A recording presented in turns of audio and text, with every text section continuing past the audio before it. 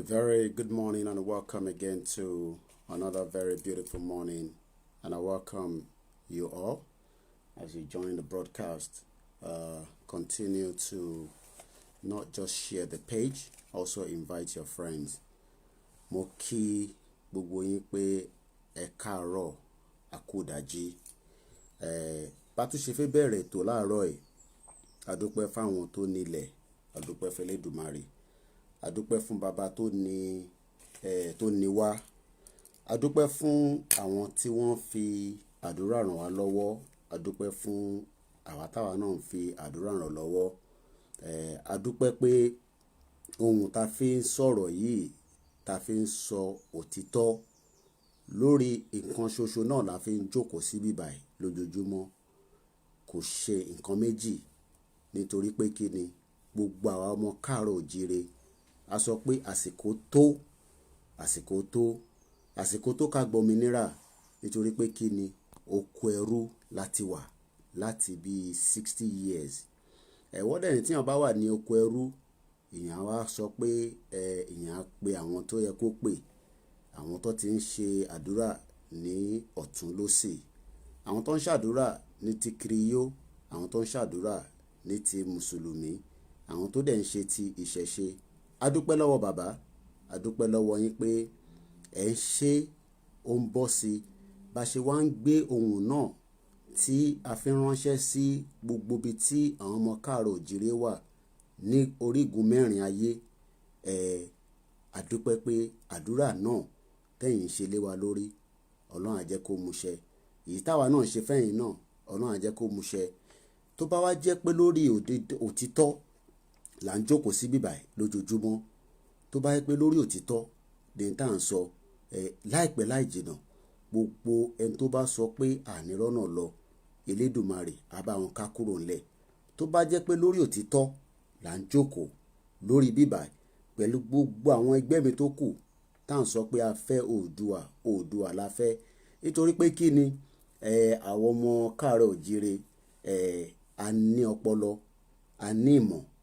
Bá dẹ̀ ṣe máa jàjà yẹn, Elédùmarè ló máa tọ́ wa sọ́nà.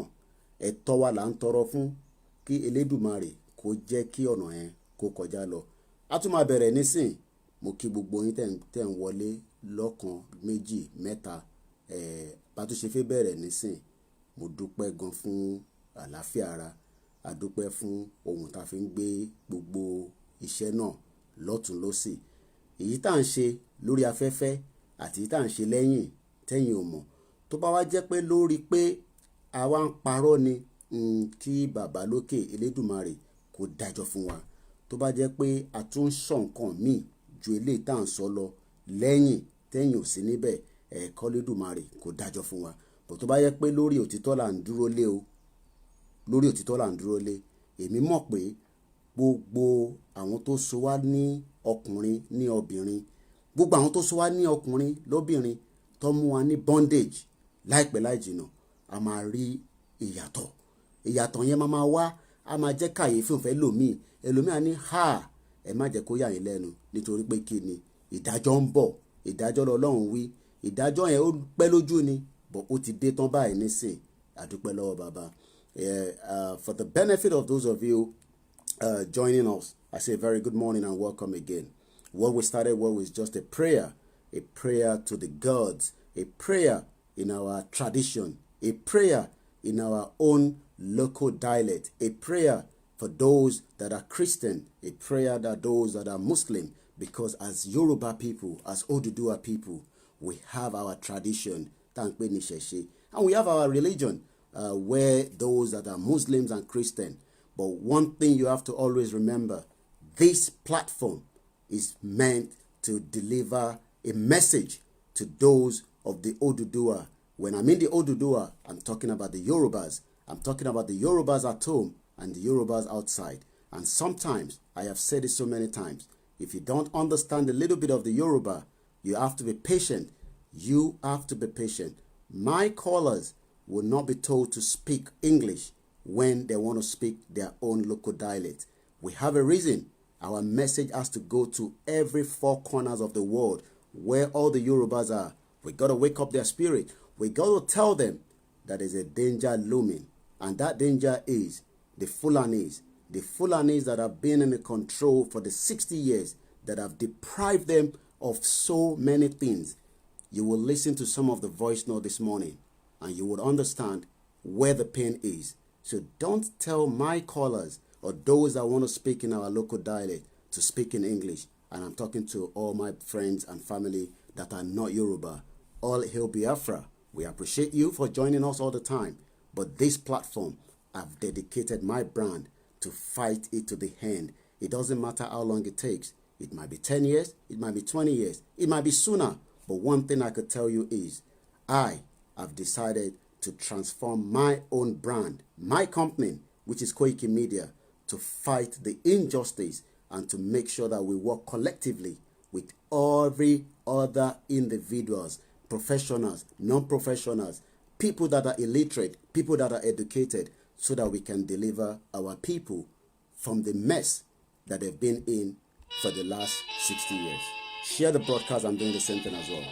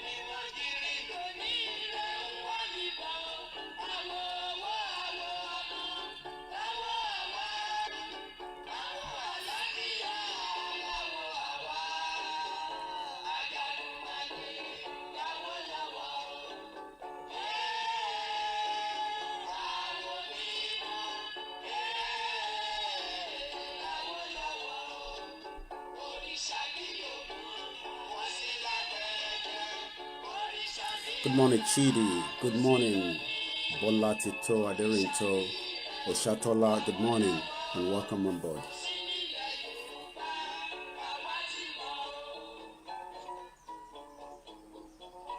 Olusemeko, a very good morning to you. My sister Comfort, thank you very much. And I saw all your old voice note. Thank you very much. I appreciate your time. Ola Ojenei, thank you very much for watching all the way in London. Alex Ejimefo, yes, it is an Oduduwa platform. And Yoruba will be spoken at any interval. But we appreciate those of you watching us that are not Yoruba. We try to carry some of you along.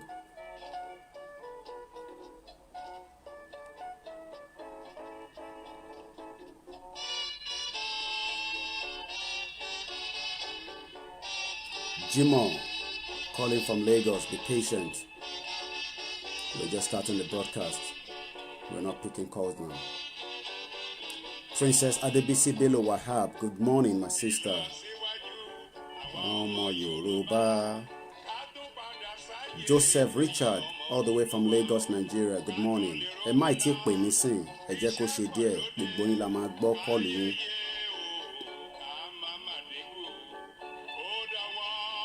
Saint Testify, very good morning to you. Marcos, I hope I've explained myself to you. This is an Oduduwa platform, and Yoruba is part of what we're going to be speaking at so many intervals. Alex Ejimefo, good morning. Marcos, I hope you're doing very well. You haven't called the program for a while, but I saw all your messages on my WhatsApp. Very good morning. You're going to listen to some very disturbing audio of what the suffering of our people back home during a WhatsApp group conversation last night. Engineer Lawal Oluwadamilare Oluwabomi, thank you very much. Ike Monan, good morning. Chooks, I am listening. We're also getting the message to you. Thank you very much. All the way from Belgium, thank you very much. I'm sharing the broadcast as well to different platforms. You have the time to do that as well. We've not started.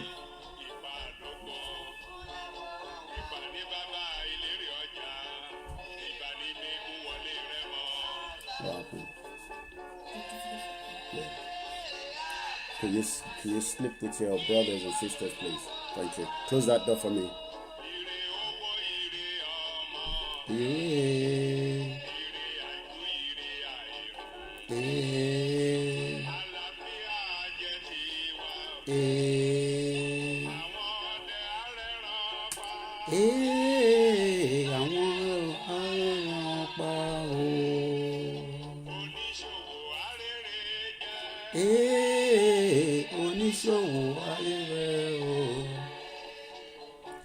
Boyo Amon, thank you very much. Prince Oyewole, a brother, thank you very much. Ominira Amagba.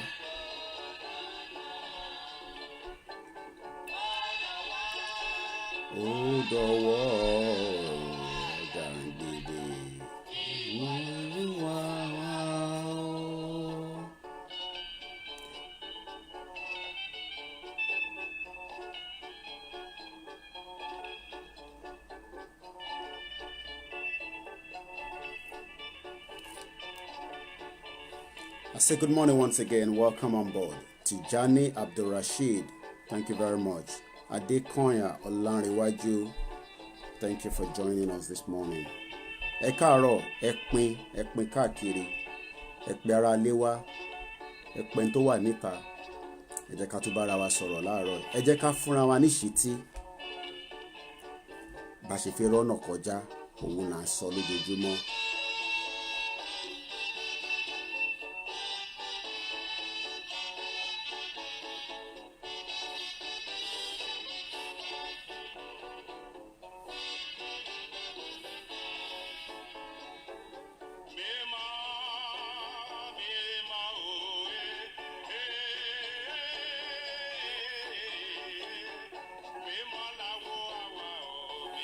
The time is coming to 6:44 a.m. It's a 4 hours broadcast, so don't be in a rush.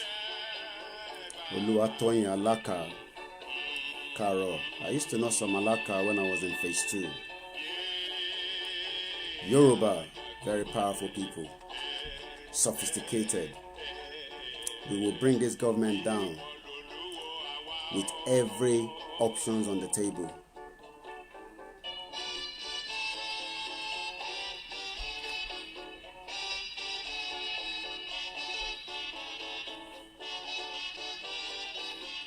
We will educate our people.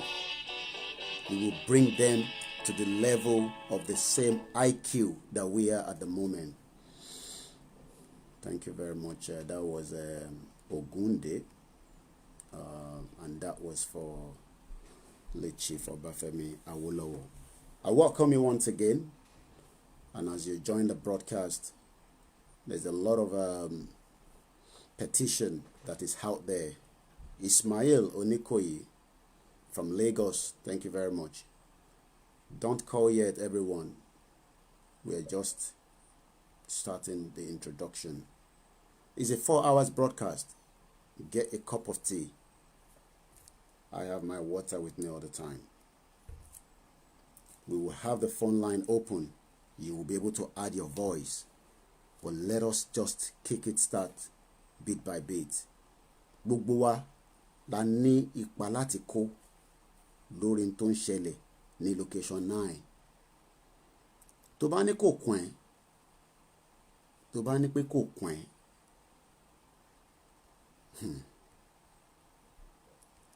I saw Sheyi Law yesterday crying because he lost the mother, auntie, younger sister. Don't wait until more damage is done in location 9 before you say something. Gabriel Oluwaseun, good morning from this side. Good morning as well. Kokomi, one day it will hit you. So it's better to do the right thing now. And those of you that still believe in location 9, I can only say to you that the end result might not be good. You can see so many things playing out.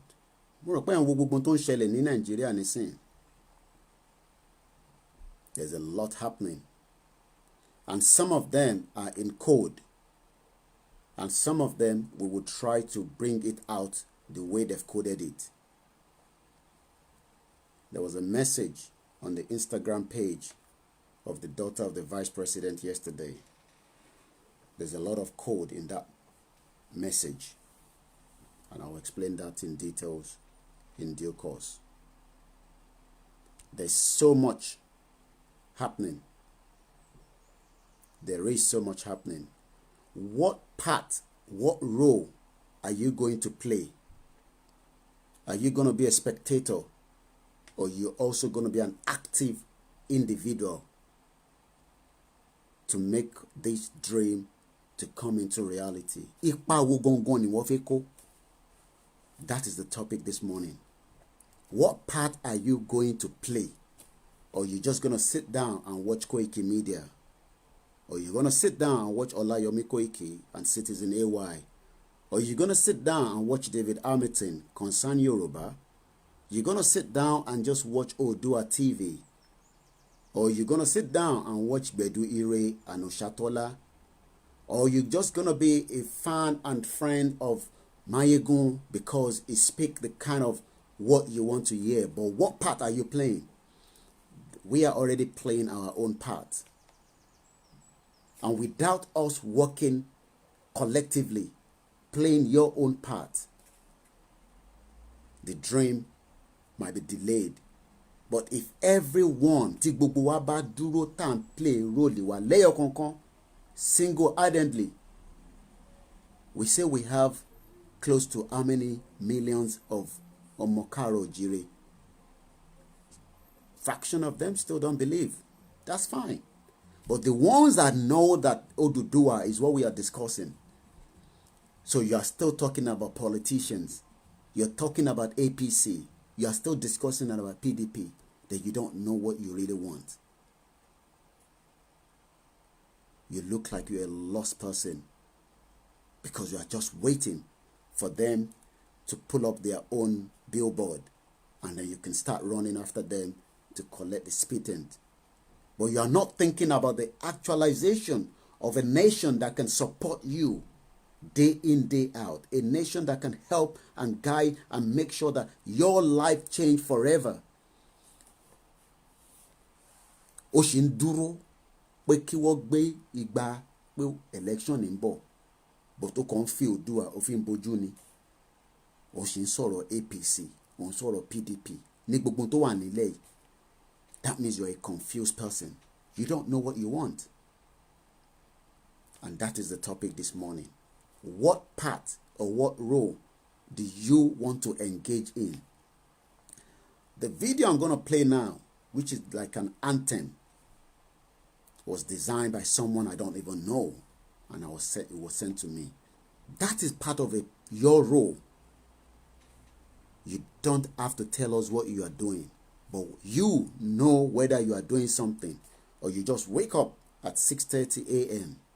just to listen to me, or you wake up at 1 o'clock because Citizen AY speaks very well, or because Mayegun hit it very hard and you're expecting Oduduwa to become actualization without you putting your own part.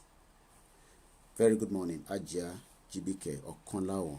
Ẹ káàárọ̀, ẹ káàbọ̀ sórí ètò. Ipa wo ló fẹ́ pa? Ipa wo gangan ni wọ́n fẹ́ ṣe?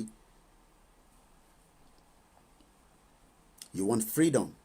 You think we will get it like that without you playing your own role.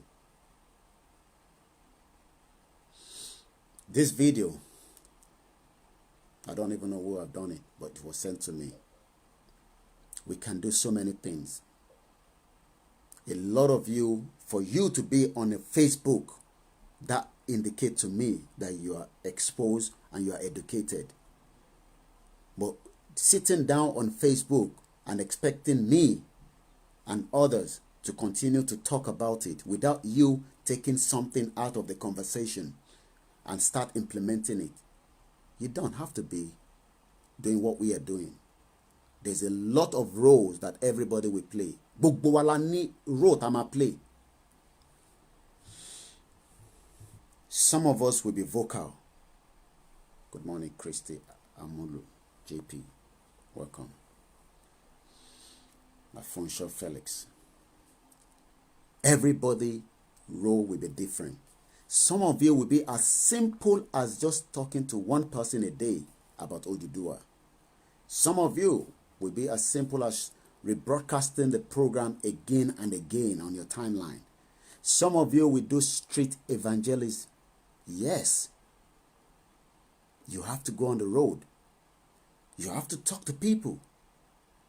Do you think those that call people to religion sit down in their house without picking a role? I sit in my house all the time on Sunday morning while I'm trying to rest, and the Jehovah Witness knock on my door. What do you think they are doing? What do you think they are doing? Good morning, Mr. Paul from Cambodia. If I am sleeping upstairs and my door is knocking and I'm not expecting anyone, and I've come down during my sleep, I'm talking about 7 in the morning, and on the door is the Jehovah Witness, I don't have a problem with them. They are just doing what they believe is right. That is the calling that we are talking here. And you think that will be the end of it. You've not told your neighbors. You are keeping it to yourself. Are we talking about fraternity here?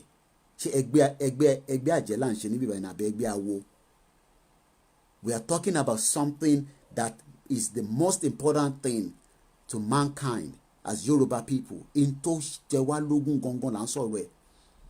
I've had a lot of people say to me they are fearful because of the government. You don't know the power that you have. It doesn't matter whether you live in Nigeria, and I'm talking to those of you at home. Emberu tani, Emberu joba. You don't know what it means with international law. Somebody spoke to me yesterday. He's been trying to call, but I won't pick his call now, but he's going to join the broadcast. That the military will kill people in Nigeria if they start talking about Oduduwa.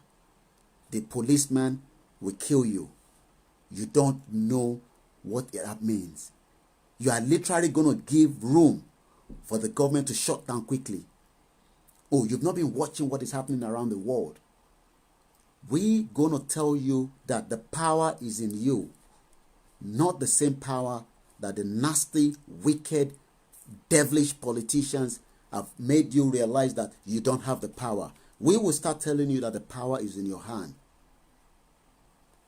Let's just take it this and we're going to start that.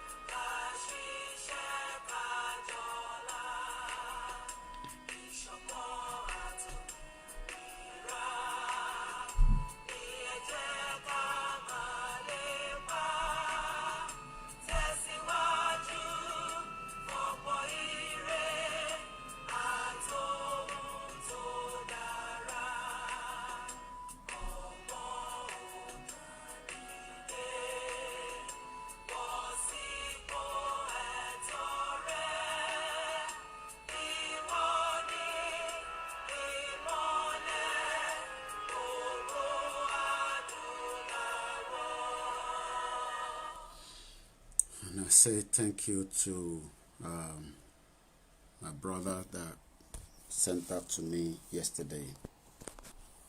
Everyone has a big role to deliver us from the bondage.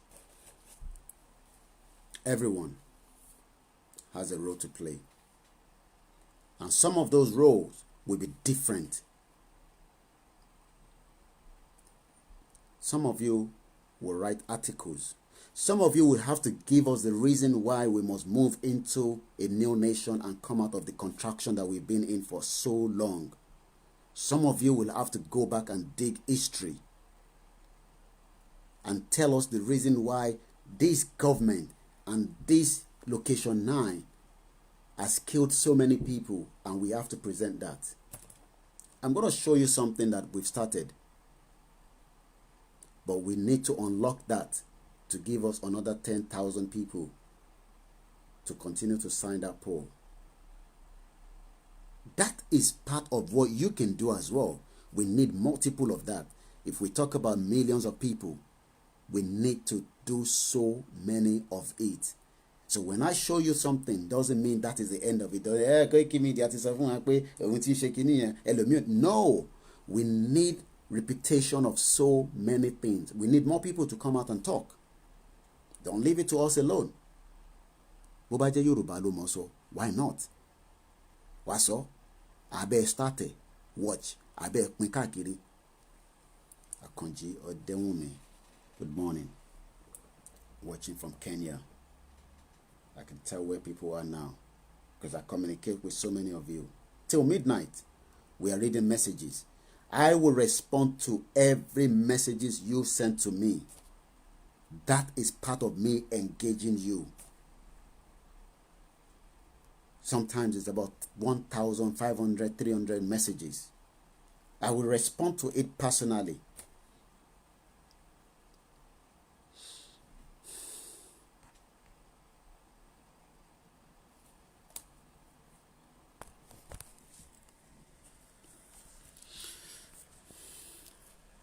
That I started a couple of days ago.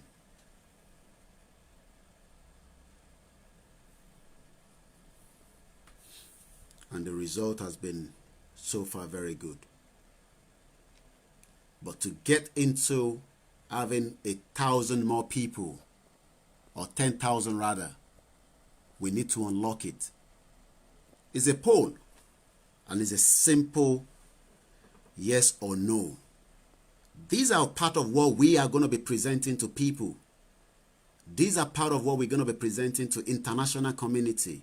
These are part of what I will be sending and you will be sending to your senators, those of you in America and those of us in UK and those of you in every part of the world. There's no point telling people that you want to leave a nation and you don't have a statistics, you don't have something to present. And that is why I said all the time, when we bring a topic, you must talk about it, because we will present every of these documents that people have said enough is enough. We started this a couple of days ago. I think about last week. Can't remember exactly what day. But to get more out of it, we need to now also pay about £79. That will give us 10,000 more people. We've reached our limit of 40. But I'll tell you, so far, those that have been able to sign it or register their interest as indicate that there is hope in the people.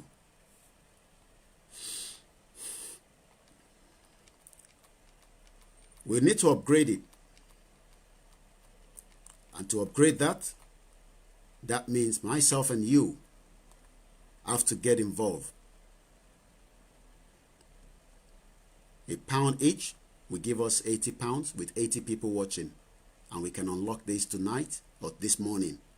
And it will give us 10,000 more people to participate. Let's go to the questions. It's very straightforward. There's no big grammar here. We know what we want. We want to ask the same people the same question. Do you want a new nation? Yes or no? There's no when Nigeria will be better, we should wait. No, we're not interested in all that. Do you want a new nation? Yes or no? Do you want Oduduwa Republic to stand as an independent state? Let us wait for Biafra to be ready. Let us wait for Arewa. No, we are not interested in all that. Do you, as a Yoruba man, as a Yoruba woman, as a Oduduwa indigene, do you want Oduduwa Republic to stand as an independent state? Yes or no? Don't explain to me we should give the no. Sheyi Makinde is doing well in your state. Maybe after he become a governor or he become a president, Bola Tinubu wants to become the president. No, that is not the question here. It's a straightforward. Do you want Oduduwa Republic to stand? Yes or no? What is your gender?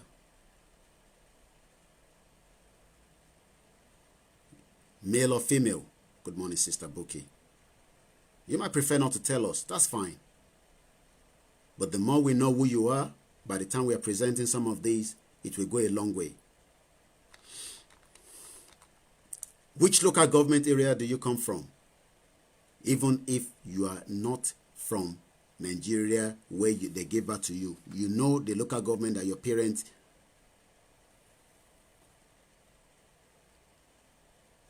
Which you can see. How many questions is there? It is straightforward. 1, 2, 3, 4, 4. I will tell you where we are so far.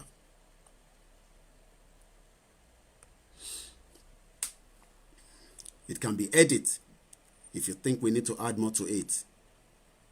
Sister Buki will be giving access into this as soon as we are able to unlock it. At the moment, I'm the only one that have access to it. But as soon as we are ready, maybe you guys want us to add more questions to it. We will do that. This is how things are done in an advanced country. It's not just we sitting here every day and we talk and we go away. No, we need to start generating statistics. We need to start putting our legs into the same trouser like the nasty location 9. The local government is not responding. You need to write it. I think you need to write it. There's no yes or answer to it. The local government one, you're expected to write something underneath. But I will work on it if that is having a problem. You're the first person saying he's having a problem. You can't go and tell an Englishman that you have a problem. You can't present something that this is the problem. They'll think you are stupid. You don't know what you're talking about. We are Africans, yes, but we must go and present something to them that is meaningful. I can't go and tell them that, my people are watching me on Facebook. I have installed it onto KOIKIMEDIA. So if you go on our Facebook page, which is the official page, it is now currently embedded with it. I will tell you where we are so far. Like I said, these are part of what we need to do. What are the results so far? At the moment, 201 answers have been received. But for me to get the remaining 162 answers, I have to upgrade. It is only £79. That would give us 10,000 more people to participate. But let's take a look at where we are so far. At the moment, I can tell you, do you want a new nation? 195 answers, 38 votes, 100%. So far, nobody has said no. Well, I'm expecting those that said one Nigeria to vote as well, so that at least we know where they stand. Or maybe they've not even seen it yet. Do you want Oduduwa Republic? We can rephrase all these. Like I said, this is just my own initiative. You can do the same thing as well. We need multiple of these, and we will collate it together and start presenting it to those that we need to present it to. We're not just sitting here every day and we don't think of what to do. What part are you playing? Do you want Oduduwa Republic to stand? 39 people have voted, 100%. Nobody have said no. Sweezy Olaniyan, I know you're watching us from Ibadan. Thank you very much. I think we need to start support, and you need to share the broadcast. If you don't share the broadcast, I will not tell anyone that is watching from Nigeria for people to support you with a little bit of data. There's no point watching us and you cannot start watch and share it. I've gone to some of you guys watching us from Lagos. You don't share the broadcast. I don't know why why are you fearful? And you can share a broadcast. Hey, share. If you share it, I can see that you've done that for a couple of days. I will mention your name and I'll tell people to reimburse you back with your credit. What is your gender? 30 people said male, female, 15.4%. One person prefer not to say. That's not a problem. I think somebody said they were having problem with the local government, but I had 39 people that voted for that. Let's look at the graphics. These are how things are done in an advanced society. You must present things, and then when all this is done, I don't have to go, but they want to go and present it.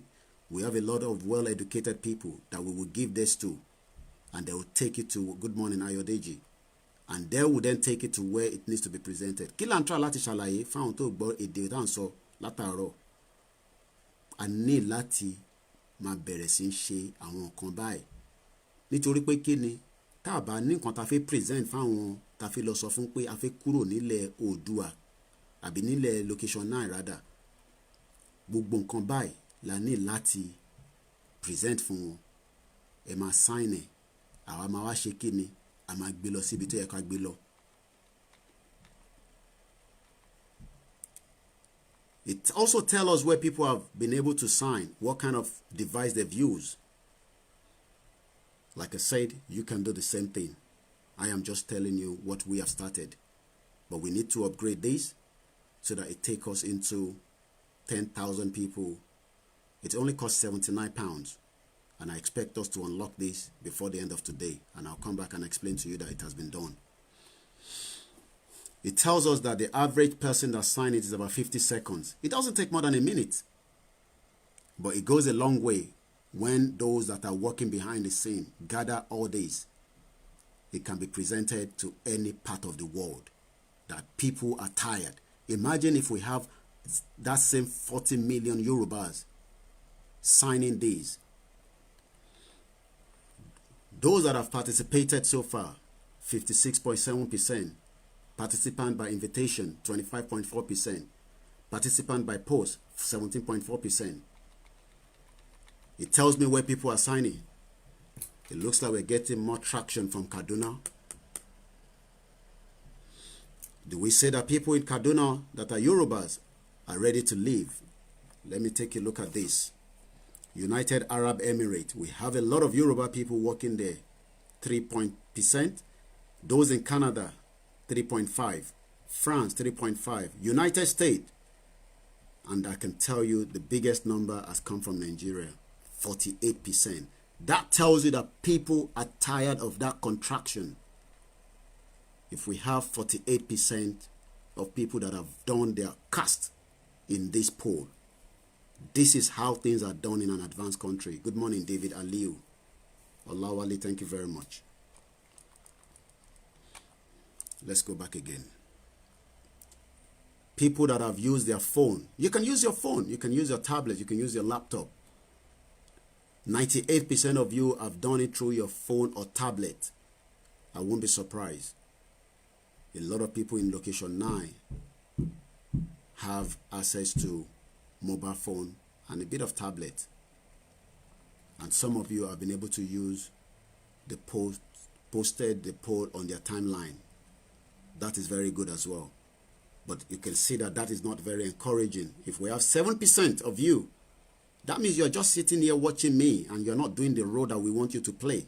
And you're expecting to get the freedom. Freedom is not just about when we carry weapons. Some of our weapons is what we are doing here now. Bringing some of these things. And like I said, you can generate the same thing. You have your own £79. Set it up. Imagine if we have close to, the last video we did yesterday was 5,000. If we have 5,000 people, generate another 10,000. I want somebody to multiply 5,000 times 10,000. What does that give us? I want to see that in the comment, please. My math is not very good.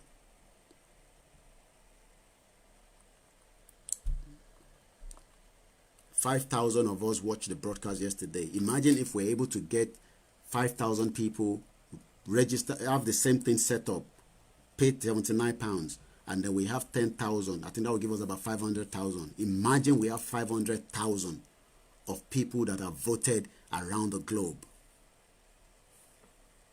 Well, at the moment, nobody can be able to vote because, like I tell you, we've exhausted our what we've been given, and we need to upgrade it. And now I will show you what we need to do.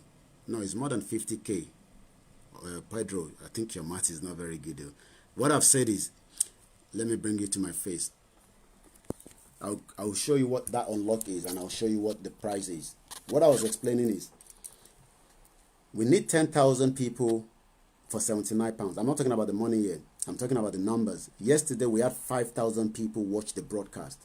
If you multiply 5,000 by 10,000, what does that give us? 5 million. Thank you very much, Fumilayo. No, well, Valo Joe disagree with you. 500K. Now, think about it. Part of your sacrifice. You don't have to do it straight away. But think about it, that you have spent £79 that you don't even know what you've done with it. Oti not £79. Even convert it to Naira. Some people have that money in Naira. As Oduduwa as we speak right now. We know there's poverty in the land, but we still have people that have that kind of money. They're Noni Club. Now that you have saved money, because you have not been able to do what you want to do, sacrifice £79, set the same thing up yourself. But we need to unlock this one so that we can get more people in. Yes, Pedro, you're right now. So if I was going to upgrade these, I'll tell you what it's going to give us. Do I want to do it as annually? No, we don't need it annually. We just need one off. Just one poll. But we need to increase the number. No, sorry, guys. We can print this out, and this is what we will get. We don't need a £39 one. It's only going to give us another 1,000 people. You can set up a small one, a small scale. You can do 1,000, or you can just go straight for the £79. Is a one-time payment. If that money comes now, I can pay this now before we finish this broadcast. It will give me access to 10,000 people to join the poll, one Facebook page, one admin, an image upload, and it's going to be ad-free. We don't need any advert in there. I would have loved this, but that is not available at the moment. The premium enterprise, unlimited. But let's just focus on this. You can do, these are part of what we will be able to engage with the international community, that as Oduduwa people, as Yoruba people, we are tired. And we can present that to any part of the world. It is done. And you can do other ones as well. And this is what I have done in my own little capacity. And we're still doing it.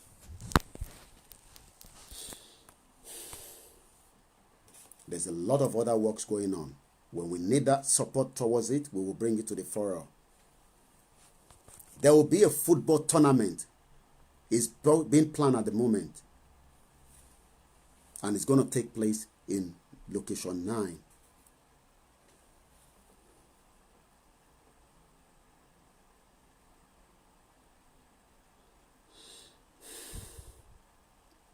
There will be a football tournament. There's a lot of work going on.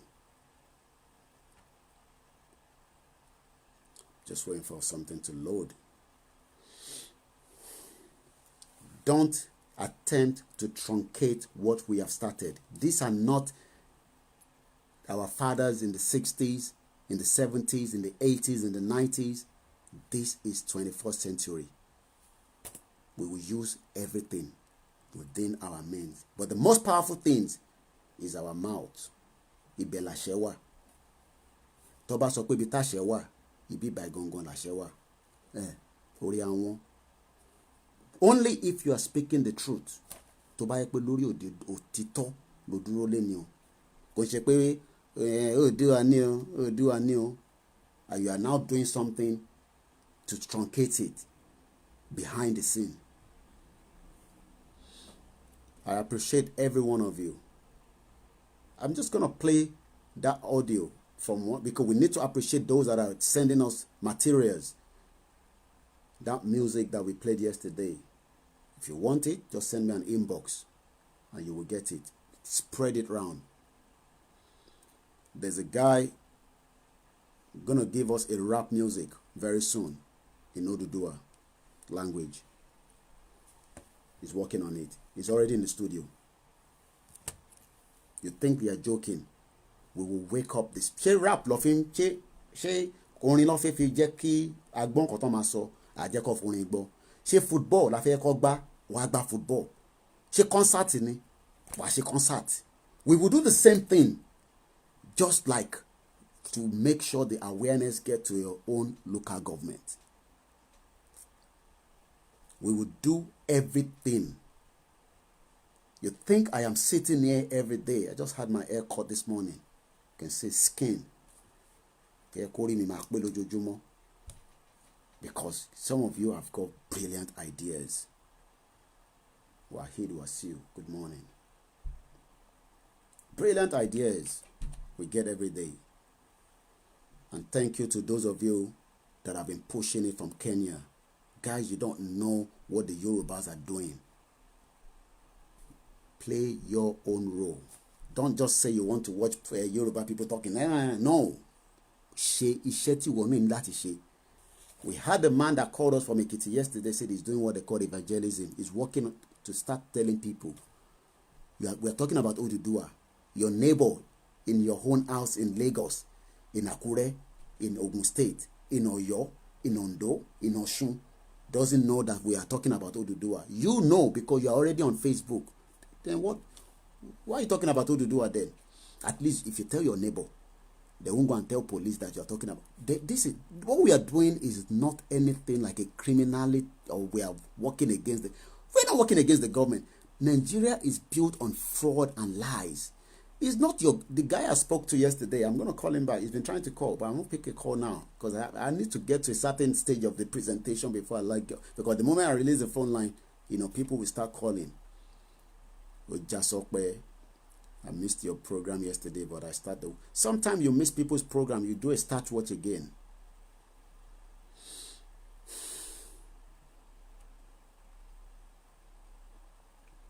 Sugar, thank you very much.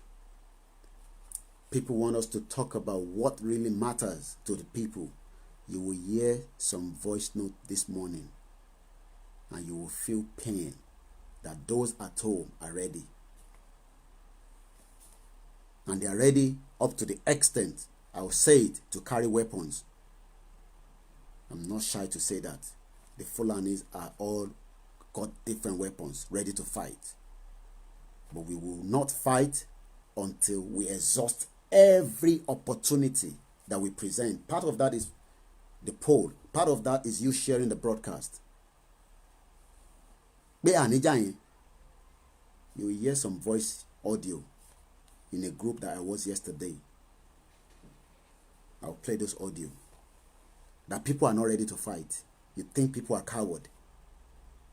When somebody is walking all the way from Mushin last night to Isolo with wife and children, and now on Nija.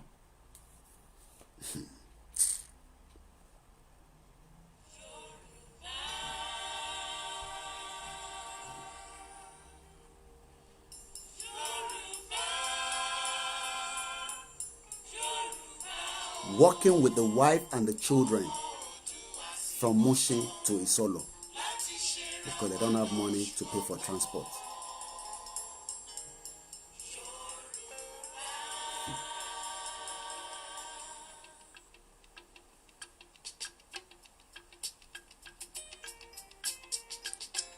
Can you all confirm yes or no if you have signed the petition that Sister Buki talks about every day? Let's leave every comment now for the next 10 minutes. I don't want to see anybody writing anything. Have you signed the petition? Yes. No, I've not signed it. I'll go and do that now. Don't be ashamed. The petition that Sister Buki is... Don't put any comment now for now. The next 5 minutes, that is what I want to see. Have you signed the petition? Yes or no?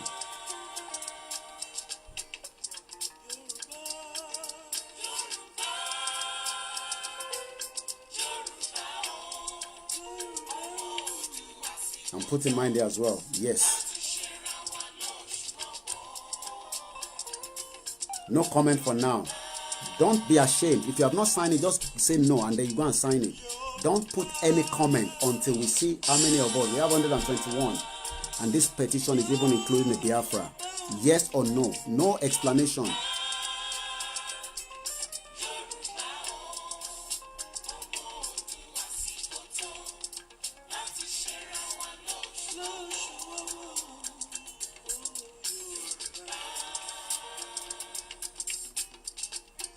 Thank you very much, everyone.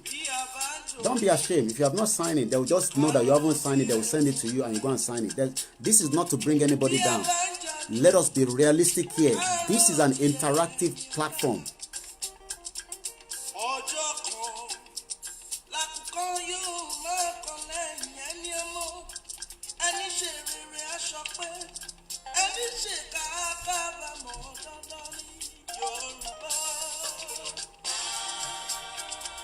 Ẹ lọ sign petition ẹ̀yin tẹ́ ẹ ti sign ẹ̀ ilé òun ṣètìjú yes or no wàá lè jẹ́ kó mọ̀ pé kó lọ sign ẹ̀ kó lè bá wa tún share gbogbo ta fẹ́ present fún àwọn ta láti present fún nìyẹn kò ń ṣàwà àwa náà máa gbé fáwọn kan ni. Thank you very much. Enjoy the music and let us continue to get that traction. Yes or no? No comment now. Yes or no? Don't type anything now.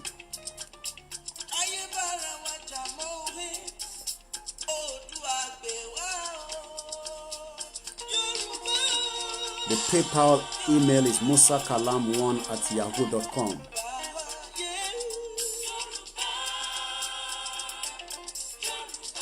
A máa rọ́nà lọ láṣẹ Èdùmàrè. Gbogbo ẹni tó bá ní kò ní bọ́ sí wọ́n máa fẹ̀jẹ̀ fi bọ̀gún ni.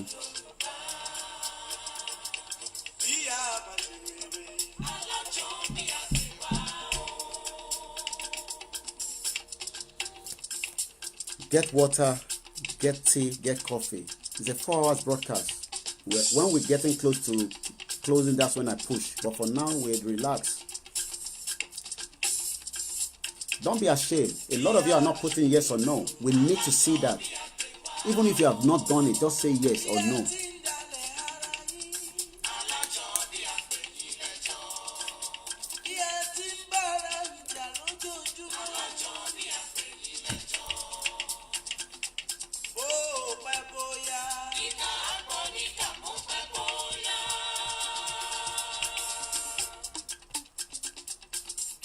We appreciate every one of you for joining us every day.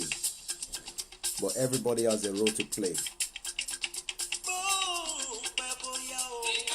We need more. We are 107 people. So far, I've not seen enough people saying yes or no. Don't worry, nobody will come and capture you in your house that you have said yes or no.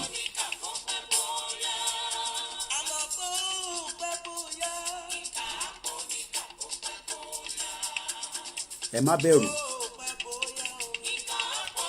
Ilé ti kọjá pé à ń bẹ̀rù ìjọba kan.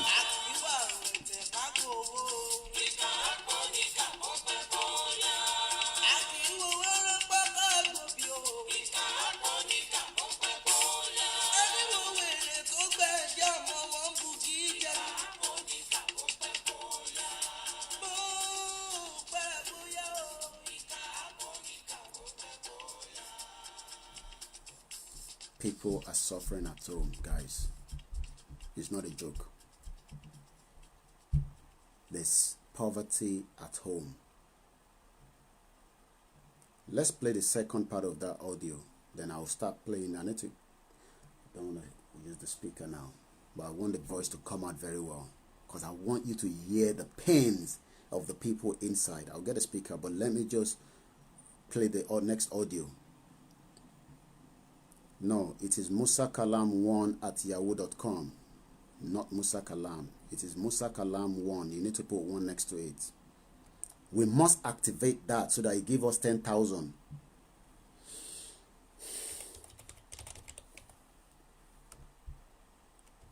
It's Musakalam1@yahoo.com. And that is the PayPal. Don't send it to Naira account. All the money that you guys send on the Naira account goes straight to people in Nigeria. I don't touch it. And I'm still going to send another one to somebody in Akure. And I said, thank you very much. It's going a long way. When we make sure that people, we won't solve all the problem in one go. But what we are doing is we are building a reason that we want to leave location 9. There's a lot of reason. It was built on fraudulent way. But we must also be able to present something. You can see the Biafra. Every day they are presenting something to say that the killings of the Christians is just unbearable. You think because you're a Muslim, you can practice the way you practice in Southwest, in the North. You're kidding yourself.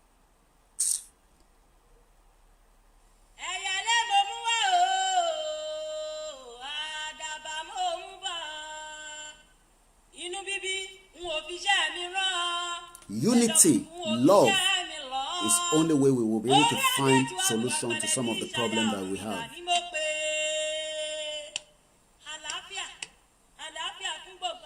Reduce the audio a little bit. After this, I start playing some of the audio, and you will hear the pain inside the people. Let me get my speaker.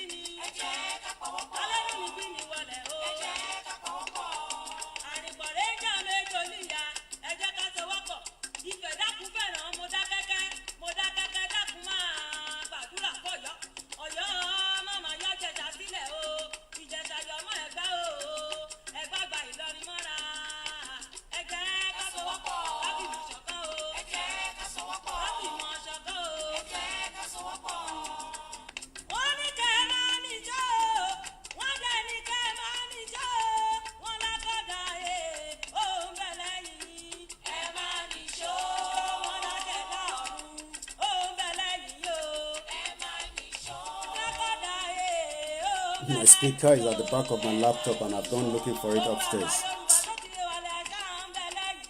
Where are we now?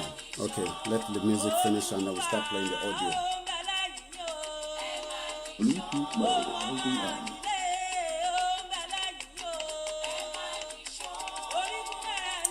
If we get the £79, I will pay for that live and we will unlock that 10,000 poll.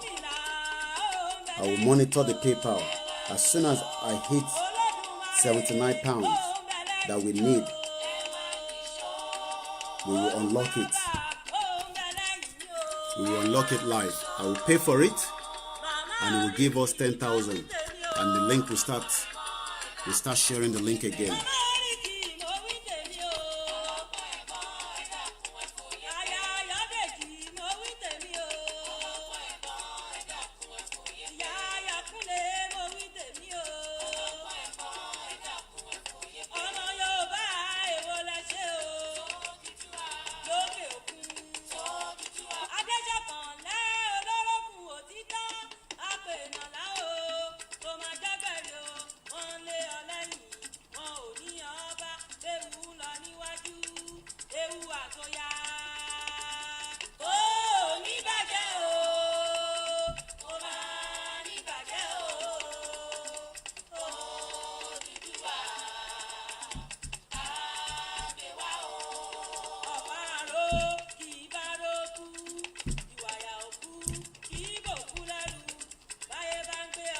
You can tell us where you're watching us from.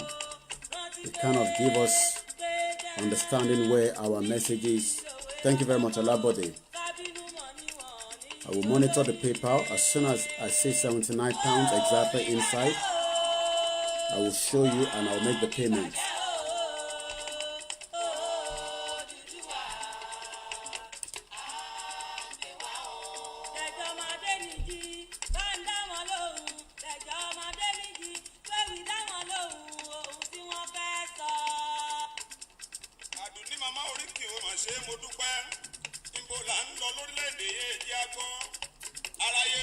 Your payment has been received. Thank you very much, Oladele. Let us try to unlock that this morning if we can. I'm just trying to get ready the audio from that messages I want to play you guys.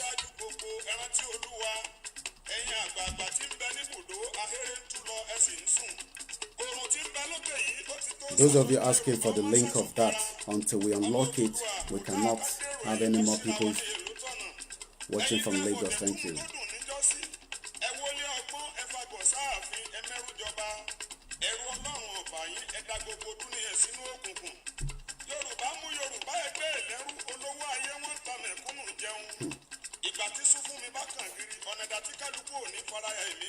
Bẹ́ẹ̀ni.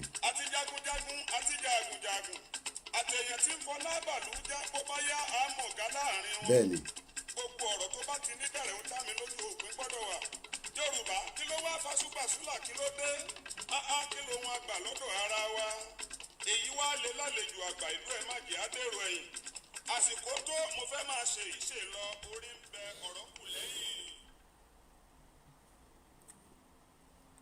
Thank you very much, everyone watching. Watching from Mina in Niger State, Remia Falabi, thank you very much. Ade Romeo, my brother, thank you very much. Some of the audio that I'm about to play now, you won't know who they are. You will not get their voice. You don't know who they are anyway. Because I'm literally in more than different groups of more than 15 Oduduwa groups. And I engage watching from Russia. Thank you very much. Ifeanyi, good morning to you as well. Watching us from Abuja. We are reaching places. From Ogun State, Abeokuta, Abiola, thank you very much. Don't be scared. Nobody will ask you and come and pick you up.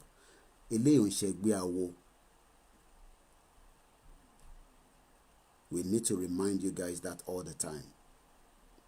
You are fighting for your right. You are fighting for freedom. You can see what is we can see protest in Nigeria. It would happen without anybody starting it. You saw that it's still playing out in US, all over the world. Even our Prime Minister here has set up a commission. Let me quickly play that clip. But then, yeah, wow.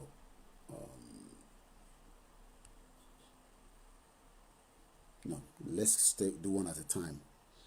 Remind me, guys, I'm going to play that. The video I played yesterday, those of you that watched my last broadcast in the night, where the BBC started discussing with a young man, an activist, a Nigerian boy.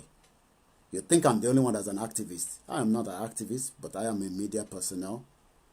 But a lot of you might say he's an activist because he's fighting for Oduduwa. That's fine.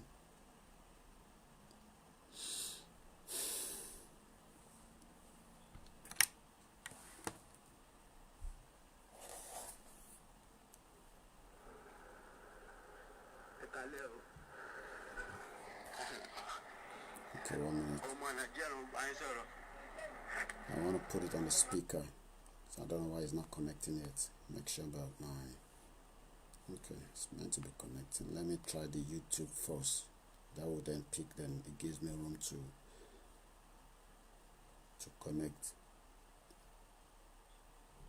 And these are not actors. These are people going through pains every day in location 9.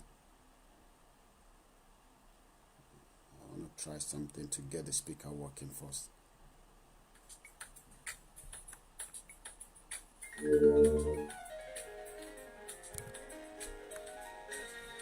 Bluetooth mode has been on.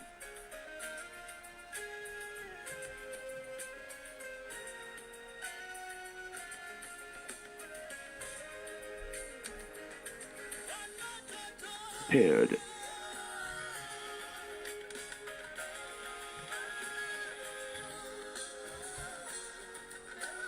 Okay. Alright, I need to go and disconnect. There's something operating upstairs that is not giving me, because it's meant to be connected with this. Alright, I'm going to leave this with you for a few seconds. Let me go upstairs and see if there's another device connected to the speaker.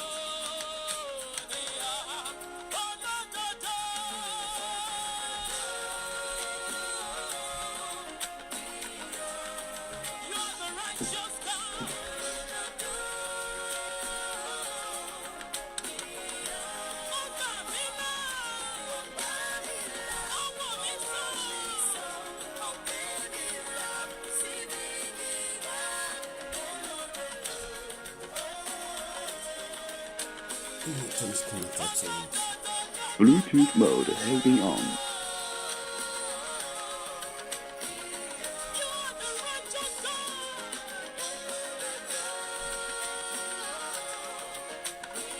Paired.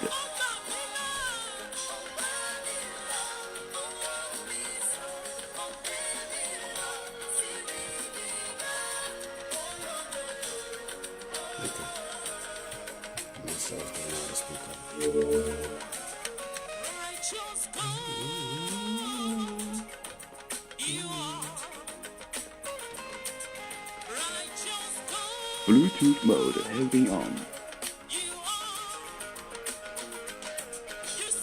Tosin Damilare, thank you very much for watching. Alaji Daudu, thank you very much. Paired. Okay. She says pair, you need to pick up from there. Still picking another device in the house.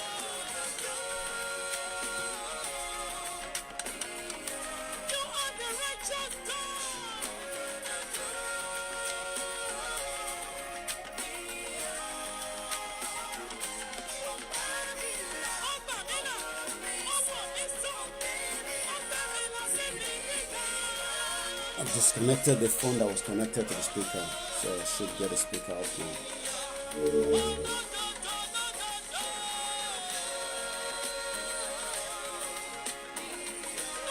Bluetooth mode has been on. Savior Amber, good morning.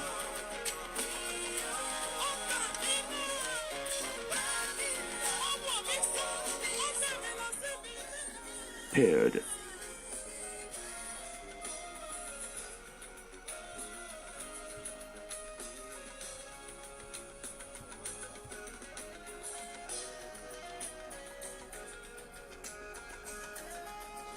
Let's just enjoy this, and I'll just use the phone to. I'm not sure why the speaker is giving us problem. It's not problem.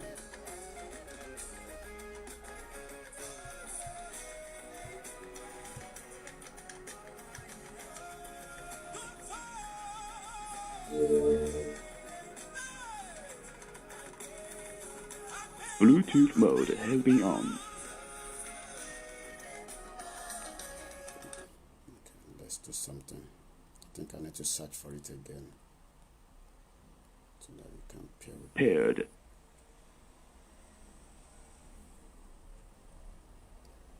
You know, when you have so many devices in the house, sometimes different thing picks up. All right, so we're gonna go into it now.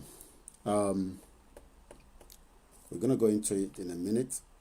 If we don't get the speaker on, at least the phone is still loud enough to get the, you know, the message on.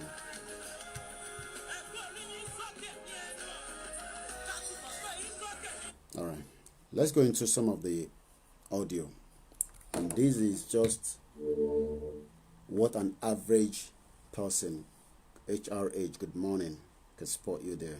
Walata, this is just one out of 25 different WhatsApp group with an average of, this one has got, well, not a very big number. I love it when the number is very small because that is what I want. I let control it. We can know who is who. We have 47 of us in this group. I don't know who set it up, but I know, I won't say I don't know who set it up, but I was added into the group just like so many groups, and I have my own say. I give them my own information of how we need to move things forward. But these are just part of what was like a kind of conversation, and I'll tell you what time that conversation started. It started at about 10:21 p.m. just to tell you how far we go before I sleep sometimes.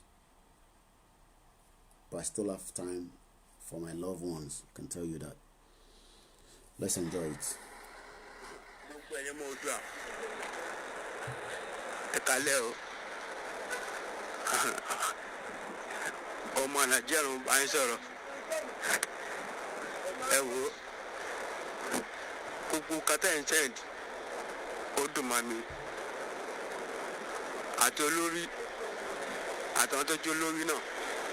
Gbogbo ìgbésẹ̀ tẹ́ ń gbé nípa Oduduwa Ọlọ́run ọba kò ní ba ìgbésẹ̀ yẹn jẹ́ o. Ọlọ́run á máa kó wa lẹ́yìn. Ìgbéga la máa ṣe níbi ipa Oduduwa yìí dáadáa wọlé.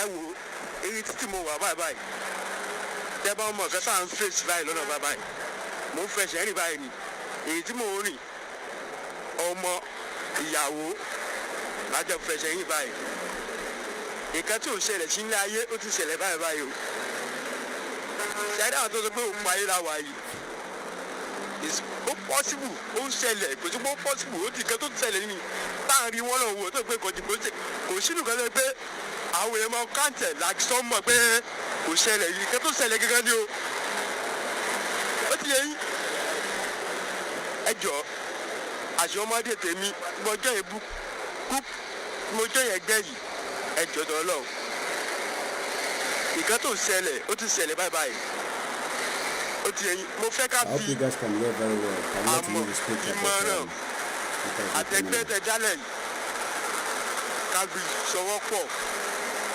ká fi gbé ẹgbẹ́ yìí lárugẹ ó ti ẹjọ tó lọ àtúnṣe wa kò ní bàjẹ́ o. Ẹgbẹ́ ìtumọ̀ mọ̀ràn jù báyìí lọ ni o. Ẹ wò Nàìjíríà ti worse surveillance ó ti worse nǹkan táwọn tẹ̀ náà àdìsí àti wà ní 15 naira nǹkan táwọn ní 10 naira ó ti dìkan 15 naira báyìí ẹ jọ tọ́ lọ. Ẹ jọ ẹ má bínú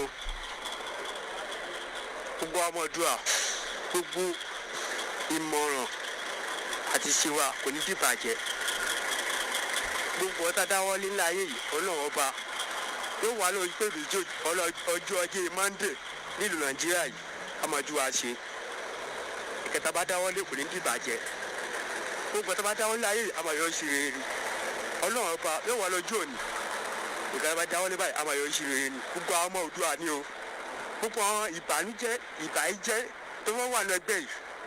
Gbogbo wọn lè sọ títọ́ wọn sínú ẹgbẹ́ yìí. ìbànújẹ́ àyíká ti ṣe kò ní jẹ́ tiwọn.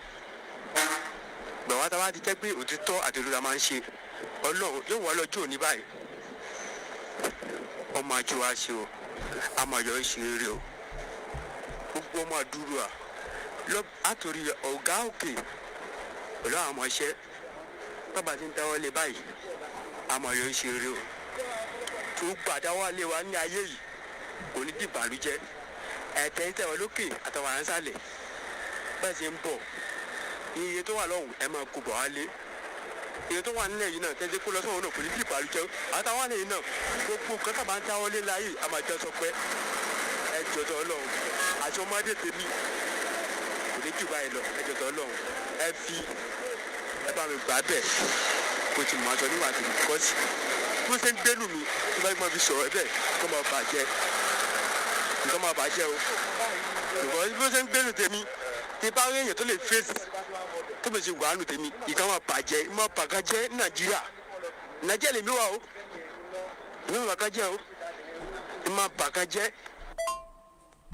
mo kí gbogbo àwọn ọmọ Oòduà tó wà ní gúrúùpù yìí o Ọlọ́run jẹ́ kó fọlá fún yín ṣe lágbára Ọlọ́run ẹ jọ̀ọ́ ọ̀rọ̀ ìlú yìí ó ti sú wa o kò sí nǹkan tá a fẹ́ ṣe sí anágbára kan lóògùn kan o bẹ́ẹ̀ ṣàánú wa gbogbo ẹ̀yin tẹ́ wà ní òkè òkun ẹ̀yin lè jìjà yìí torí gbogbo àwọn olórí wa tó wà ń bíbà kò wọ́n fẹ́ káwọn ọmọ ẹ̀kúnnù àti jẹ àti mú gan kò fún wọn fẹ́ jẹ́ kó tiẹ̀ ṣeéṣe fún gbogbo wa ní tẹ́ ṣàánú fún wa o. Òdùdú ò ní bàjẹ́ o Ọlọ́run àkókò ṣàánú wọ Ọlọ́run máa kó wa yọ Ọlọ́run tó dá wa sí orílẹ̀-èdè ilé ayé yìí ó ti mọ nǹkan tẹ́nu tá máa jẹ ó ti mọ nǹkan tá máa gbélé ayé ṣe ẹ̀dá lè fọwọ́ aago sẹ́yìn ni wọn ò lè yí kádàrá gbogbo wa àní ṣe lásán o.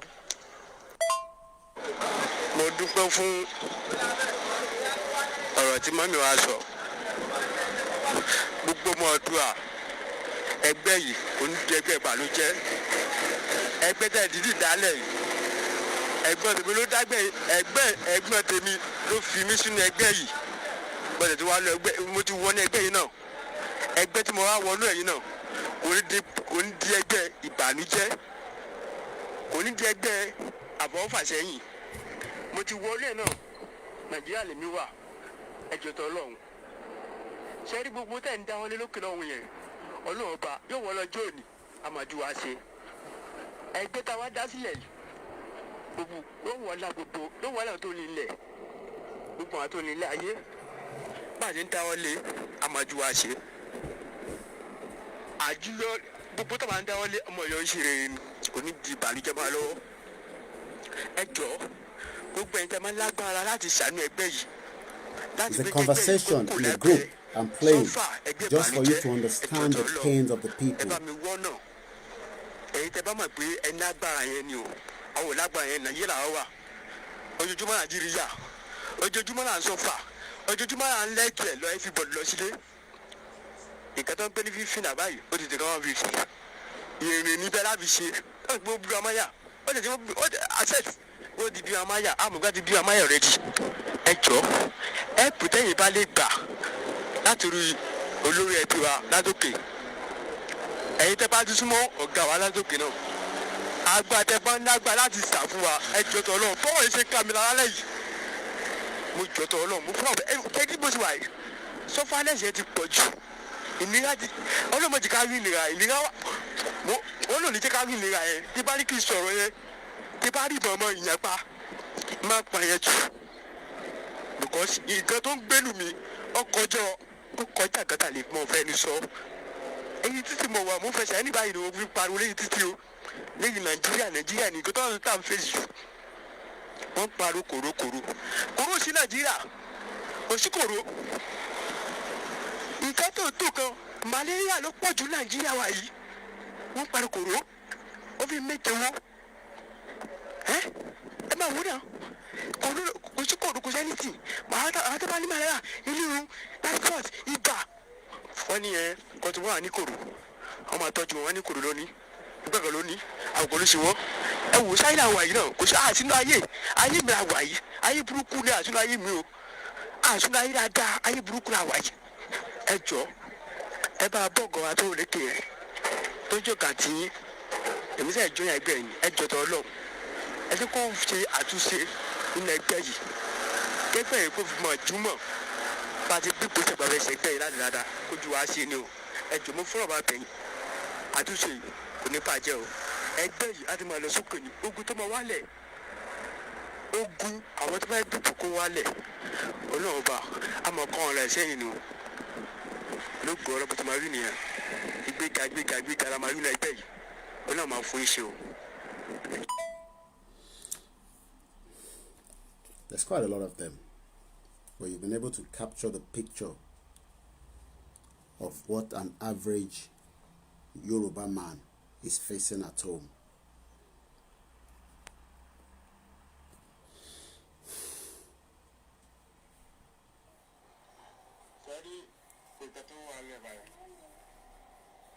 ọlọ́run ọba ló lè kó ayọ̀ láti máa ṣe o. ẹni kàdíje kan fífi náà láàrin ìgbà yẹn ni o. ó fẹ́ ra gàrí lọ́wọ́ rẹ̀ tó bá ti ná dẹ́yà lọ́wọ́ ó lè mú gàrí tó lè tu ẹ o.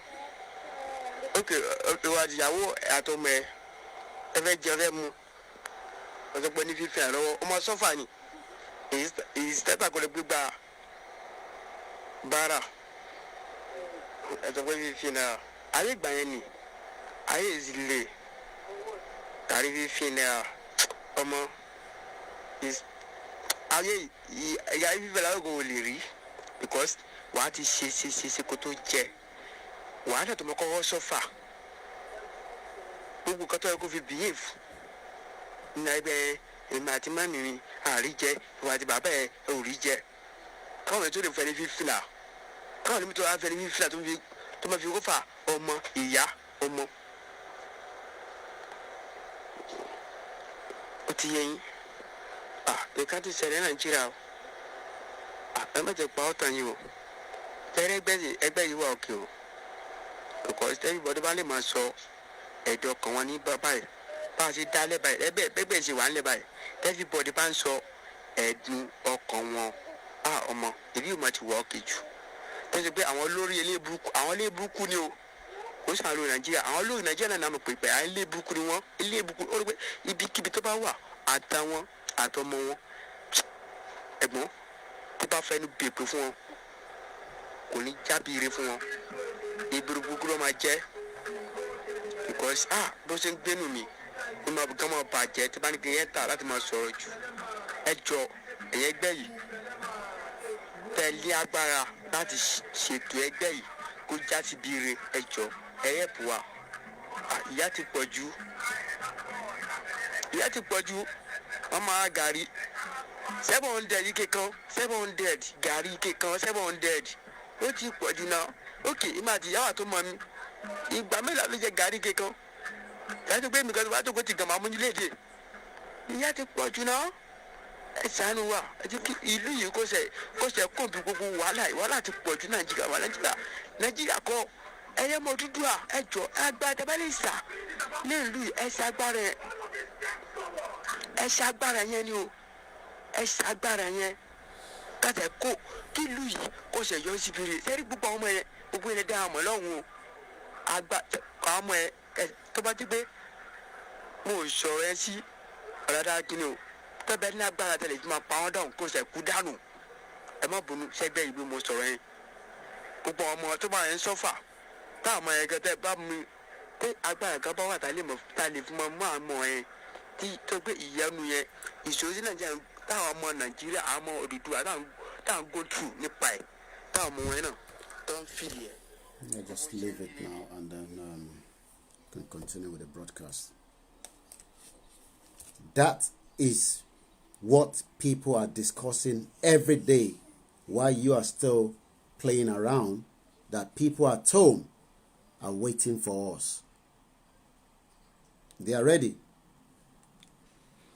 But we will use every available means to present our case to the international community that enough is enough.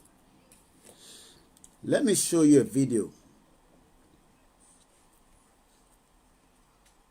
I'm sure a lot of you know who Seyi Law is. The same Akure in Ondo State that Daniel James was butchered, that the governor and the state, up to now as we speak, are not even interested in his medical bills. Sheyi Law, that I'm going to show you the video now, and that video is courtesy of Sahara Reporter, is crying out loud. Let me just play the video and then I'll come back to my conversation. Let me make sure I have enough volume.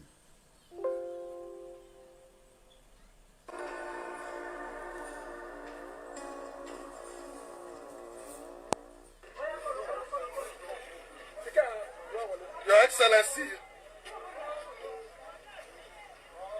Barrister Rotimi Akeredolu, this is not a fight with you. It is just stating the truth. This morning, my mom's younger sister had an accident and they didn't have the right equipment to take care of her at the General Hospital in Ibokoda. And in just some few minutes, she's been pronounced dead just because she fractured her neck in an accident. Please, let's do the right thing. Osopa dead. Please. I'm sure, let me bring that back again. I don't even know who he is, but I'm told he's a comedian. I don't have a problem with him, but I hope now he will use his own platform and his audience to talk about that negligence of that same hospital that his mother's sister died of just a fracture in her leg, because that general hospital don't have the necessary equipment to treat her. And I hope he will do the right thing now, because these are the same celebrity that a lot of you talk about, that refuse to use their voice for the voiceless. But now, oti konile nisi o kan alejo o gbohun síta pé my sister, my mama, I was here 4 weeks ago, and that was what part of what triggered me. If a lot of you go and watch that broadcast, I'm sure those are remembered. That was what triggered me. Not that I didn't know that Nigeria was not good, but what triggered me out was because of the Daniel James. And I'll show you. So he's crying out loud now. Torí pé ó ti kàn wọ́n nísìn. Kò kàn tẹ́lẹ̀. So kò mọ̀ tẹ́lẹ̀ pé hospital Nigeria ò gbádùn. So kò gbọ́ rí tẹ́lẹ̀ pé hospital Nigeria kò ní medication, kò lógùn, kò ní anything. Yeah, he's a top. I know. I've looked at his Twitter handle. Now, it's governor. He's trying to make it look cozy because governor has paid sometime. I don't know. I don't have evidence to that. I'm just assumption. A lot of them, you know, when they want to have their show, they're looking for the governors, the senator, the House of Rep to buy table in a hotel. You know, sometimes the table is about 1 million naira. And the governor will say, okay, I won't attend, but I will send some of my girlfriend or my friend. I'm just assumption. This is what happened. We all know that. I don't point finger with that governor that is accusing now, because I don't have evidence to that. But we know this is what happened behind the scene, where a governor will say, I'm not going to attend, but I will pay for 5 tables, 5 million naira. Instead of him to hit it hard, you can see the way he's munching his mouth. I'm just crying like a baby. Let's watch it again. He's crying like a baby. Do you know how many people have died for that same thing he's crying for, that he should have been talking about? I'm sure there's no way you live in Nigeria today. As we speak today, there's people on Facebook asking for donation. Cancer. I saw on Object TV. Let us raise 750,000 naira for somebody. They got cancer. These are what they want us to be doing. And KOIKIMEDIA, let me bring it back to my face first. That is what they want us to be doing. Using our media to talk to you guys and gentlemen and women that man just been hit by a car. That is the fault of the government, of the system. That the system should know that before you drive your car, you must have what they call MOT. The road that should be working. Now, they want KOIKIMEDIA to go to Nigeria and go and...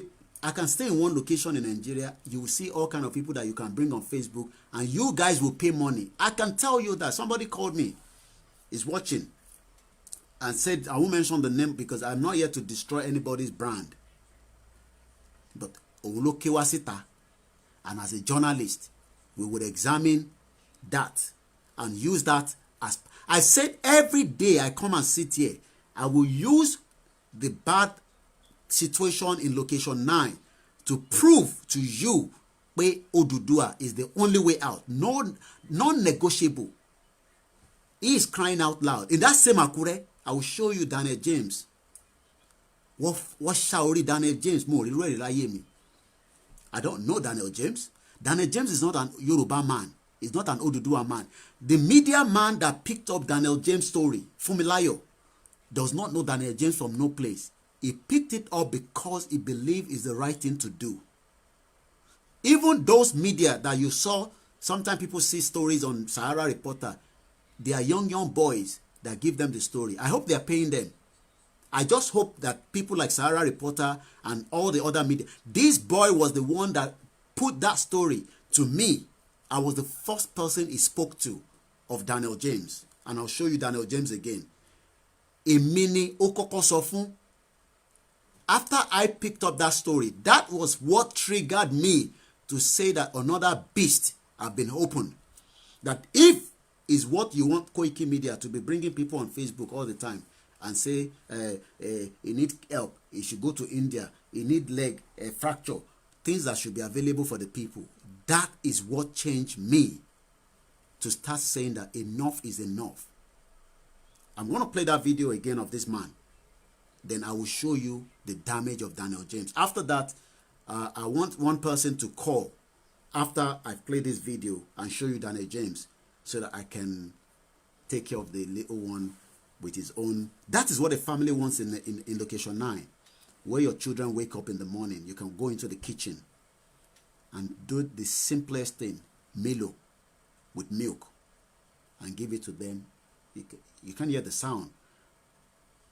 You won't hear the sound. It's there at the background, but you don't know. But I can see. An average person, you hear that man that spoke in that audio, that Gary,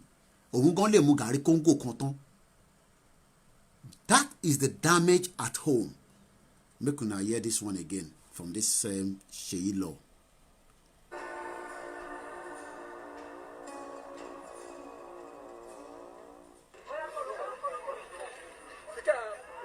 Your Excellency, Barrister Rotimi Akeredolu. You can see the way I'm going to pause that. I don't know. I'm just studying it. If somebody is really hungry, you will not even remember to put Excellency. You know, sometimes I'm here, I say, I use F word. I'm not going to use that this morning because there's a lot of people watching and we have children watching as well. He still remember Excellency. Like I said, sometimes they've paid them for their services and he's now saying, Egbon, the hospital you're done now. Egbon, yeah, Your Excellency, ko jẹ́ kí n bá bẹ́ẹ̀. On kalara. Ondu. Ito yẹ kó sọ̀tọ̀ fún governor pé àní governor ṣe kò sí nǹkan kan lọ hospital yìí ó ṣe mú ni. That is what will happen to you. If you don't kill location 9, it will eventually kill somebody that you love. And you will voice out and be more angry and be more upset. And maybe then I will be asking you, who has paid you to be doing what you are doing? Like a lot of you stupid people are asking me, who is funding me? A fight with you. You see? He said it is not a fight with you. It is a fight with the governor. A governor sit there for 4 years. There's no equipment in general hospital. You say it's not a fight. So who are you fighting with? Is you fighting with KOIKIMEDIA? Okay, Prince. My prince is calling. It will take over the show, but I will give Enisuru Ejekagbo audio and deleton. So I'll hand over to you, Prince. It is just stating the truth. This morning, my mom's younger sister. And this was yesterday. And they didn't have the right equipment to take care of her. They didn't have the right equipment at General Hospital in Bokoda. And she passed just away. some few minutes, she died. She's been pronounced dead. Look at his face. Just because she fractured her leg. Just because she fractured her leg. Please. He's still begging. Please. He's still begging. Let my brother Prince that have come on the show, and me, I can go and quickly sort out the little one with his own small little milky this morning. That is what an average family wants to do at home. Prince, I hand over to you until I'm back on the seat. You are now in control of the show. You can tell my audience what is happening, and based on what we are discussing this morning, and I'm sure you are on fire all the time. Go ahead, Prince. Thank you very much. Good morning, Daddy, Mommy, friends. Good morning, Omo Oduduwa. Firstly, I want to comment about Sheyilo. Anyway, I'm not surprising him crying. And I don't think Sheyilo is crying. If you're looking at him very well, it's mimic. Because those are the people that campaign for them. Those are the people that the useless politicians use their voice to reach out to people. Those are the people they drink jamboree for them. Those are the people that did their manifestos. So you can see, Sheyilo is afraid or even talk to governor. Let's see what happened to Aremu Afolayan in the airport long ago. A Nigerian born and a France citizen, she tried to travel back abroad. What they told me, nasty question, the guy cried out, including the President Buhari and Vice President. Under 24 hours, what is 24 hours? Under 4 hours. Very quickly, they find solution to that problem. And look at the way Sheyilo is talking. I've been calling him since yesterday. He didn't pick my call. I want to talk to his senses. He is a bastard. He's not Oduduwa. Because Oduduwa gidi. Mr. Governor, I will vote for him. These are what and what you say you are going to give us when we have voted for you. Because he lost a life. Did you know how many lives?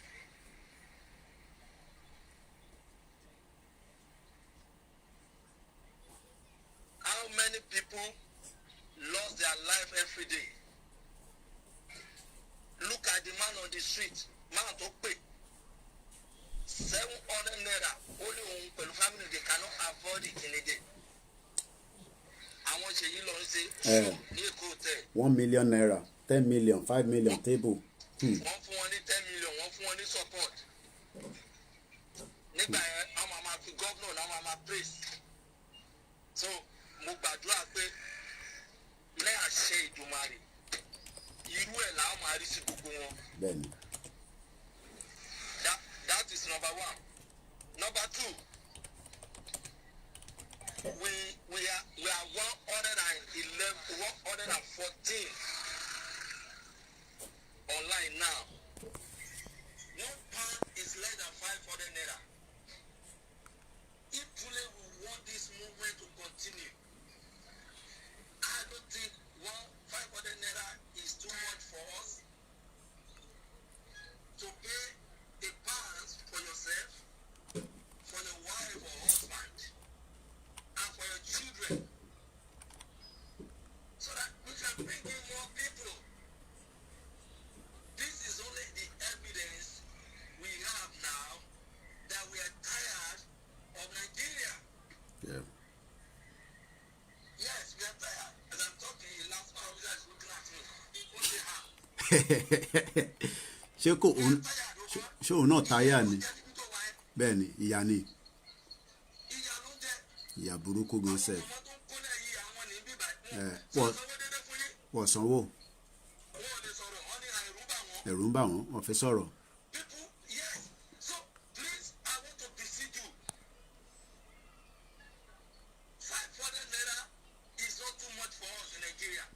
Then for those who in abroad, $1, $2, £1, man, is not too much, you know. I've done it for myself, my wife, and my 2 kids. Let all of us do it. Then again, Mr. Koiki, I told you, the history we talk about you like, I told you, this is not the testimony of exaggeration. But one thing I want to beg you of, and I want to beg everybody that listen to me right now. Be sentiment of you. Benny. And don't let us condone argument here. We don't need that. We need to be focused. We must be focused and do everything with That is Daniel James, butchered by the Fulani in Akure. I beg you in the name of God. No sentiment. We don't want to fight about names here. No, we don't need that now. We don't want to. We are Omoluabi, and that's who we are. So please, yesterday broadcasting, don't bring it in. And again, I give one analysis 3 days ago. If 114 people, right now I can talk to another 140 people. Goes a long way. That means we are going to have more than 200 members online. Yeah. If you can do that for a week, you can understand how many people. If you can do that for Agzoba 2 weeks, Bambo, we have Karo, more than 1 Baone. million already. Good morning. And if we have more than 1 million, even this petition to support media will not be a problem. So let's take it as our responsibility. Let's take it as our point of duty. That we need to get, okay, you are welcome, sir. You need to get in touch with people at the other side. And as I used to say, we will do everything to support whoever that need our support. Yeah. All what we need is a commitment member. Mind you, ẹni tó bá dalẹ̀ ní àṣẹ Èdùmàrè, ó máa bálẹ̀ lọ ni. Àṣẹ. Oduduwa gbé wa o. Àṣẹ. Thank you. Mr. Koiki, Thank you very much. I appreciate your family. Thank you very Especially much. your kids. I can understand that you are a great man. God bless you, sir. Thank you very much. Thank you. I'm going to go straight to Lagos again because this caller spoke to me yesterday. Oma Shalaye Orotie. The next, also for the benefit of those of you that don't speak Yoruba very well, no, not speak, understand. When we have our callers that call in and they speak in Yoruba, just as at that time, for a few minutes, if you don't, they'll be speaking English in between. Sometimes they might not speak at all. It might be just pure Yoruba. Try to understand that we have a message to deliver to people at home. And that message sometimes has to be in the local language. Yes, this is an international platform. I am not a blogger. I'll keep repeating that. But we must make sure that we remember that I, Olayomi Koiki, will fight this to the end. Whether you agree with it or not, whether you believe in one Nigeria or not, that we would achieve Oduduwa. We will do it differently with all options on the table. We will present everything to the international community. The reason why we want to hold this government accountable for so many killings, that's number one. And also the reason why we are tired and as Oduduwa people want to. Don't worry about people come and say, Ekiti don't do with Ijebu. Can you come up with anything? So because Ekiti man does not do with Ijebu, and Ondo man does not do with Egba, we must wait until Fulani kill me and kill you. No, that's what you're waiting for. Or you're waiting for hospital, like I just showed you, Sheyi Law, crying. May the soul of the departed soul rest in peace. I'm not mocking him. I'm just saying that the government, I've just showed you I said Daniel James till now is local government in Akure. What them up? What Shalori? There's a let me. I will find it better because my laptop sometimes when I'm looking for something, I want to play a video of him. Then I'll call that caller. He's on standby in Lagos. Òun sunkún nísìn. Àní wọ́n fẹ́ pa Daniel James. Daniel James was like, and if I remember back then, those of you that watch my broadcast, that I said that you've known Mayegun General, which he will continue to be general, and I respect him, and I communicate with him. He's watching sometimes. And I mentioned that I am not Mayegun, and I am not Frank Bello, and I am not anybody. I am KOIKIMEDIA, and mine will be different. I said there will be a football match coming to Southwest on Oduduwa. We are working on that. There will be a concert. Hey, you think I am joking? We will make sure that the message goes every hooks and corner. There will not be election. Last year, Dumari. But let us bring the level of understanding of me. You can see I just I want them to get the same message that I have understand to somebody as remote area as Osun State. Everyone sharing. Tìbí bẹ́ẹ̀ lọ ti máa ń ṣe gbogbo preparation campaign wọn come abo. You think the picture of what we will let people. I've still got video of politician children. I will be showing you things that will upset you, that you at home will stone your politician. I don't mock anyone that died. But what we know is the one that is in coma. I don't have to mention his name. You guys know him. They've been talking about him on Twitter. He don't even have a cardiologic, I hope I pronounce it very well, hospital in Oyo State. That is how bad and wicked these people are. I showed you his daughter last week during one of our broadcasts.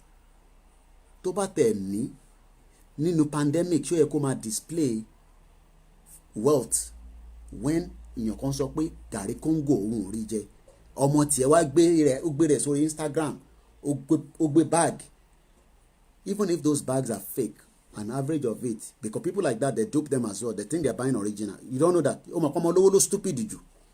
Ọmọ olówó àwọn ló god jù. Into kọ́ni ni pé ìwọ lẹ̀ mọ́ wọn. I can get you that bag. You like that? I can go to Arrow and get you, and you can order that bag from Turkey. Replica. Àwọn yẹn lọ Turkish. Àwọn yẹn lọ wọ́n copy anything ju kí ló mọ̀ rírọ̀ ẹ̀rí láyé mi. Tọ́ba náà tó ń copy. Àwọn Turkish ni. Don't want to divert from that. When they don't build the right institution, it will crumble on them. I saw the one that also died. May so rest in peace. That senator. You know when they were even taking the body, I'll play that video. It was in darkness. There's no light in Lagos. In his own street. That is how bad these politicians have damaged your brain. Imagine. Tó bá yẹ pé ó tẹ̀ mọ̀ pé ọjọ́ kan èèyàn máa kú ni. Pé tó bá tẹ̀ ń gbé òkú yẹn bọ̀ nílé, àní kí náà tẹ̀ wá kí street light wà. Let's go to Lagos because this guy might be very angry and upset now. He's been trying to call and I told him 6:30. So I'm going to go straight to him.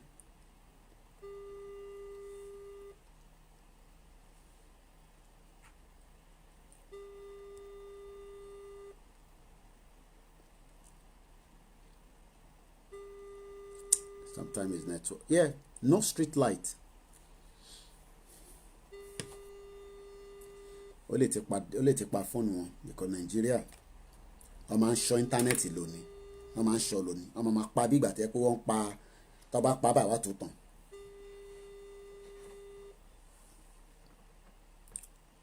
All right. Tó bá ti pè, I'll pick it again now that at least I've opened the line a little bit, but I will give him more priority than anybody.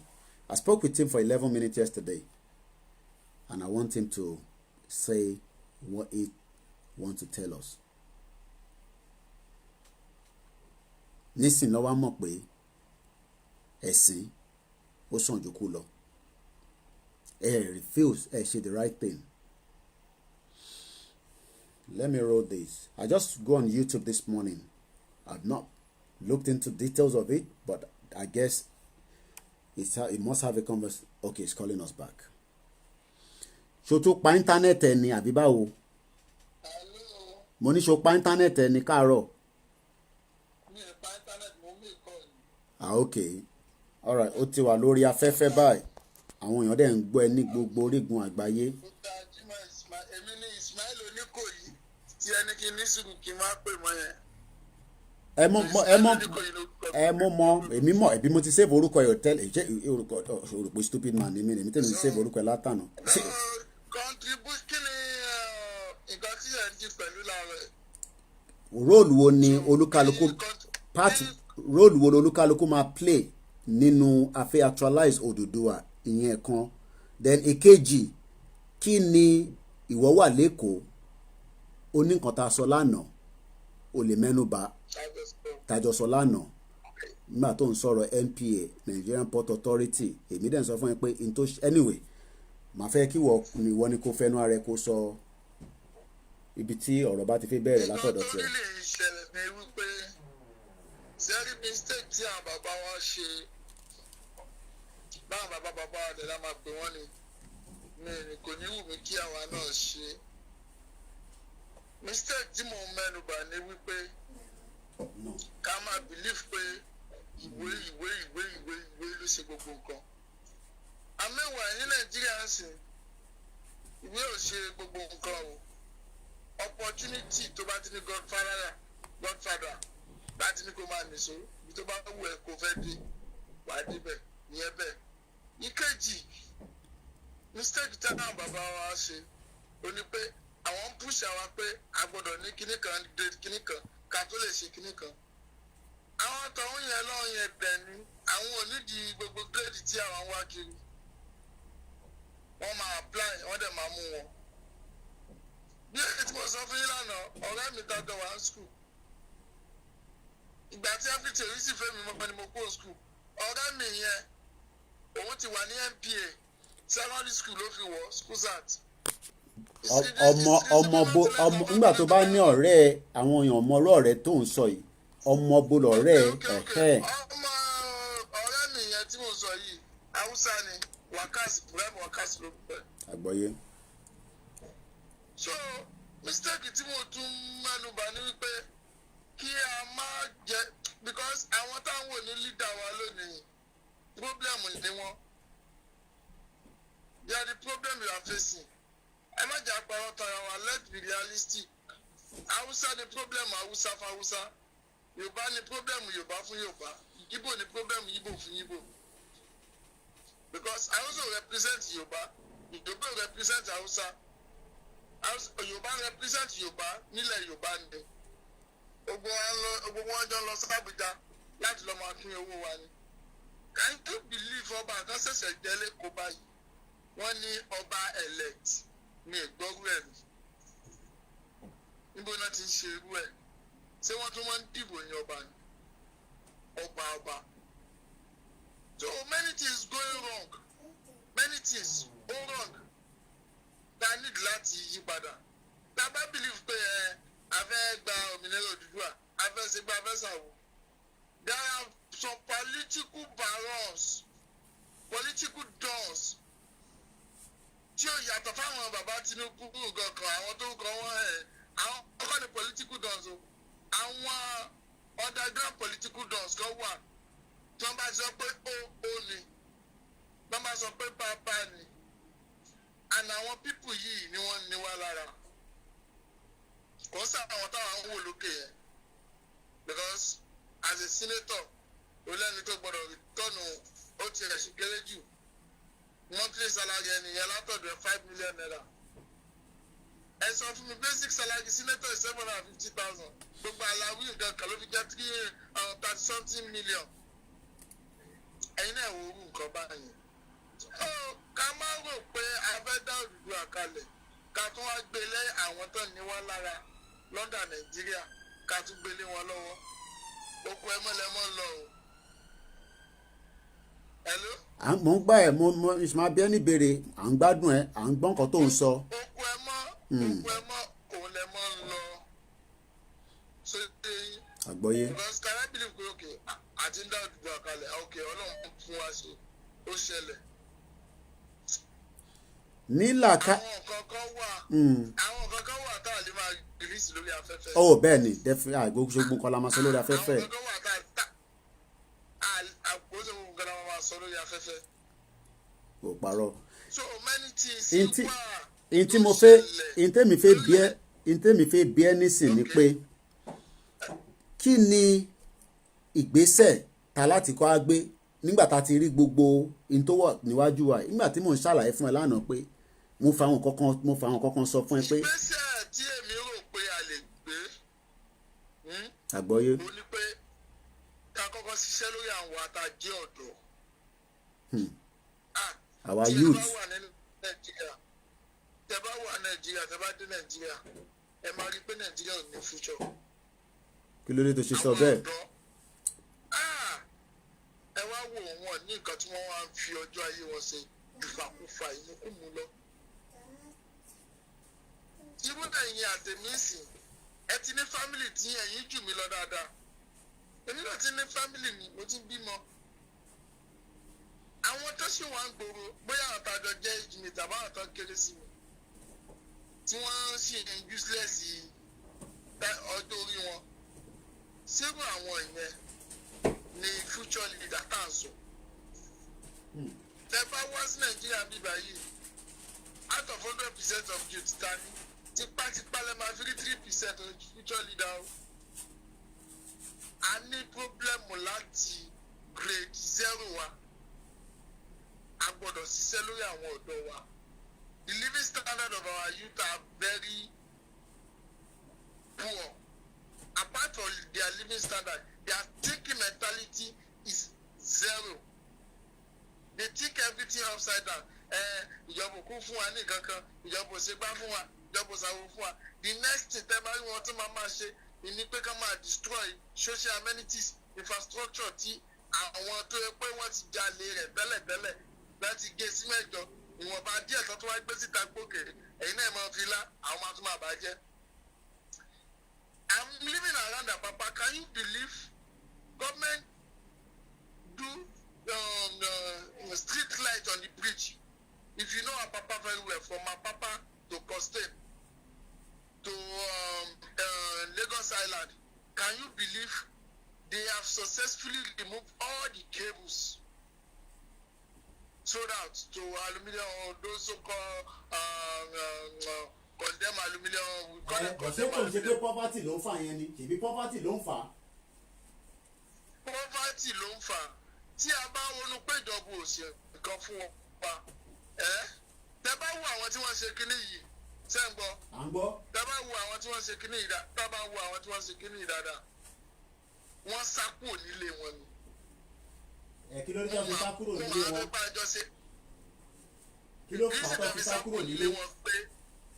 ìrísí tàbí sá kúrò nílé wọn pé wọ́n believe pé ẹnìkan kò lè control àwọn ẹnìkan kò lè bá wọn wí.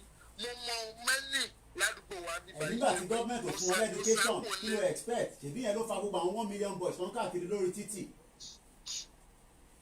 tí a bá sọ pé ìgbà tíjọba ò ṣe gbà the next thing ni pé ká máa bàǹkan jẹ́ àbí ká máa ya ìpàlẹ̀ hooliganism lókàn àbájọba jẹta à ń bára wa jà ni.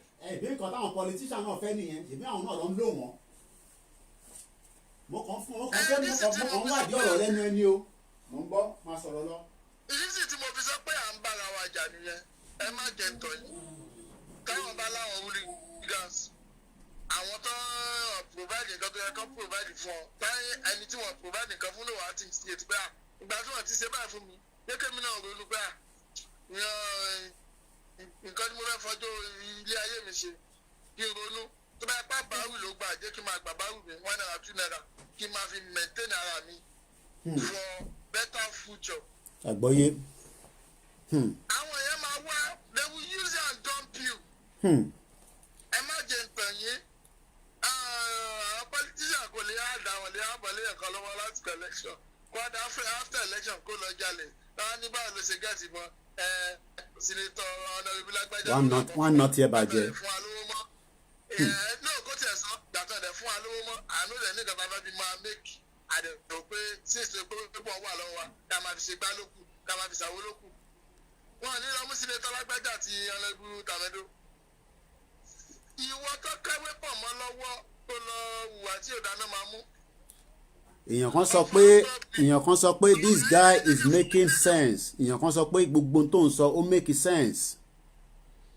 ẹ jẹ́ kí n fún yín ní ẹ̀sáǹpù tó súnmọ́ tó sí ẹ̀wọ̀ fàámù ọ̀gbìn kò sí nǹkan tó rújú àwọn gáìsì Sàràkí ni àwọn gáìsì yẹn àbí Sàràkí is living fine now àwọn wà náà kó tó jọba balolus. So kí la lè ṣe láti fi enlighten àwọn tó ń sọ yìí nítorí pé àwọn gangan náà ni ọ̀rọ̀ kàn báyìí. sẹ́rí ẹ̀yin náà ti sọ̀rọ̀ kan tí mo dì mú ẹni poverty ló fà ẹni tí a fẹ́ kó ọ̀rọ̀ sí lọ́pọlọ tẹ́bí bá ń pa ọ̀rọ̀ lé wọ́n lọ́pọlọ. àgbọ́yé. di only tí mo bá lè ṣe ta lè fi kọ́kọ́ múra wa lókùnkúndùn ẹni tí ebi bá ń pa ló máa ronú gidi ẹni tí ó bá ń ronú jẹjẹ ó máa ronú bá ọ̀rọ̀ tó sọ yìí ò tọ́ ni bọ́tẹ́ ní tí ebi bá ń pa kò sí ìdọ̀tẹ́ lè sọ lójú àwọn ní sóúnjẹ wà ń bẹ̀ tí ò bá ti sóúnjẹ kò sọ̀rọ̀ yọ́lẹ̀ tí mo rò pa lè ṣe ni pé kọ́lọ̀ ń ṣàánú àwa náà ṣàánú ara wa ìwọ̀n bá àwọn tí Ọlọ́run bá ṣàánú nù wa ká máa ṣàánú ara wa pé ókè fine boy ìwé mi tí mo sọ̀rọ̀ yìí àbẹ́lómi kí ló lè ṣe kí ló lè fọwọ́ rẹ̀ ṣe ọgbà nǹkan tí mo lè ṣe ìwé mi sì mò ń wá sponsora tó lè sponsor mi for agriculture. mọ́ra èmi lè ṣe agriculture ẹlòmíràn furniture lèmi lè ṣe ẹlòmíràn wedding ni mo mọ̀ pa ẹlòmíràn tailoring ok tí mo bá fún ẹ ní iye báyìí báwo ni wàá ṣe lò kán tún fi wọ́ ọ̀rọ̀ lẹ́nu ẹ̀ wò. tí ó bá wà successful nídìí iṣẹ́ rẹ̀ yẹn ó máa employ ẹgbẹ́ àtàwọn tó kéré sí kí ló ń dínkù yẹn poverty ń dínkù díẹ̀díẹ̀ nìyẹn I think that is the only way tá a bá gbọ́dọ̀ ìjọba fún 1 million years àti gbọ́ òmìnira Odùduwà tí a bá tákù primary or nursery problem wa tó bá yá sẹ́ńgbọ́ state kankan máa tún máa já fún òmìnira ìlú kankan Ọ̀yọ́ náà máa ní èmi o Ọ̀yọ́ kingdom mo fẹ́ dá dúró Ifẹ̀ náà máa ní òun o Ifẹ̀ kingdom Ìbìní náà máa ní òun o Bìní empire Ìkòyí náà máa ní Ìkòyí kingdom èmi náà fẹ́ dá dúró tá a bá pín tá a bá ku òkèdè kọ̀ọ̀kan tá a pè wá lórílẹ̀‐èdè tí a bá tákù primary problem I swear in the name of Allah.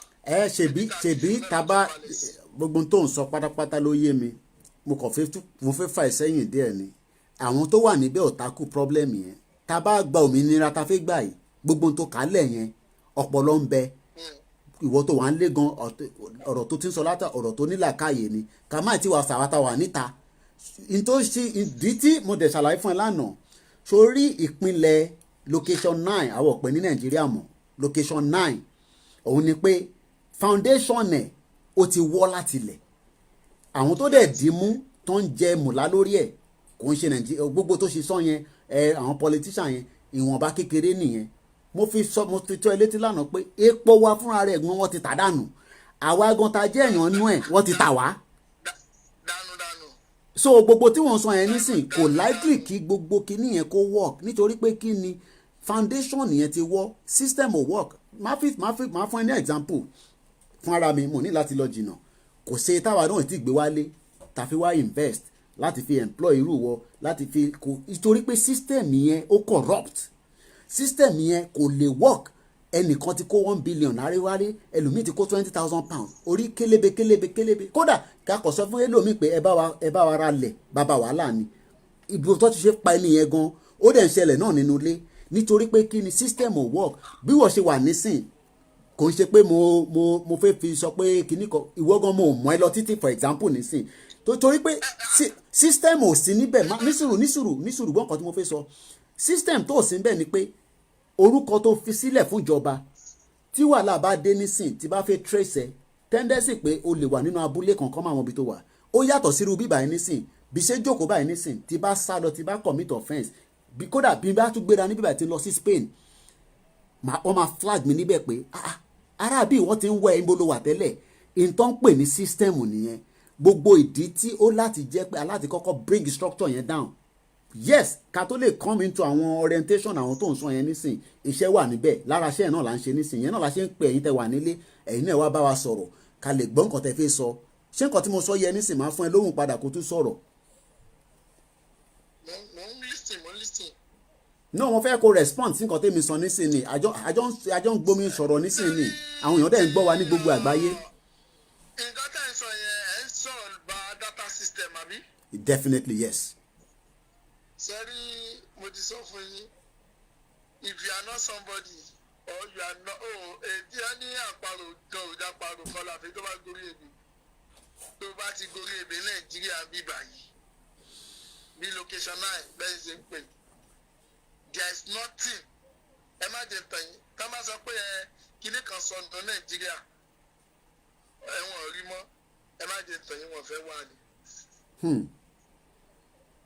ṣe fẹ́ gbọ́dọ̀ ọ̀rọ̀. mo ń gbọ́ ẹ. wọ́n fẹ́ wà ní. làwa lóye. ẹ jẹ́ fún yín ní ẹ̀sáǹpù méjì tó súnmọ́ tòsí during the regime of baba Ọbásanjọ́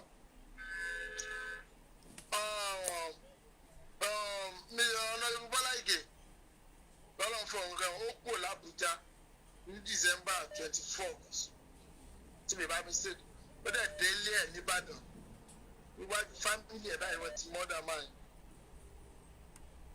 the same thing ló ṣẹlẹ̀ sí Fúnṣọ́ Williams kí Nàìjíríà gọọmenti máa reply wa pé NEPA ti gba evidence tẹ́fẹ́ fi mú àwọn tí wọ́n pa wọ́n. None of their family don be down tí incident yẹn sọ̀rọ̀ lórí tó ní ọkàn àbí àyà láti sọ̀rọ̀ pé ẹni báyìí ló wá ṣiṣẹ́ yẹn. àwọn tó ṣiṣẹ́ yẹn wà náà àwọn tó dẹ̀ kú àwọn tó dẹ̀ ti kú. I will not be ashamed to mention it. Sugar Honorable Sugar nìbàdàn. Òun náà wà náà tó ṣiṣẹ́ yẹn. Lónìí náà kọ́ irúkú tó náà fi pààyàn náà fi pa òun náà. Àgbọ́yé. So kíní kan wá ṣẹlẹ̀ recently one of Afẹ́nifẹ́re leader ọmọ rẹ̀ kúrò l'Àbújá. Bàbá Fárántì kọ́ ní àbí. Ó wá ilé fún ọdún Easter ní last year tí mi bá gbàgbé ó ń lọ padà wọ́n mú lọ́nà Ondo ọ̀rẹ́ àbí nǹkan wọ́n yìnbọn fún èèyàn mẹ́ta ló wà ní mọ́tò onìkan ní bàbá báyìí bó ṣe yẹ pé wọ́n fèsì gbogbo mọ́tò yẹn pẹ̀lú bílẹ̀tì tó dírẹ́fà òkú nǹkan kò kú.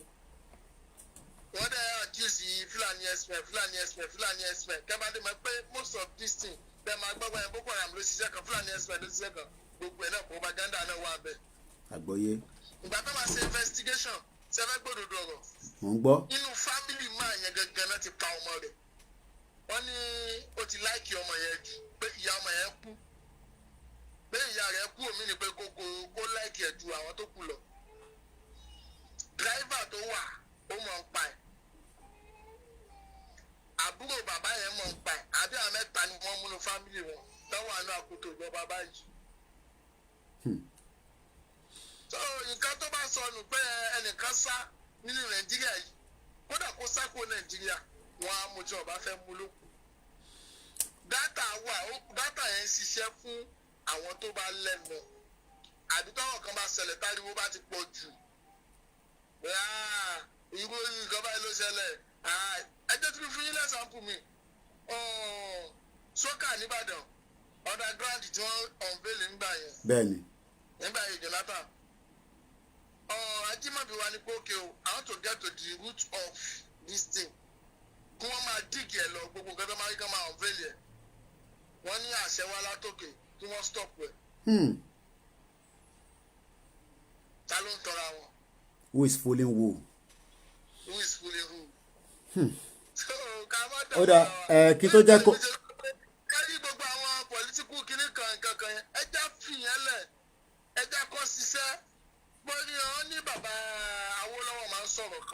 nígbà yẹn wọn ọ̀rọ̀ yẹn ò sójú mi but àwọn èèyàn ò lè má make reference ọ̀rọ̀ yẹn pé ọmọ tí a kọ́ sẹ́ńgbọ́ àgbọ́yé ó máa padà kò ní jẹ́ kí ọmọ tí àwọn táwọn ń kọ́ kó gbádùn ayé tó káyọ̀. tó mọ̀ pé ọ̀rọ̀ tó sọ yẹn nísìn ó wà lára kódà ó wà lára ọ̀rọ̀ tí mo báyàn kan sọ pé àwa tá à ń tọ́mọ níbí báyìí ṣẹ̀rá àwọn ọmọ yín àwọn fámìlì yín tó wà nílé ó máa jẹ́ threat fún àwọn ọmọ tìbí báyìí nítorí pé àwọn tó wà nílé tí wọ́n kọ́ tí wọ́n fún ní gbogbo tó yẹ kó fún ló jẹ́ social amenities àwọn tẹ́ ń tọ́jú níbí báyìí tẹ́ rò pé wọ́n fresh lójú tínú wọn ń dùn ìjọ tó bá lọ́lé báyìí bá wàhálà ní pẹ̀lú àwọn tó wà nílé. another thing tí a tún wá ń face tí ò ń ṣe ti pọ́blẹ́mù ìjọba tí ò ṣe ti pọ́blẹ́mù ìlú tí ò ṣe ti ẹ mọ bí tí pọ́blẹ́mù tó wà sí. àgbọ́yé láyé wa. kò sí ọmọ tí wọ́n lè expose sí nǹkan tí ó yẹ kó expose sí. ìyẹn nílé àbí. ní nàìjíríà bíbá yìí everybody ti expose sí nǹkan tó yẹ kó expose sí. when I was much younger kí n tó rí kẹ́ tó lè ríbi tí wọ́n ti ń fa igbó heroin. wàá fẹ́ ó ní àwọn ibi tó máa dé mo rántí. ẹ̀yìn ìlú ni. bọ̀bọ̀ nísìn gbogbo kí nìyẹn ló ti wà ní junction to junction. junction to junction. so àwọn ọmọdé kéékèèké sí àwọn náà gba nǹkan tó normal ní tíṣ tó bá ti ṣe níta gbangba. Can you believe one stupid idiot ó múra ọmọ rẹ̀ 5 years ó múra nude fún birthday pátá àti pátálásà àti kíní bíi blood one makeup fún heavy makeup. àwọn yẹn tó wá ń jẹ́ kó yẹ lórí social media pé nǹkan tó ṣe yóò dáa. a tún máa bá wọn jà ó tún bá wọn jà ni. ọmọ òun wà ókè o nǹkan tó wù ọmọ òun ló ṣe o ọmọ òun ṣe gbọ́ ọmọ òun ṣàwò àmọ́ ìwà àkóbàjọba à ń kó ara wa yẹn. tó o ṣe gan ni Jimoh. ẹ wo nǹkan mi tún wá wà ẹgbẹ́ mi tún sọ eléyìí. àgbọ́yé. nǹkan mi tún wá wà. sẹ́rí child abuse child right tìlú òyìnbó dábàá ń lo nàìjíríà à ń ti ń lo nàìjíríà bíbá yìí ṣé ń gbọ́. àgbọ́yé. ó ń worst sí ni. ó ń worst sí ni mo ní right tèmi náà ẹ lè bọ́ ọmọ tẹ́lẹ̀ ìgbà táwa sì wà kékèké tí a bá lọ ránjẹ tó jọ́rí bó ti dédé owó oúnjẹ wa lọ àwọn èèyàn máa tẹ̀lé wa wọ́n máa nà wá délé wọ́n máa tún wá lọ béèrè pé báwo ló ṣe jẹ́ tí ọmọ ìfẹ́ ránjẹ yí owó oúnjẹ báyìí. For example, when I was much younger 2 naira 50 kobo lówó oúnjẹ mi tí máa fi lè ra oúnjẹ tó wọ́ ti 5 naira. wọ́n máa fẹ́ mọ̀ pé ibo ló ti rí 250 tó kù yẹn. níbo mo ti rí 2 naira 50 kobo tó kù wọ́n á nà mí délé. ìyẹn ò sí ń bẹ̀ mọ́ nísìn. but nísìn tẹ bá lu ọmọ ọlọ́mọ ń sìn ẹnìkan kò bá ní fọ́mọ mi lóúnjẹ o tó gbogbo kínní yìí dẹ̀ ló ń rọrùn. tó Yorùbá máa ń sọ̀rọ̀ kan lójú méjì ojú mẹ́rin ló ń bímọ ìgbà ojú ló ń tọ́ ọ. sóyí pé èmi á fẹ́ kọ́lọ̀ ń fún wa ṣe sẹ́ǹgbọ́. àgbọ́yé. ká kọ́kọ́ mójútó thinking mentality. òun náà ara iṣẹ́ náà là ń ṣe lójoojúmọ́ ìyẹn náà la ṣe ń pe oríṣiríṣi èèyàn wá. ká lè ṣe yẹn successfully kí ló jẹ́ pé kínní. a breakthrough. okay. breakthrough ni. ó ṣe gan ni Jimoh. gbogbo mi làwọn bàbá Awólọ́wọ̀ Nnamdi Azikiwe gbogbo wọn ìgbà tí wọ́n gba independence wa late 20s bẹ́ẹ̀ni early 30s ni wọ́n. àwa dẹ̀ ti pé 40+ nísìnyí àti mọ̀bí tá à ń lọ báyìí. èmi ti wà ní early 30s tèmi. tó ààrẹ tí rojú tù. ó ṣe gan ni Jimoh ẹ jẹ́ ń fún ẹ láyè kó lọ tọ́jú ọmọ tó ń dún lábẹ́lẹ̀ mẹ́rin àti yẹ́ ẹ̀ àwọn future wa nìyẹn ó ṣe gan ni fún àsìkò tó fún wa láàárọ̀ yìí a tún máa pè é ní lóòrèkóòrè a tún máa bá wa dá sí i nítorí wàá máa wá ṣe fáwọn náà nísìn ọ máa send petition máa send ẹ̀sẹ̀ bá wa pín kiri ìwọ náà ètò tá à ń ṣe yìí ìwọ ti ní làákàyè débì kan tó yẹ pé kódà làákàyè gan ó ti fẹ́ supersede tèmi gan lọ kò sẹ́ni tó mọ̀ tán so bá mi pín káàkiri gbogbo àwọn tó wà ní gbèríko níbi tí wọn náà wà sọ fún wọn pé wọ́n ti ń sọ̀rọ̀ Oòduà a mọ̀ pé iṣẹ́ ń bẹ tí gbogbo wa máa ṣe iṣẹ́ náà ó kàn wọ́ ó kàn ẹ̀mí ọmọ tó ń dún lábẹ́lẹ̀ yẹn náà ní sí èmi náà fẹ́ kódà kó jẹ́ pé òun ló máa di president wa tá a bá ti gbé Oòduà nation bá ṣe fi jẹ́ kó rí nìyẹn ó ṣe gan ni o so. ọ̀pọ̀ èmi lónìí kí n ti ẹ̀dí sponsor kan pókè òkìní yìí bí ẹ̀wọ̀n nǹkan tó wù mí nínú ìlú tí wọ́n ti bí bàbá mi bí ìlú ìdè òṣètì develop ó ń dùn mí lọ́kàn pé ìjọba mo wò pókè ó tẹ̀sí wọ́ọ̀sì mi tí n bá fi 10 million bẹ̀rẹ̀ mo ti ní plan pé pé màá fi generate electricity generate gba generate àwọn. ìjọba ò ní ṣe gbogbo yẹn fún ẹ nísìnyí ìjọba kẹ. ẹyọ ọmọ ìlú mi ẹ máa bọ̀ ẹ̀yin tẹ́ kọ́ ọjọ́ ọmọ ìlú mi ẹ kọ́kọ́ máa bọ̀ ẹ̀já develop ìlú wa fún ọ díẹ̀. ìjọba kó wa is migration kó bá wa àwọn akó olùbàbà wa we are looking for greener pasture àmà wa greener pasture títí àmà tó a ti kú síbẹ̀ ìlú tọ́lẹ̀ ti bí bàbá wa àti ìyá wa. ìyẹn náà làwa náà ṣe ń sáré ẹ̀ nísìn ká lè tètè rí òmìnira gbà so jẹ́ kó lọ torí pé ètò ṣì ń lọ lọ́wọ́ adẹ̀ náà àwọn tó ṣe máa pè sórí ètò gan ó ṣe gan ni Jimoh. ẹja máa ran ara lọ́wọ́ ìtẹ́mi ìjọba ti rò pé nídìyàn lọ́wọ́ tèmi náà ẹ sọ fún mi. ẹ̀ẹ́dẹ́yìn náà bá lè gbà ràn mí lọ́wọ́ kémi náà kẹ́ ràn mí lọ́wọ́ ẹ̀ẹ́dẹ́yìn náà bá lè ràn lọ́wọ́ èmi náà ràn lọ́wọ́ àgbọ́yé ká kọ́fì yẹn bẹ̀rẹ̀ bẹ́ẹ̀ bá kọ́fì yẹn ìrànlọ́wọ́ ara wa ká kọ́fì yẹn bẹ̀rẹ̀ trust yẹn máa wà díẹ̀ àgbọ́yé ẹni bẹ́ẹ̀ ràn mí lọ́wọ́ àmọ́ trust yẹn èmi náà ràn bẹ́ẹ̀ rẹ̀ máa trust mi tá bá ti kọ́kọ́ trust ara wa yẹn tá bá kì í lè build trust yẹn pé ẹni bẹ́ẹ̀ ló ràn mí lọ́wọ́ mi ní church ìdùn sí èmi náà máa trust mi èmi náà máa trust yẹn tó bá ti generate díẹ̀ before we know it nísìnyí pẹ̀lú trust àtẹ̀kùtì táwọn northern state ní they are crying now wọ́n sun ẹkún gidi. àgbọ́yé. latest news àárọ̀ yìí latest news àwọn tó ṣe àìlẹ́sì lọ́rọ̀ wọ́n ti mú ní Katsina mọ́ Yola wọ́n ti mú emir méje tó mọ̀ nípa bandits. wọ́n ti arrest wọn. àgbọ́yé. nípa àwọn ni wọ́n sponsor àwọn bandits yẹn tí peace bá ti wà díẹ̀ kí gómìnà bá lè wá kíní kan àwọn náà máa destroy everything àwọn náà máa tún máa pariwo.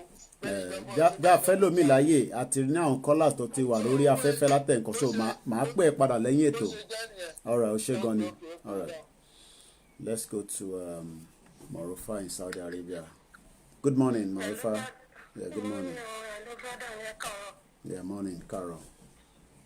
mo ní kí n sáré dá sí ọ̀rọ̀ tí mọ́mí yẹn sọ tó sọ̀rọ̀ láti pọ̀ Mr. Jimoh à ń gbọ́ ẹ.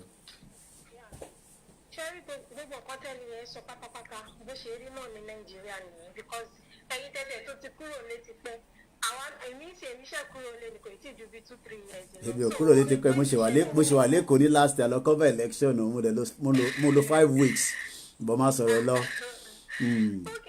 ṣé rí nǹkan tẹ́mi fẹ́ sọ fún brọ́dà yẹn ni pé kò sí nǹkan tó rọrùn láti ṣe gbogbo olùtẹ́rí tó wọ́ọ̀kì yẹn ló fi wọn ló ń ṣiṣẹ́ bẹ̀ kò ń ṣàwọn òkú kò sí ìlú tí ó kọ̀rọ̀ but ìlú tí ò bá ti sófin kò ṣẹ̀ṣẹ̀ èyí ni corruption Nàìjíríà ṣe ní agbára ju gbogbo àwọn other country lọ. ó parọ́. ṣé rí tí òdùdó abágbòdùdù àtọ̀ òfin la fi máa mú àwọn èèyàn tó fi máa dáhùn. òfin ni nígbà tó fi bá mú wọn ta dẹ̀ mọ́bi tó ń gbé tó ń ṣe pé èèyàn máa kúrò ní. kò sí pé ìjọba ṣe nǹkan ọmọ ìyá wa ni ẹ jẹ́ ká fojú fún everybody ẹni tófin bá ti mú ẹ jẹ́ kó ó ń ba lọ nìyẹn ẹni tófin bá ti mú ń ba lọ nìyẹn.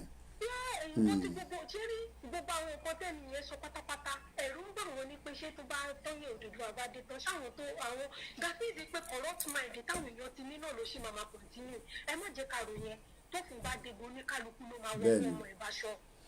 Francis Imeko, your message of your donation has come through, and also from Claudia Franco Baje. I hope I pronounced the name. I hope I didn't massacre it. Thank you very much, those of you. We have about £19.35p on our PayPal, and we want to make sure that we unlock the poll that we've been talking about. That will give us 10,000 people to register whether they want us to go out of the location 9 or we continue to stay inside it. So that is the poll that we need to unlock. That will give us that. So go ahead, Marufa. Sorry about that.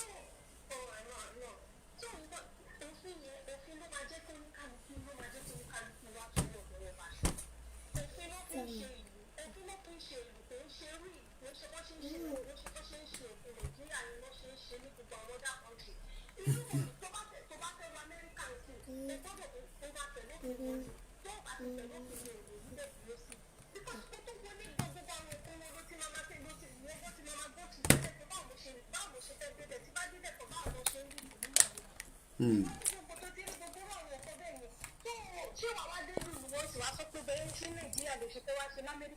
tó bẹ́ẹ̀ ìwọ́gbọ̀n tẹ̀ ní attempt ẹ̀. òun ni mo máa ń sọ fáwọn èèyàn pé tíbi tíyàn bá gbé tó bá kúrò ní location 9 tó bá dé ìlú mi nígbà tó bá fi ìyà ní bófin tí wọ́n ṣe mú ẹ mọ́lẹ̀ tọ́fi nà ní pàṣán bí ẹ̀mẹrin márùn-ún ìwọ ló máa sá mọ̀jàmọ̀sá ni jẹ́ ń gbé kọ́ọ̀lì yìí ok ẹni ẹ ti lọ ó ń bọ̀ láti Nàìjíríà má sọ̀rọ̀ lọ.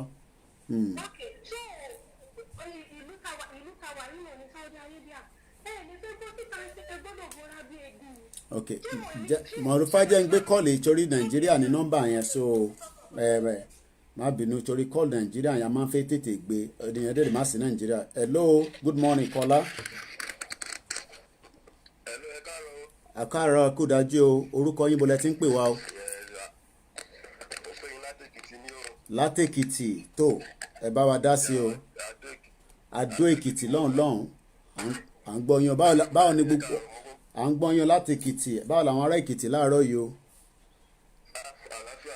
tó àlàáfíà máa jíǹde ara o. Ọlọ́run nìkan ní sọ̀kalẹ̀ èèyàn náà máa ṣiṣẹ́ ní o Ọlọ́run yẹn náà láti wà lẹ́nu ẹ̀ láti 60 years o. ó yẹ ẹgbẹ́ra ńlẹ̀ bàbá à ń gbọ́ yín o. nǹkan tí mo tẹ̀ fẹ́ sọ nípa ọ̀rọ̀ tí ọkùnrin yẹn sọ lẹ́ẹ̀kan mo fẹ́ sọ. Mr. Jimoh à ń gbọ́ yín. bẹ́ẹ̀ Mr. Jimoh òótọ́ nìkan tó sọ but tí òfin ò bá ti sísà gbogbo nǹkan tó ń ṣẹlẹ̀ yẹn á máa ṣẹlẹ̀ ni. ẹ̀ṣẹ̀ á máa wà. nǹkan tí mo tẹ̀ fẹ́ sọ ni pé nígbà tí ìlú bá ti wà tí ò sí òfin tí àwọn tó jẹ́ ọ̀dọ́ tí ò sí èèyàn. Good morning Liz Ayo, thank you for watching. ìyàgọ̀ igi ló rọ̀ ń gbé lóko kó tó di pé á tọ́ wọn. bẹ́ẹ̀ni. sọ ìgbà tí ọmọ bá dàgbà tí ò bá ti ṣe olùbáwí nǹkan ikọ̀ ò lè yí sí. bẹ́ẹ̀ wọ́n máa tó ń ṣẹlẹ̀ sí àwa ẹ̀sánì nílẹ̀ Yorùbá nìyẹn. àgbọ́yé. nígbà tó ń sọ pé àwọn kan ń bà kan jẹ́ ní nǹkan tí àwọn olóṣèlú ṣe nípòrò táwọn kan ń bà jẹ́. bẹ́ẹ̀ni. nígbà tí ebi bá ń pààyàn thank you Tony Fẹ́yìn. tí ò bá sí tìbí orí bíbá la jókòó sí lánàá tí wọ́n pè wá tó ń sọ pé graduate ti ń gba credit bread nílùú ẹni tó lọ sí yunifásitì tó wá jáde tó ń gba credit bread ẹ̀rí pé wàhálà wà à ń gbọ́ yín bàbá.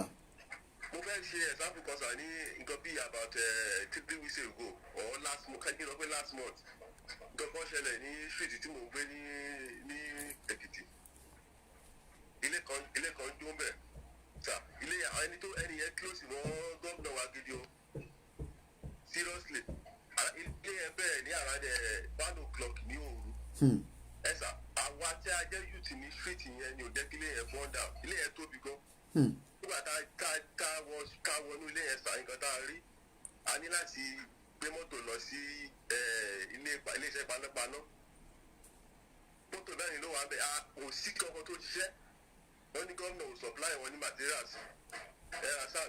àgbọ́yé. afẹ́ la lọ afẹ́ ló rescue wa lọ́jọ́ yẹn ká tó dé àwọn bọ́ọ̀sì ti paná yẹn kí àwọn afẹ́ tó gbé panápaná dé wọ́n ti paná yẹn ẹ̀rọ sáà ẹni tó close mọ́ gómìnà sì nìyẹn o tọ́kílẹ̀sì ẹni tí ò ní owó kankan ẹ̀rọ sáà tíráìbẹ̀ tí ò lówó kankan ní ilé yẹn máa dó pátápátá lọ́jọ́ yẹn ká padà sí square one so ẹ jẹ́ kí nǹkan tẹ́ bá ti mọ̀ àyín tẹ́ wà lókè lọ́wọ́ yẹn tẹ́ ẹ lè fi tẹ́ ẹ lè ṣe táwa tá wà níbi tá máa wà confused. òun náà lára ẹ̀ náà lètò tá à ń gbé kalẹ̀ yìí òun lẹ́yìn náà pè ní sìn kétékété látèkìtì kódà àwọn tó ń gbọ́ yín nísìn gbogbo orígun àgbáyé ló ti ń gbọ́ yín àwọn náà máa béèrè pé iṣẹ́ wo gan-an lẹ́yìn náà ń ṣe kí nǹkan tá à ń sọ yìí kó lè dé gbogbo ibi ẹ̀ ní láti lọ sí Èkó àti Èkìtì tẹ́yìn wà yẹn ní agbègbè yín iṣẹ́ òòlẹ̀ yìí náà máa ṣe kí n tó fi lè mẹ́yìn gbọ́ broadcast yìí ẹlòmíì ò tí ì gbọ́ location 9 network so ṣé nǹkan tí mo sọ yé yín ṣẹgbọ́n nǹkan tí mo sọ sà ṣẹgbọ́n nǹkan tí mo sọ hello mo ń gbọ́ yín o. hello ti fọ́lù Máyégún ó ti pẹ́ tẹ́ ẹ gbọ́ mi. àgbọ́yé. Máyégún ó ti pẹ́ tí mo ti ń fọ́lù Máyégún èmi ṣẹ̀ṣẹ̀ kọ́ àkọsẹ̀ kíní mídíà yìí kò ì pẹ́ so nǹkan tí mo kàn fẹ́ sọ ni pé Lady B ìkan lára àwọn leaders mi ni Oladimeji, you need to come out of the broadcast and come back in. Ẹ má sọ̀rọ̀ là ń gbọ́ yín. Nǹkan tẹ́ bá lè ṣe ẹ̀yin tẹ́ wà lọ́yìn tẹ́ bá lè ṣe ní kíákíá tí àwa táwa bí torí ẹ̀mí náà mo jẹ́ èèyàn tí mo ń confuse àwọn èèyàn ní street pé àwọn ojú ayé ó ti di ṣíṣe fún wa. Ẹ ṣe gan ni. Àwọn àyíká jẹ́ Yorùbá agídí yẹn pọ̀. Mo lẹ́yìn tí mo sọ fún báyìí dáwọ́ pé wọ́n fẹ́ pín owó ń bẹ̀ ni. Ẹgbẹ́ tó jẹ́ youth. Oníṣọ́fẹ́ pín owó níbẹ̀. Yes, na pé sọ́fẹ́ tó wà ṣe. Location 9 network. A ní iṣẹ́ láti ṣe sà. Okay. A ní iṣẹ́ láti ṣe sà. Àní jẹ́ kó rẹwà dẹ̀ àní jẹ́ kó sú wa ẹ ṣe gan ni so ẹja tó fẹ́ lómi láyé. Okay. Ẹ ṣe gan ni látèkìtì lọ ti pè wá yẹn.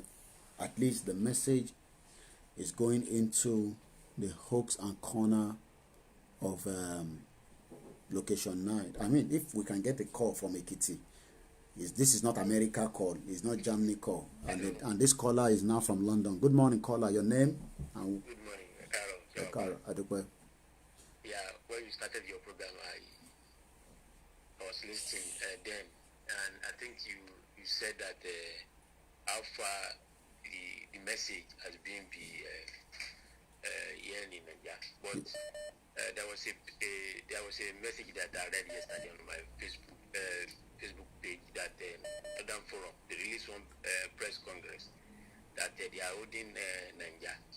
So the book of some time guy was a jockey in time it is so to anti but a berry.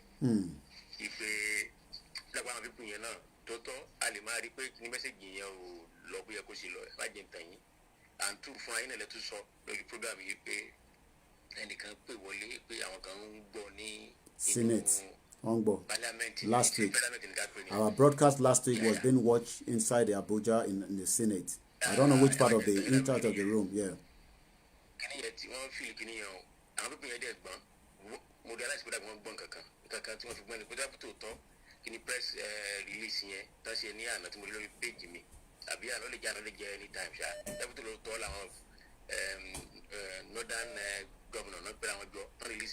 Oh yeah, okay. I play video and land now. Don't say security abi confirm len so abi. No. Another statement. Oh, okay, I haven't seen that statement. Okay. I'm not too sure. Ẹ bá ti rí àwọn kan bẹ́ẹ̀ yẹn máa share pẹ̀lú àwa náà sọ alẹ́ ìkọ̀sí tó ń ṣe gbogbo náà làwọn náà máa ń tètè pick. Okay. So they are saying that they won't fẹ́ ká pín kí ni ẹni ṣe pẹ̀lú àwọn the problem tí wọ́n nìyẹn àwa máa lọ.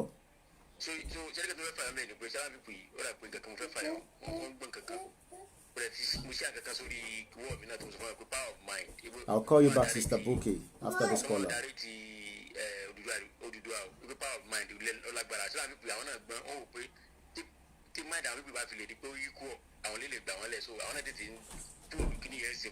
Ó ti late already. Mind àwọn èèyàn pè láti Èkìtì nísìn. Mind àwọn èèyàn máa open up tí o bá ṣe ń ṣe lọ ẹ má sọ̀rọ̀ lọ.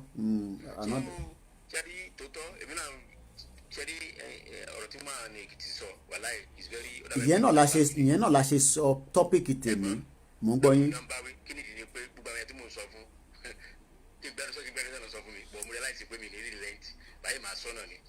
Kíyàn gbẹ́nu sàn nítorí pé kí ni ìyá ti mú ẹlòmíì so kò mọ̀ pé ìyá tó fẹ́ mú òun yẹn a fẹ́ mú kúrò nínú oko ẹrú ni gbogbo wa wà and iṣẹ́ tó lúkàlùkù máa ṣe ọ̀tọ̀ọ̀tọ̀ ni ẹlòmíì ó kọ̀ jẹ́ pé wàá kọ̀ pa àwọn aráalé ó fẹ́ kí wọ́n ni wàá kọ̀ dé sọ ni kódà àwọn tá à ń ṣe ẹ̀sìn ti kristẹni àti ti mùsùlùmí àti ti ṣẹ̀ṣe gbogbo wa náà la máa bá ara wa sọ nínú ibi tí olúkàlùkù wa bá ti ń ṣe ìjọsìn wa also bẹ́ẹ̀ ṣe sọ definitely àwọn náà ní strategy tí wọ́n tán ń ṣe but a gbọ́dọ̀ relent as well mo ní láti gbé caller because èkó ló ti ń pè so a bá ń sọ̀rọ̀ later.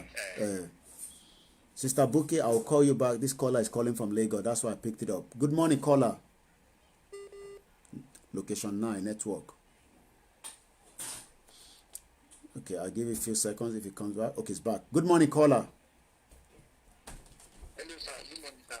Your name? Your name? I know you're calling from location 9, but your name? Location 9, right? Yes.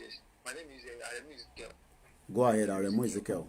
And speak up, please, because we can't hear you. Only láti sọ̀rọ̀. Ṣeré ní bíbá ìtẹ́ni tó bá ti pè. Ilé ìṣòro eré. I have to be talking here and wake up people in the house. Kò ń ṣe pé kẹ́ máa pè kẹ́ máa fohùn sí abẹ́lẹ̀ bẹ́ẹ̀ tó yẹ pé ìwà àti girlfriend ẹjọ́ wà nínú yàrá. Ọ̀rọ̀ tó ń dún àwọn èèyàn lọ̀rọ̀ táwọn sọ ní bíbá. Òun lie down, ọ̀rọ̀ lie down lélẹ́yìí tó wà ń lẹ̀. Èmi jókòó sórí bíbá 2 hours, ó ní òun lie down. Òun wá ń pè látẹ̀kọ́ náà lie down. À ń gbọ́ ẹ. Pẹ̀lú ọ̀rọ̀ àwọn èèyàn wa tí nítorí lẹ́ẹ̀kan sọ pé àwọn èèyàn ti corrupt ní Nàìjíríà yes right. Nǹkan tí mo kàn fẹ́ sọ fún wa ni pé mi ò fẹ́ ká ní ẹni tí láti wọ́ọ̀rì nípa àwọn èèyàn tó corrupt. Bẹ́ẹ̀ni nǹkan tó ṣẹlẹ̀ ni pé àwọn olóṣèlú wa ló corrupt àwọn èèyàn. So tí tábà ti gba òmìnira títí wa tábà ti create òfin títí wa àwọn èèyàn á change. Àwọn èèyàn tó ń change wọn ní option lẹ́nu bí option mọ́ gbàtẹ́ bẹ́ẹ̀ ní graduate tí ò ní iṣẹ́ tó ní ti. Àná ni graduate ti ń gba free bread ó ń gba credit ó ń gba bread àwìn. Yes, now can you bring that? So ẹlòmíràn ní option ló fà á tí àwọn èèyàn fi corrupt ẹlòmíràn rẹ pé òun náà kì í ṣe pé ó wù ú bọ̀ kò ṣe pé ìfẹ́ náà ló fi ń wu àwọn wà tó ń wù ní country wa yìí bọ̀ wọ́n ti wà frustrated wọn option mọ́ ló fà á ẹjọ́ àwọn àtàwọn nínú ti ń gbìyànjú àti ń gbìyànjú láti ń gbìyànjú àwọn àti Ọlọ́run àtúbọ̀ máa fún yín ṣe. àmì ọlọ́run àti gbogbo àṣọ náà àti wà lẹ́yìn and then many people lórí lè máa pè lórí ètò ẹlẹ́wọ̀n pé àwọn olóṣèlú náà yàn ló ń ṣiṣẹ́ fún. Gbogbo yẹn láti. So kẹjọ kẹ bá wa ṣiṣẹ́ lórí ẹ̀dá ẹjọ́ kẹjá ká keep on praying ọlọ́run àti wà lẹ́yìn ọlọ́run sọ̀kalẹ̀ wá bá wa. Àṣẹ Èdùmàrè. All right then. Okay.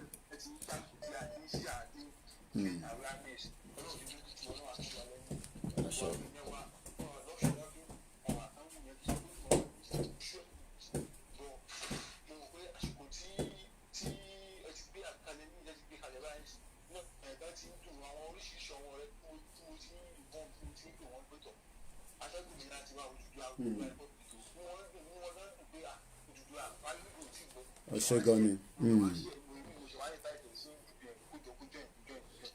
All right then. Oshegoni. Oshegoni. That's Ezekiel. Oshegoni. Our regular caller. Oshegoni. Sorry guys, I need to there's a call and I don't want to pick it from here. I need to call that person from here. Bear with me. Because if I pick it from there, it will disrupt the broadcast.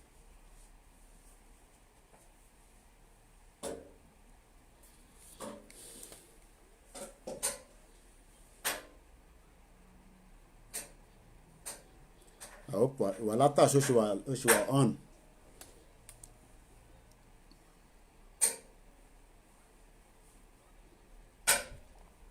All right. Oi, stop it.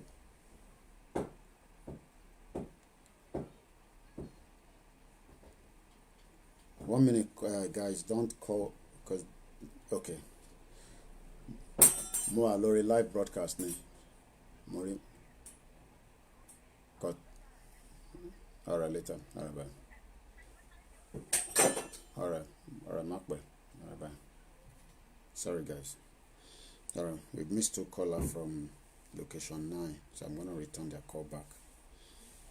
And they might not be inside location 9. Some people use their number outside location 9. Hello, good morning, caller. Your name? Where are you calling us from? All right, stop it. Hello, caller. You're live with me. Good morning. Okay. Mo gbọ́ dáadáa o. O ní láti bí a kò ṣéèkì fóònù ẹ̀ kò kúrò ní location yẹn kò move díẹ̀ o mọ̀ pé ọ̀rọ̀ Nàìjíríà gbogbo nǹkan ló máa ń sọ pé kíyàn bá move báyìí ìlú tí mo mọ̀ pé tó bá gbé fóònù dání wá ní kó lọ báyìí kó lọ báyìí kó lè kalẹ̀ bá gbọ́ ẹ dáadáa a gbọ́ ẹ rárá.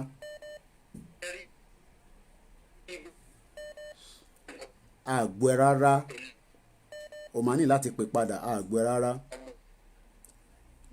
Let me call Sister Buki back. Oshatola, please be patient. Let's return Sister Buki because Sister Buki is our back-end staff. I say staff, back-end, you know, the only woman that... Good morning, Sister Buki. Go ahead. Yeah, hello? Go ahead. Yeah, okay. Very quickly, I'm just observing that, you know, the Bluetooth mode has been on. Yeah. Yeah, during the election, what's happening is that these a lot of people in location 9, including our Oduduwa brother and sisters and our Biafra sisters and brothers, they're used to receive that distribution of money. So now it's now become a habit inside them. Now before, it's almost like the benefit is to them, but they're probably not seeing that benefit yet. So in order to entice them, we have to give them money. That's something that has been like sort of bred into their psyche. So I don't know how we're going to sort of get the words across to say that, look, what we are doing, we don't need to be giving you, I mean, it's okay if we help, but we don't need to be giving you money. Yeah, we're not going to induce them with any kind of money. No, we won't do that. Yeah. Because that's what the politicians have done for them. Yeah, exactly. We're already helping in the fact that, like yourself, you're up every morning. I'm up every morning. I'm trying to get this petition out, so that they can sign. It's actually when they do things like signing the petition, spreading the word, the quicker they can do these things, then the quicker then we can get ourselves out of this mess. You're right. But if people are not signing that petition, if they're not spreading the word, yeah. then I mean, people don't understand the magnitude of just signing that petition, what it means. I mean, look, guys, I don't want to use, and sometimes I have to, people say don't say that, right? People say don't say that. I'm just giving an example. If my enemy goes now, you guys were going to sign petition. You guys will sign petition without me here. I mean, there's our sister that was killed in America. That beautiful sister. I'm sure she will be shouting for signing petition. But now over 40,000 people have signed a petition after she has died. Are we waiting for that? Go ahead, Sister Buki. Yeah, and even with us within the diaspora, I mean, look at what I had to do now to find out how many people have signed that petition. There were loads that come onto the show, see me paste that thing every single day. What will it take? Just go there, quickly sign it and share it. Let it get out. The numbers are too small. There's only less than 2,500 that have signed a petition for a population over 60 million. We should be ashamed of ourselves. And we're on here, we're on we're on all these platforms. Yeah. And we're shouting Oduduwa, Oduduwa. But if we don't put our actions into our words, then it's fruitless. When I started my business, a business advisor told me, he said, words are cheap. You have to put your actions first and let people see that you are doing something. It's because I'm on here every day, and I'm saying people are realizing that I'm actually making my effort. That's if it. I wasn't on your show, if I wasn't on Mayako, if I wasn't on Mazi Kanu's broadcast, pasting that petition, it's not only for the Oduduwas, it's also for us. Everybody in the South, we really need to take this petition very, very seriously. So, and even those in Nigeria, they need to realize that it's not about money. It's about spreading the word, getting that petition out, spreading the word. And the quicker we can do this, the quicker we can get out of this mess. Thank you, everybody. Thank you very much. Yeah, all right, let's go back again to location 9. Let's hope this network, the guy has moved. Hello, caller. Good morning. Good morning, caller from location 9. I'll give you one more shout. Hello, good morning, caller from location 9. We can't help you. If you're having problem, you have to move to another, maybe you have to go to the next street, because I won't pick up that number again. It's going to be like frustrating for me and those that are watching us around the globe. Let me go to Toby Loba, then I'll come to you, Shatola Toby Loba from Italy. If you have to call, if it's not working in your street, go to the next street. There's nothing we can do. That is part of why we want you guys at home to listen to us. tó bá gbọ́n kọ́ tá à ń sọ nínú ibi tí wọ́n wà ládùúgbò ẹ̀ rìn kúrò ládùúgbò ẹ̀ má tún pè mò ní gbé kọ́lẹ̀ tó bá ń wò because you are just frustrating me and frustrating others. Go ahead, Toby Lobadari. Okay, good morning everybody in the house. I just Mukofe chip in little things. So you're one petition particularly. You see this petition, we need to tell our people or educate them. In this diaspora alone, those people are even looking for money to eat, to buy bread with. We, the Southerners in diaspora, we are more than 6 million. It's not all about waking up in the morning, sit down and listen to Koiki talk. You just want to pass your morning with Koiki's podcast. No, it's more than that. Get on this petition, sign it every like 1 month.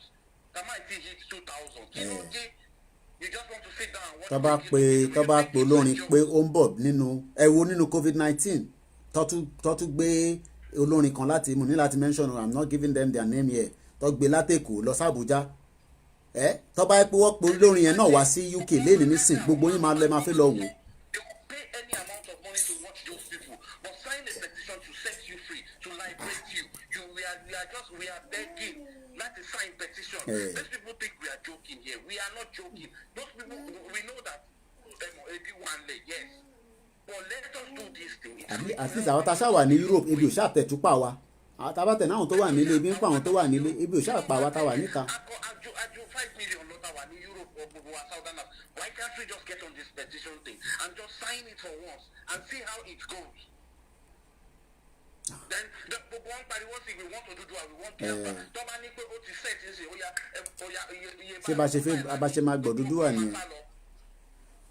That is it. Thank you very much. That is the topic today. What part are you going to play? Or you just want to spend your time so that when you are walking, you can listen to me? You think that is the purpose of me sitting here?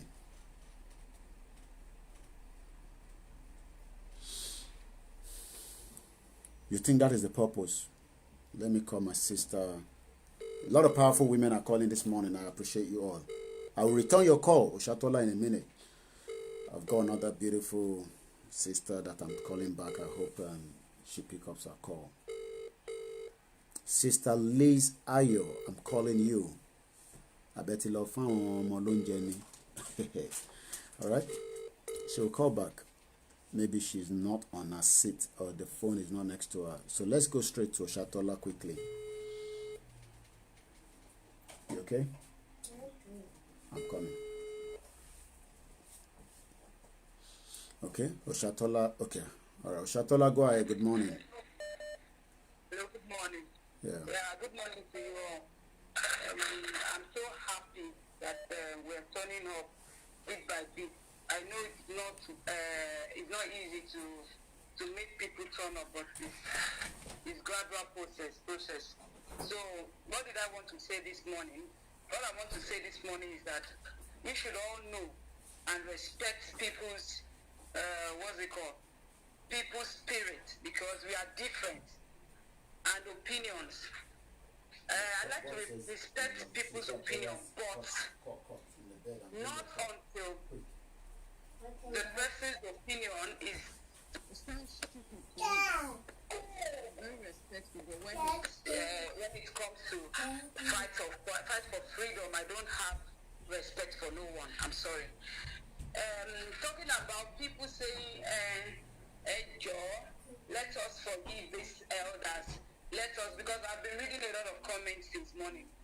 Joe, let us, please, let us make amend. Let's make peace. Motivational speakers are not needed at this time, because this is not time for peace. I'm sorry if I'm too raw. And I'm not also sorry because I'm not always sorry for something that is truthful. If you are telling me, if you want to be a motivational speaker and you want to be good at what you do, wait until a Fulani man will come to your house, rape your mother in your presence. He's on his bed upstairs on his cot.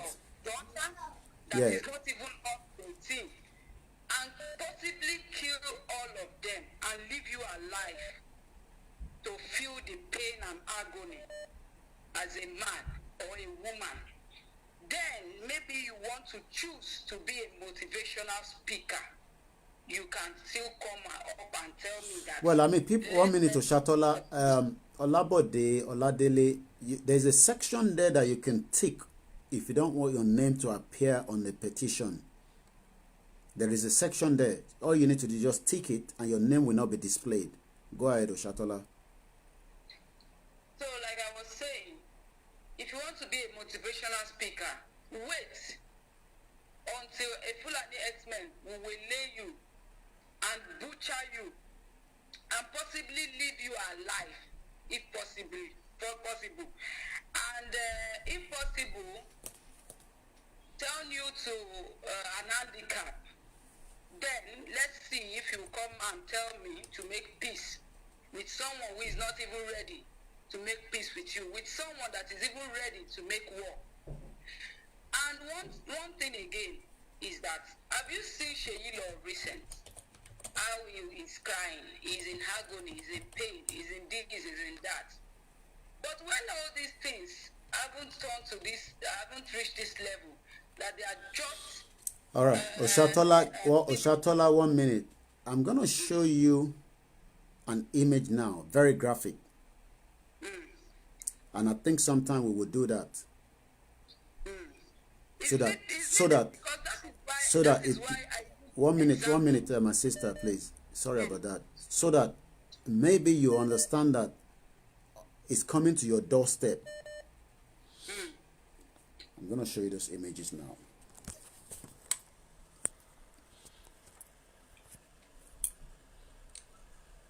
What have we done to Nigerian government? Fulani Boko Haram terrorists is killing us.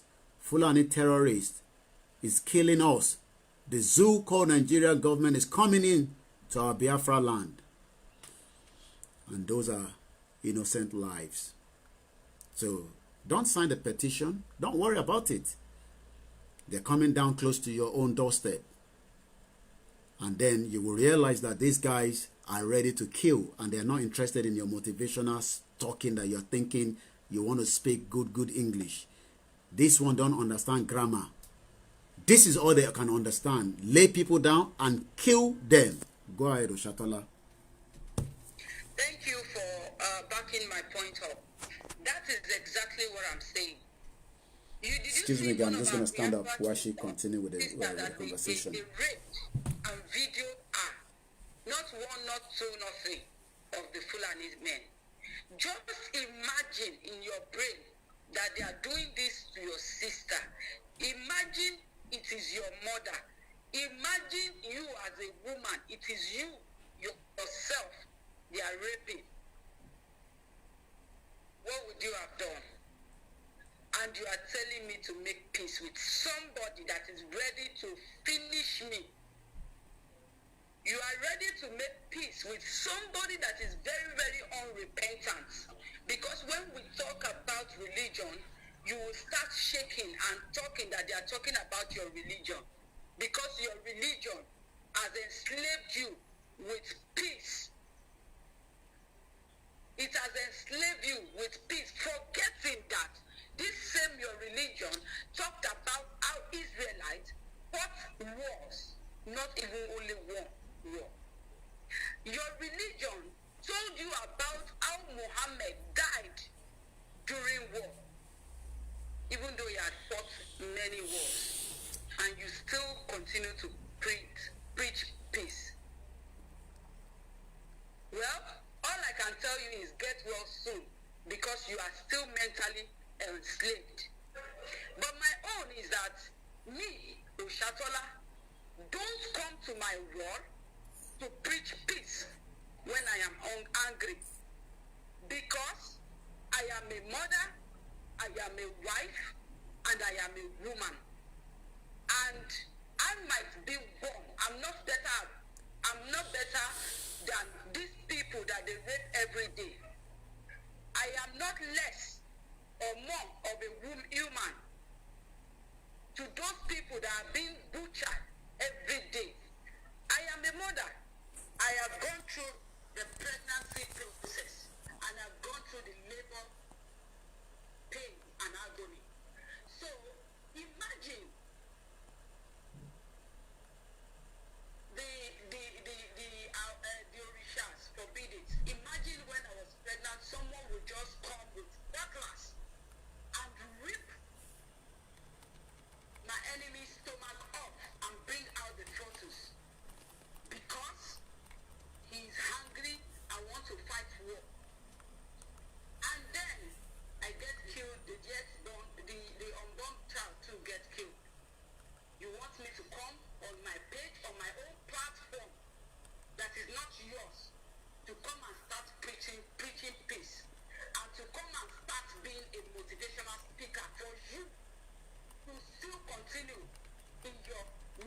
enslavement. I'm sorry if my Oyibo gets earthquake. But waiting me at the top is say, if you want to talk about peace, my sister, my brother, go, you know where Boko Haram dey now? Don't be saying a person go tell you, go there, make you go see as they go take to you. Well, I'm just showing a video of the one that they were chopping somebody's head off. Maybe you are waiting until they chop my head off before you do something. That is it there. That is a head being chopped off. You can see that? You can see that?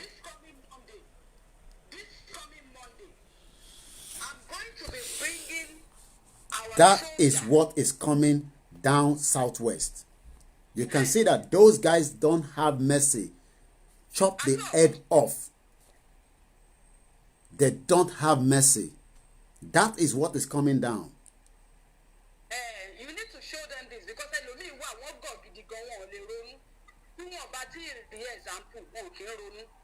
in Tombo, just a sample of that is what is already within our forest, waiting for the order. And you people, motivational speakers, you know that forest, go there, Shambisha forest, go there. When you get there and come back, then you come and start saying peace. Maybe now your soul, spirit self will come back, I don't know. Then on Monday, lest I forget, on Monday I'll be bringing our Yoruba brother, our Oduduwa brother, to live with me. Who is a soldier and is still serving. We will not be seeing his face. We can only hear his voice. He will be talking about everything that has happened, even while he's still serving. Even when he had the chance to come back from Sambisa Forest. I'm going to show you another one again. It's another gruesome one. We are not joking here. I'm going to show you another video.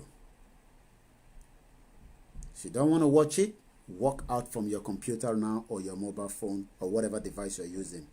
It's a very graphic one.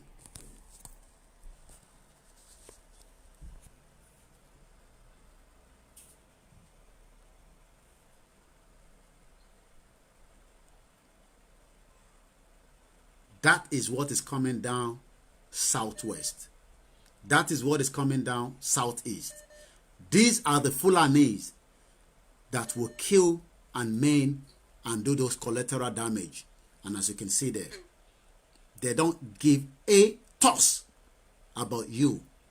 They don't care whether you are Muslim, whether you are Christian, whether you are Isheshe. These are what we are trying to put a petition and present our case to the international community. They don't give a care. They don't care.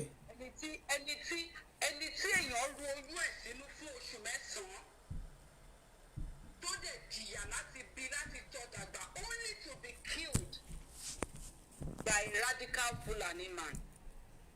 You think they care? You think they care about your religion? You think they care about who you are as a Yoruba man, as a Biafra man, as a woman? You think they give a toss?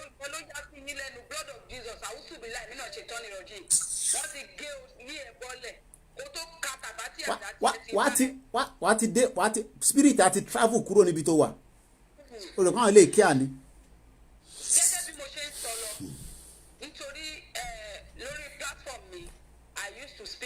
Because of our old women and men back home that they don't understand English. So I'm sorry for those that don't understand Yoruba. But if you understand Yoruba, go and like my page, that our Yoruba brother will be coming on Monday. You'll be hearing his voice. He will be splitting the damn truth. Because he has been to Boko Haram war front and he is back.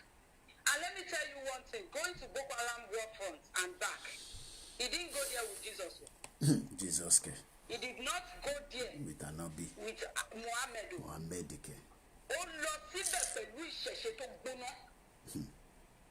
He went there with voodoo, as you would call it. He went there with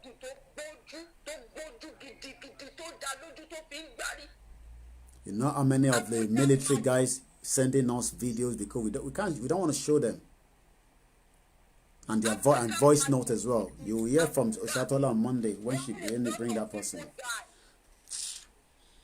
Why a lot of people died in Shabisha Forest, but our brother came back. And let me tell you one happy truth, that this our brother and the rest of our Yoruba brothers, they are waiting for us to make their dedication and come out to protest. They will solidly protect us. Our brothers in the soldier and in police, I'm saying,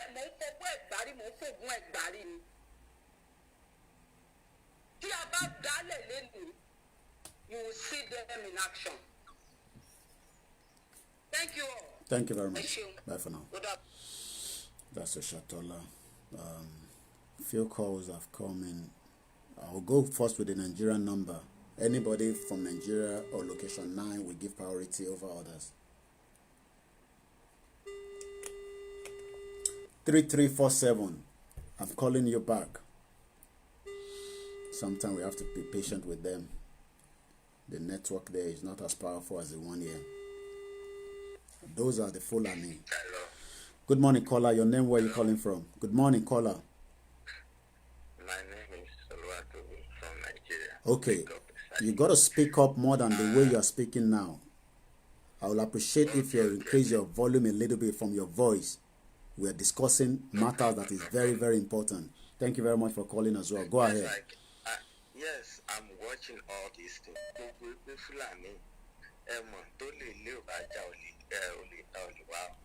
Mo ti rí ibi tẹ́ pé àwa èèyàn wa ló lọ gba Fúlàní tó fi ń da ẹran wá síwájú ilé ní Èkìtì. Mo ní láti wá lọ bá ẹni ẹ̀ bá kí ló ń ṣẹlẹ̀. Ọjọ́ kan mo rí Fúlàní wọ́n tó bí abi 100 màálù tán kó ó fẹ́ wọ 1000 lóru yẹn torí inú igbó ni ẹ̀rù bà mí tó yẹ pé àwa èèyàn wa náà a ní láti tẹ̀ wọ́n ní gbogbo àwọn èèyàn báyìí tí mò ń sọ fún àwọn àgbàlagbà tí mò ń arúgbó tí mò ń sọ fún South Africa Republic náà ń gbàgbé àpòkọ́ lọ́n jẹ́ kó tètè bọ́ sí. ẹgbẹ́ nìkan tí mo sọ gbogbo pé wọ́n ń sọ fún bí ṣe gbogbo èèyàn ló láṣẹ sí íńtánẹ́ẹ̀tì but everybody need to. ẹn tó ní íńtánẹ́ẹ̀tì yẹn náà la ṣe láti sọ pẹ̀lú ẹnu fáwọn tó ní íńtánẹ́ẹ̀tì ní gbèríko Ọlọ́run túbọ̀ máa fún wa ṣe. Ìgbà tán ti bẹ̀rẹ̀ nígbà tí wọ́n ti bẹ̀rẹ̀ mo ti ń fọ́lò bàbá pòfẹ́sọ̀. Bánjí Akíntóyè. Yes, mo ti ń fọ́lò wọn pé tọ́kọ̀ jẹ́ ká máa lọ. Wípé gbogbo àwọn fídíò tẹ̀ ẹ́ sẹ́ǹdì ẹ̀ ó máa mú fún mi bàjẹ́ torí mo ti wò ó rí. Bí mo ṣe wà yìí kì í ṣe pé kíní kò síbi tí mo bí sọ̀rọ̀ òdodo àìdé kò sí èèyàn tí ò understand máa tún kọ ní street máa tún sọ everything fún ẹjọ́ torí Ọlọ́run ẹ̀yin máa ẹ mọ nǹkan tí mo rí nípa ọ̀rọ̀ àwa Yorùbá ni pé tàbí kọ́kọ́ ṣe nǹkan à ń kọ́kọ́ dáhùn síbẹ̀ ọ̀tẹ́ ni ẹ báyìí ṣe continuously tí ò give up bẹ́ẹ̀ làwa kò tún support so ẹ má jẹ́ kó sún yín pé àkótẹ́ lè sọ àwà kò lè sọ wà bẹ́ẹ̀ ni ẹ ṣe gan ni. Thank you very much. That's a caller from location 9. Good morning, caller. Another caller. Good morning, plus 91. I think this UAE or Turkey. Good morning, caller. Hello. Good afternoon. Okay. Istanbul. Good afternoon. You're welcome. I'm calling you from India. Oh, sorry. Yeah, Indian. Go ahead. Yeah, my brother, I really want to appreciate you. I was enjoying your program. Because we God have called to fight for our people back home, we will never relent. Thank you very much. Thank you for the great work you are doing all the way from London in order to liberate your people, to show the world really you love where you came from.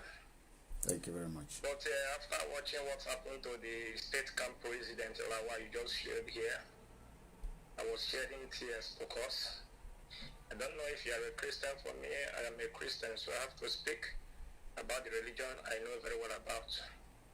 Okay? We can hear you loud and clear. We Christians in Nigeria, it's time we open our eyes I know that all the pastors in Nigeria, Reverend Father and Bishop, are criminals. These people are the reason why the Boko Haram, the Fulanis, are slaughtering us like goats. Because these are the only people that will lead us in massive protest. And even our people living in London will observe it. Our people in Germany will observe it. In Italy, they will observe it. All we need is their command. That the whole Christians in the world in Nigeria are going to protest against the claim of Christians in Nigeria.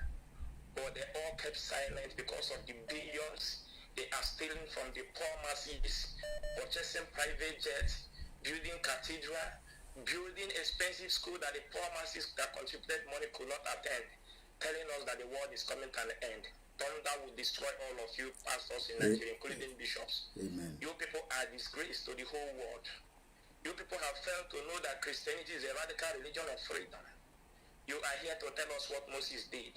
He liberated the Israelites from Egypt. What have you people done in Nigeria to liberate the Christians from being slaughtered like animals every day? The death of this camp leader, is it not enough for Nigeria Christian leader that is an association called CAN? Is it not enough for them to order a peaceful protest and shut the whole Christian state down for 7 working days? Bible says that it's only the violent that will take it by force. Go to Google and search. There is no country that have testified that Jesus Christ saved them or their shrine saved them. They are only saved through their action, through the wisdom when they apply the knowledge that God has given to them. Africa has been destroyed with the way that leaders of Christianity have set up Christians' religion in Africa to enslave people mentally. You don't have to reason with the knowledge that God has given to you. All they will tell you is to go to the book of Deuteronomy and see where the Lord do it. He will do it again. Book of Deuteronomy of how many 100,000 years ago. While when you go to United Kingdom, you see they are Christian like us. Go to America, they are Christian like us. Go to Israelite, where the Jesus Christ came from.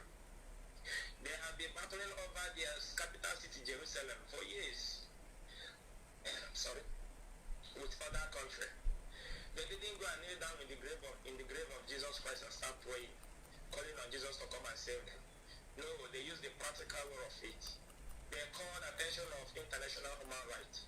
They cried aloud to Donald Trump, the president of the world, because they know that he is the man that the power has given to give them that state.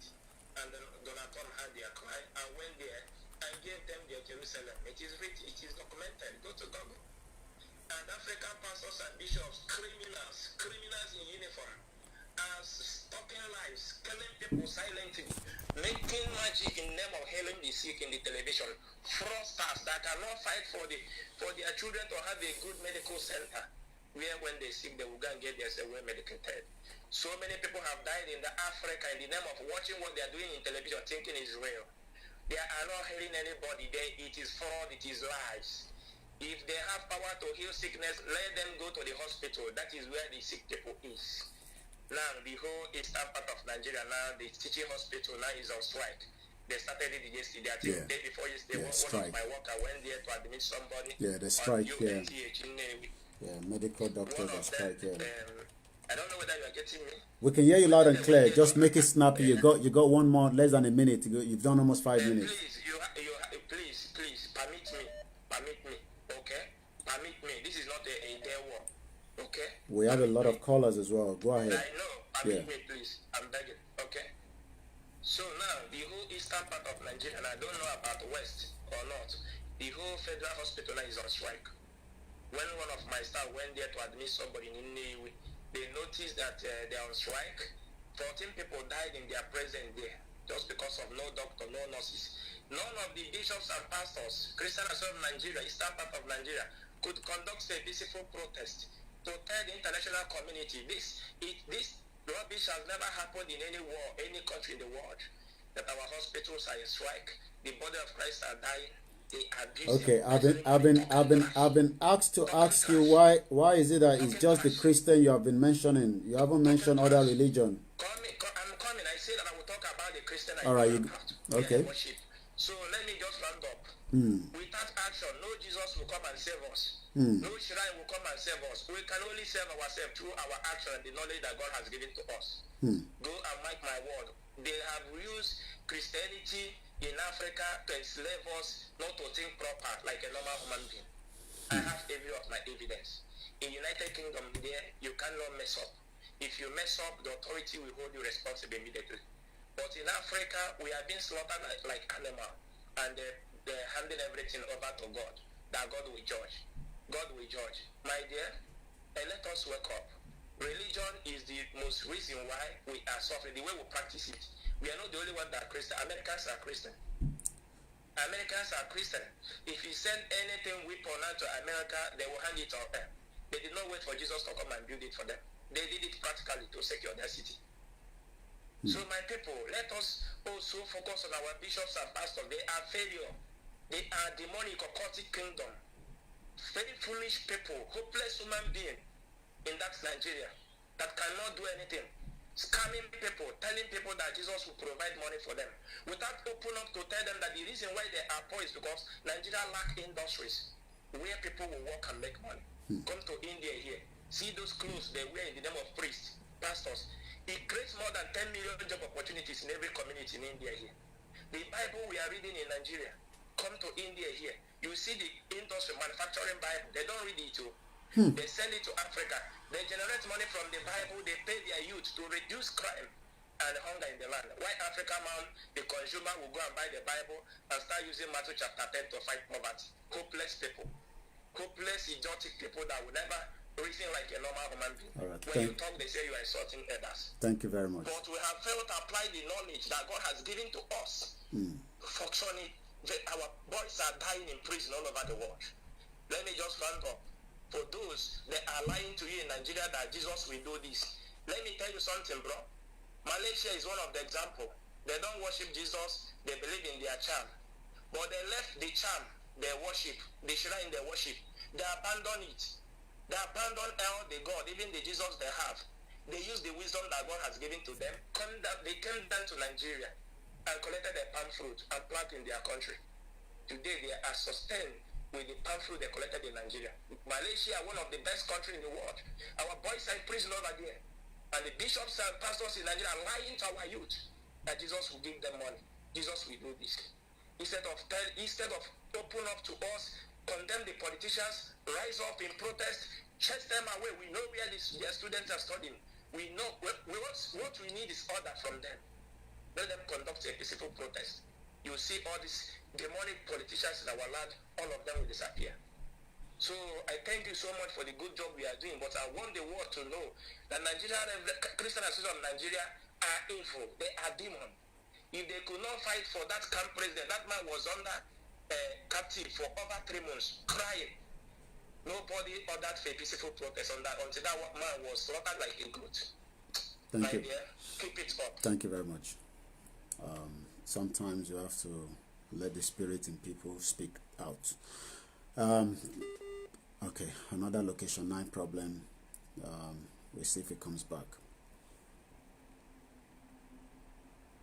Adetokunbomoba, thank you very much. I will release that number back again. Hopefully that person will call back. We've done 2 hours, so we still have another 2 hours to play with. Let me go to, okay, and now this caller. Good morning, caller. Your name, where are you calling us from? Good morning, my brother. My name is Ikelomo from UK. Go ahead now. Yeah, the last caller spoke very well. And for me, I think we should not only be blaming politicians and elders, and also we should be also attacking the religious leaders, because they brought more poverty into that country than any other person. You understand? Having said that, I like to make some point. I mean, about the one guy that calls his name, can't remember his name now. From Jimo. Yeah. Jerry, ẹ má jẹ́ ká fi ọ̀tẹ̀ ṣe kíní yìí. Ẹ má jẹ́ ká fi ojú kòkòrò olè bà nǹkan jẹ́. The guy made mention pé àbúrò bàbá Fáṣọrántì ló pa ọmọ bàbá yẹn. ṣé kíní yẹn dá lójú ṣáko tó wá sọ ọ̀rọ̀ yẹn síta because èmi fi pé tó bá jẹ́ pé òótọ́ ni kíní yẹn Buhari gan ló máa take care of ló máa make sure pé ó hàn sí ojú gbogbo èèyàn wípé wọ́n gba orúkọ Fúlàní jẹ́ for nothing but this never happened lójú tèmi èmi fi pé bàbá yẹn kàn jáde ó wá exonerate Tinubu ó wá exonerate Fúlàní then kó castigate àwọn Afẹ́nifẹ́re lójú tèmi o I might be wrong bàbá mi ṣe rí nìyẹn kò yẹ yín sí. àgbọ̀ yín kẹ́tẹ́kẹ́tẹ́. kọ́mẹ̀ntì kan wípé wọ́n lọ ń jí iron kankan ṣẹ́rí láti gba Fáṣọlá ní kíní yẹn ti bẹ̀rẹ̀ láti gba Jonathan ní kíní yẹn ti bẹ̀rẹ̀ tó wọ́n dẹ̀ ṣe kíní yẹn láti fi bà ìjọba Jonathan jẹ́ ni there were arrests made a lot of arrests ni wọ́n gbé kí n gbà yẹn àwọn tó ń dẹ̀ bá ń jẹ àwọn apá àtọ̀hún ni wọ́n pa even gan àwọn pole àwọn iron pole tó fi ń ṣe electricity bọ̀bọ̀ Fúlàní kan ó gan pa the story is there they made a lot of arrests àwa kọ́ là ń ṣe fúnra wa o wọ́n ṣe kíní yẹn láti fi pa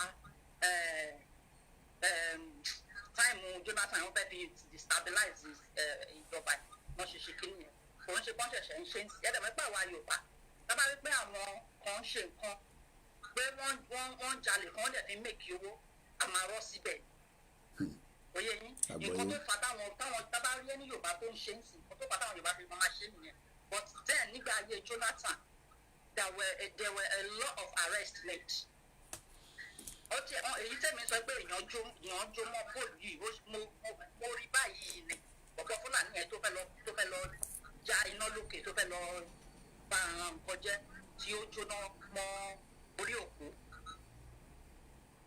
ìgbà tí wọ́n sọ pé kí wọ́n gba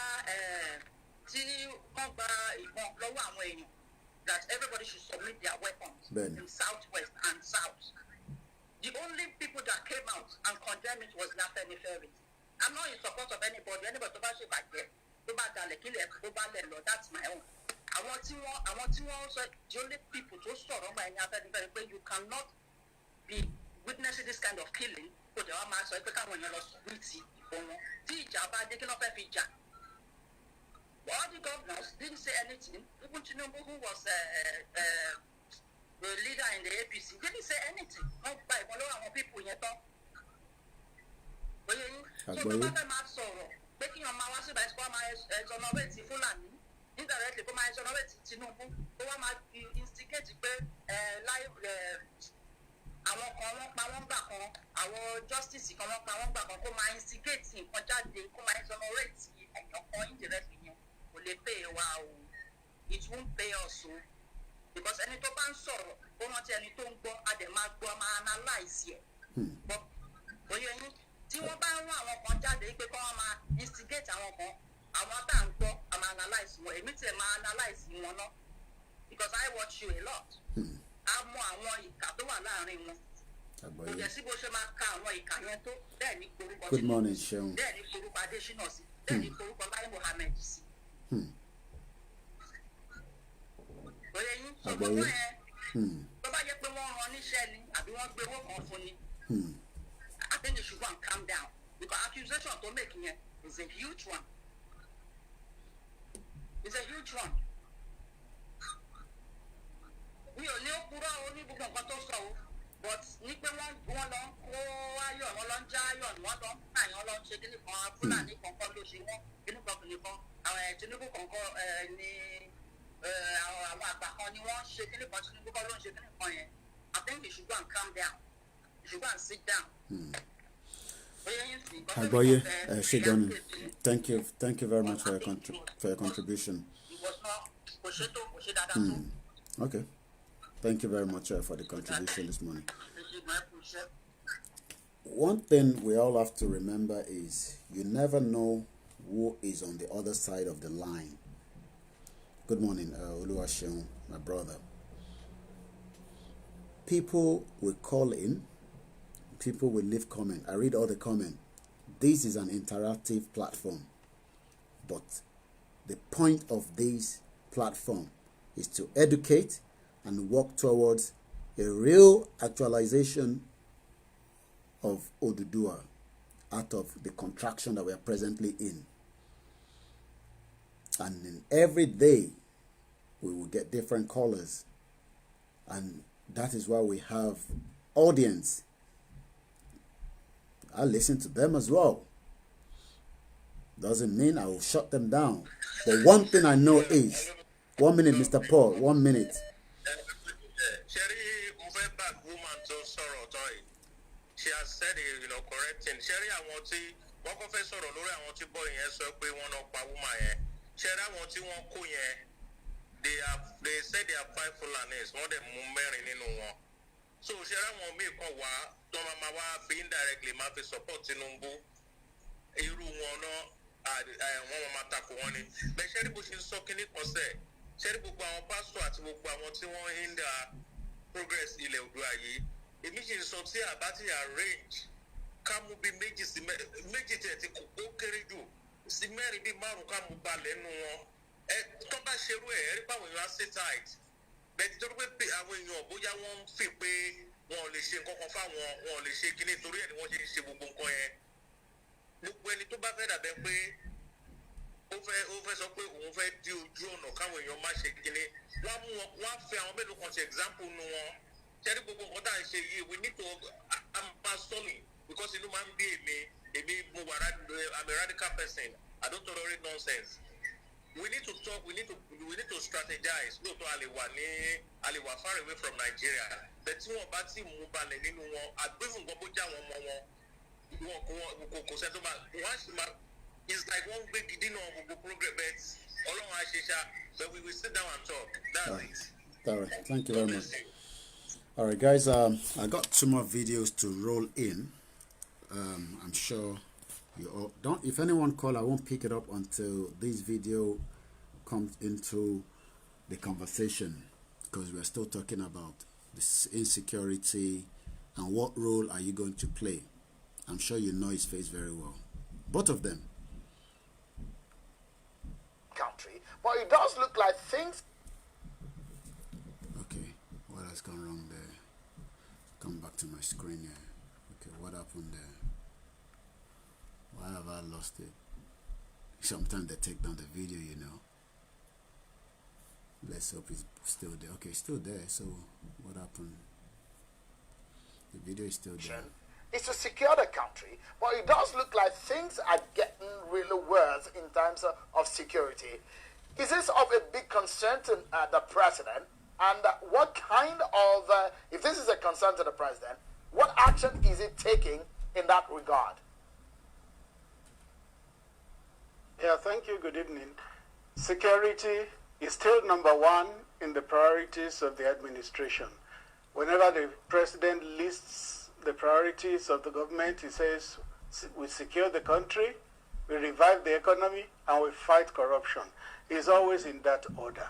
Yes, security still remains #1, and I'd like to add that there is no time in any country that security will not always be #1. Because the way the world is now, no country can afford to toy with security. Now in Nigeria, we have some encouraging times, encouraging developments, and we also have some very discouraging developments. We have things that happened that threw dampener into the security progress that we are making. But by and large, to now say government has failed, governors have failed, president has failed, that would not be right. It will be unkind, it will be uncharitable, it will be dispiriting even to those who are fighting this criminality. I tell you, in the Northeast, even in Northwest where banditry has been holding sway, there are soldiers and other security agents who have been there for 2-3 years, and they have not gone back to their families. They've not been rotated because the challenges. Okay, I will pick something from what he's saying there. Each time they come out like this and they tell you that there are soldiers that are there for 3 years, forget it, that soldier is dead and buried. Fact, forget it. That statement, ibi tí mo fẹ́ mọ̀rọ̀ gangan, I'm not interested in the whole video. Ibi tí mo fẹ́ mọ̀rọ̀ gangan lọ nìyẹn. I know there have been 2 or 3 mixed calls. I'll call you guys back. Each time they come out like this and try to tell you that the soldiers that are there for 3 years, forget it. That soldier has been buried, gone.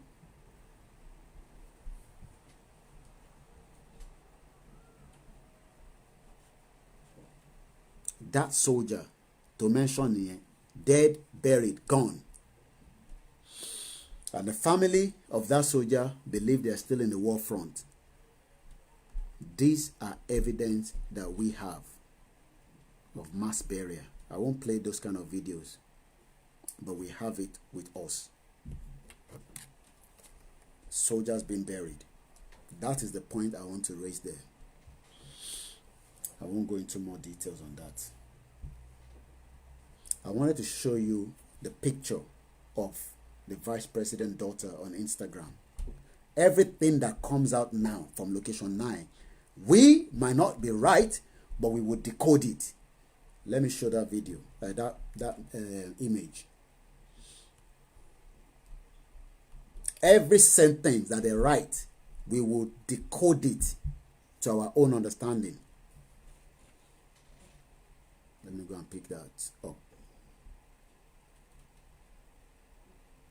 This is a platform to fight and work towards actualization of Oduduwa.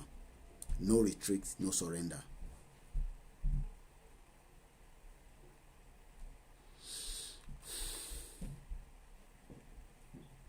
I'm just going into my album.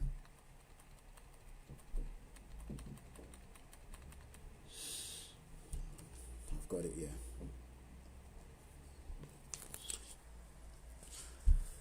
This was posted on our timeline, and I'm going to move my camera close to that message.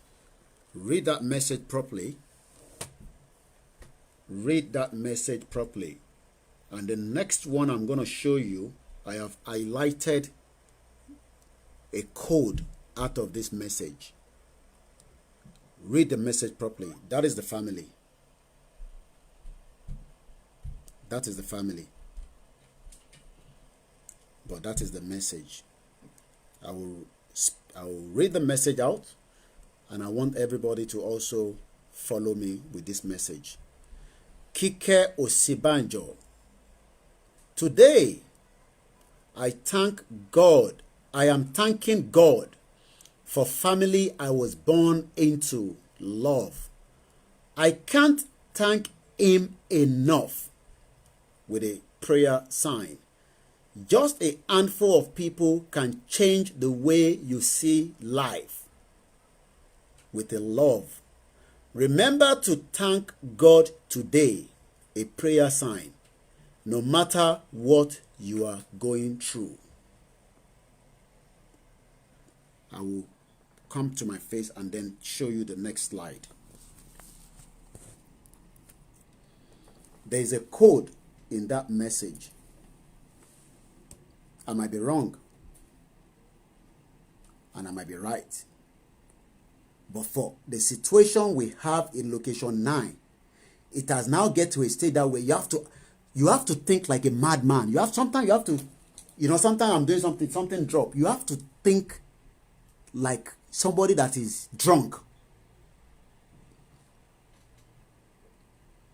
And I'm not the only one that analyze images like these anymore. Some people are not even going to come and watch this broadcast. You will not see them. But they are working behind the scene. Because we want to analyze everything to the finest details. And I'm sure you will remember the tweet of Aisha Buhari. A lot of coded message in that as well. But my focus this morning is on this particular one. I will repeat it again. But this time around, when I swipe over, there's an area I have highlighted in that image. We all thank God for different purposes and different reasons. But we're talking about the daughter of the number 2 man in Nigeria.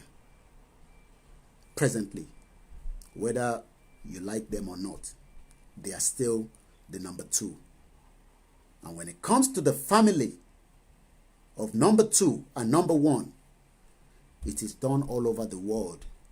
You monitor them even when they won't go toilet. Yes,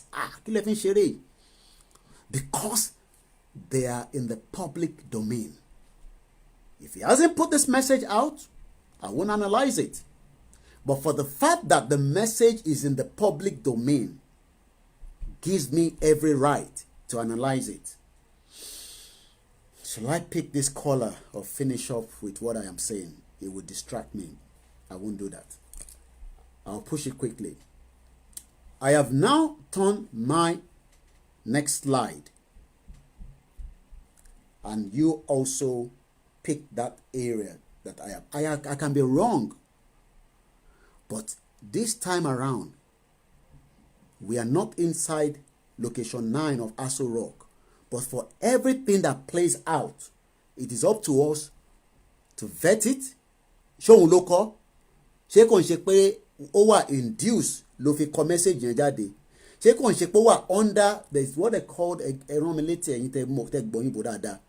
When somebody is hold like an hostages or hostage. I don't know, you guys, I can't read the comment because I'm focusing on one camera. And this phone, I can hardly see your comment properly. I need another device very soon. But when somebody wants to send a message out, SOS, there are different ways of sending that message. Okay, these are old messages coming. I need to scroll a little bit. I need to bring your mind to the same level of what I am thinking. This message came out last night. I might be wrong, but let me turn it right now. Don't worry about the other messages, but focus on the one I have highlighted.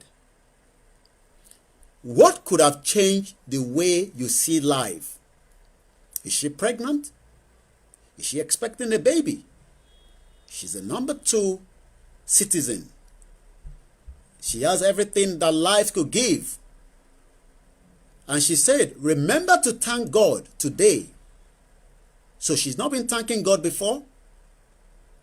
Was there something important? The reason why she's thanking God. No matter what you are going through, what is she going through?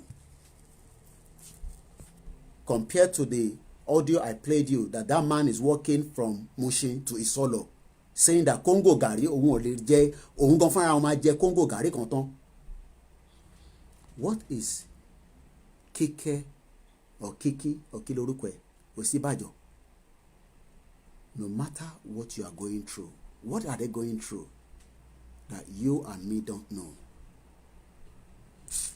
I said, I'm not the only one walking. It's the Spirit walking.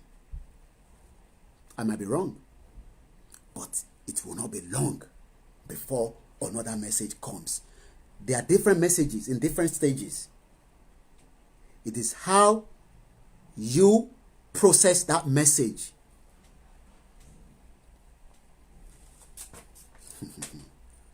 Is that what they tell you to send? It's too late. You can't send anything. I won't pick that. I won't pick it, don't worry. Oh, Dures, Yomi Koka. I don't get that English very well. I have one of my genius here. It is getting hotter in here.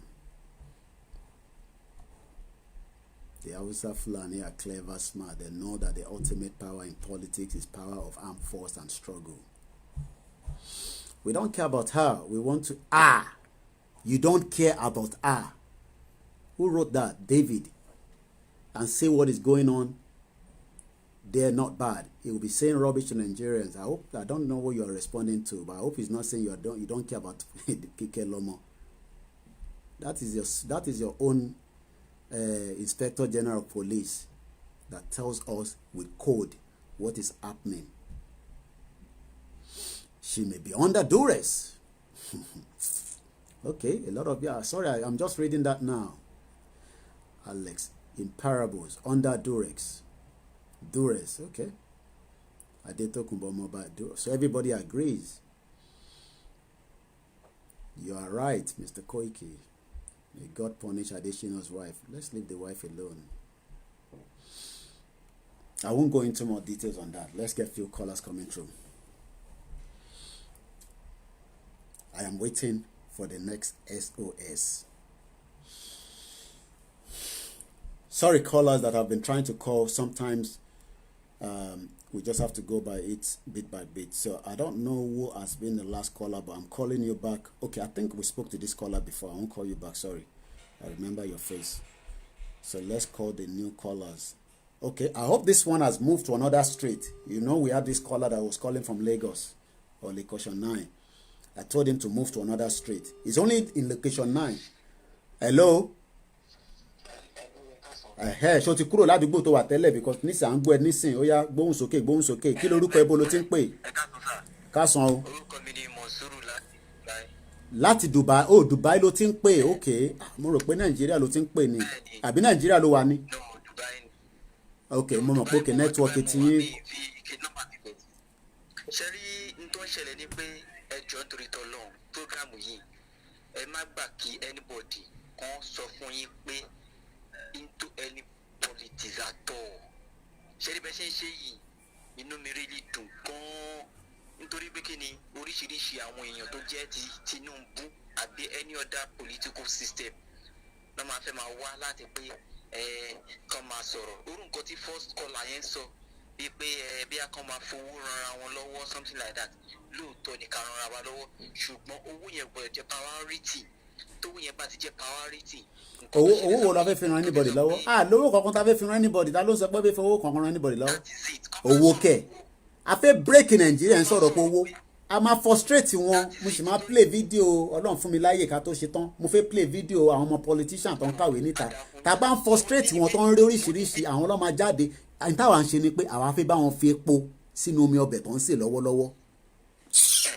Torí mo ní fídíò kan tó jẹ́ pé fídíò yẹn ó wà very very okay pé kẹ́ wò ó torí pé kí ni nǹkan tí àwọn Christian tí wọ́n ń ṣe wọ́n ti fẹ́ jẹ́ kí pope tó wà bẹ́ẹ̀ sìn ó ti sòótọ́ ṣùgbọ́n fídíò yẹn wà viral tí n bá ti send ẹ̀ sí WhatsApp yín ẹ̀ farabalẹ̀ wò ó nísìnyí kọ́ máa sọ̀rọ̀ ẹ̀sìn kọ́ máa sọ̀rọ̀ pé ó ṣe muslim ó ṣe christian ó ṣe anything. tó wà nílẹ̀ ò sọ̀rọ̀ ẹ̀sìn ní sí ta gbé dání ti kọjá ọ̀rọ̀ ẹ̀sìn kẹ̀ ẹ̀sìn yẹn personal problem ti yan kankan nìyẹn. ọ̀rọ̀ christian ni wọ́n ń sọ ọ̀rọ̀ kìíní kan because bó ṣe wà yìí sìn bẹ́ẹ̀ yìí ṣe ń ṣe yìí gbogbo àwọn ọmọọṣẹ́ mi tí mo ní ní Nàìjíríà èmi gan mo ní platform fún wọn gbogbo wọn ni mo ti ń sọ fún wọn sí pé wọ́n gbọ́dọ̀ padà wá sí orí nǹkan tó ń ṣẹlẹ̀ yìí pé káwọn náà kàn máa ṣe kí ni kàn máa polówó ẹ̀ bó dẹ̀ ṣe yẹ kó rí nìyẹn ṣùgbọ́n ẹjọ́ torí tọ́ lọ́hùn ẹ má ẹ̀ẹ́fà jẹ́ kí wọ́n sọ pé ọmọ adáwó kan àbọ̀ máa ṣe kí ni nǹkan tó máa ń da nǹkan rú nìyẹn. káórì ló máa gba owó kẹ̀. kí ni ìṣe máa tẹ̀síwájú even gbogbo àwọn tí mo jọ adájọ́ wà ní bíbá yìí sí dájọ́ jẹ́ ọmọ Nàìjíríà gbogbo pátá ni mo ti ń ṣe ọ̀rọ̀ yẹn fún tí mo ti ń sọ fún. Elédùmarè àfún ẹ ṣe tá bá sọ̀rọ̀ tán kó send orúkọ ẹ sí mi as a WhatsApp kó send ẹ sí mi má gbàgbé o kò sí o mọ̀ pé èèyàn tó ń pè pọ̀ òrìwọ́ ló ní láti send ẹ tó bá send ẹ máa wá save ẹ máa send àwọn kankan sí ẹ.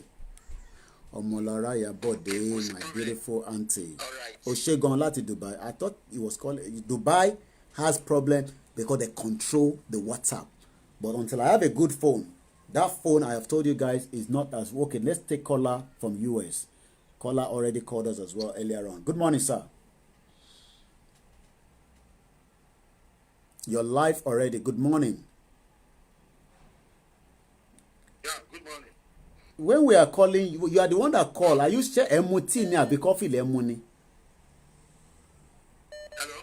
Good morning. I said, are you drinking coffee or tea? Because you went mute for 10 seconds. Yeah, you know, it is is network, so it has a delay. Because mo fẹ́ tackle yín ni. People think we are joking when they call this show, and do you think this is like your Big Brother show that you call? We are discussing to break a country, and some people refuse that they don't want us to break it. This is not a platform for joking. Sometimes we might be a little bit, jovial around it. Go ahead, Egberanle, my brother from US. This is Scholar from the US. Go ahead, sir. I don't want to take much of your time this morning. You know what I want us to do? Let's start doing what Igbo were doing then. Any of them that we presume and we know they are going to frustrate our struggle, anytime they come to the US, they come to the UK, they come to abroad, let us be beating them and send them back.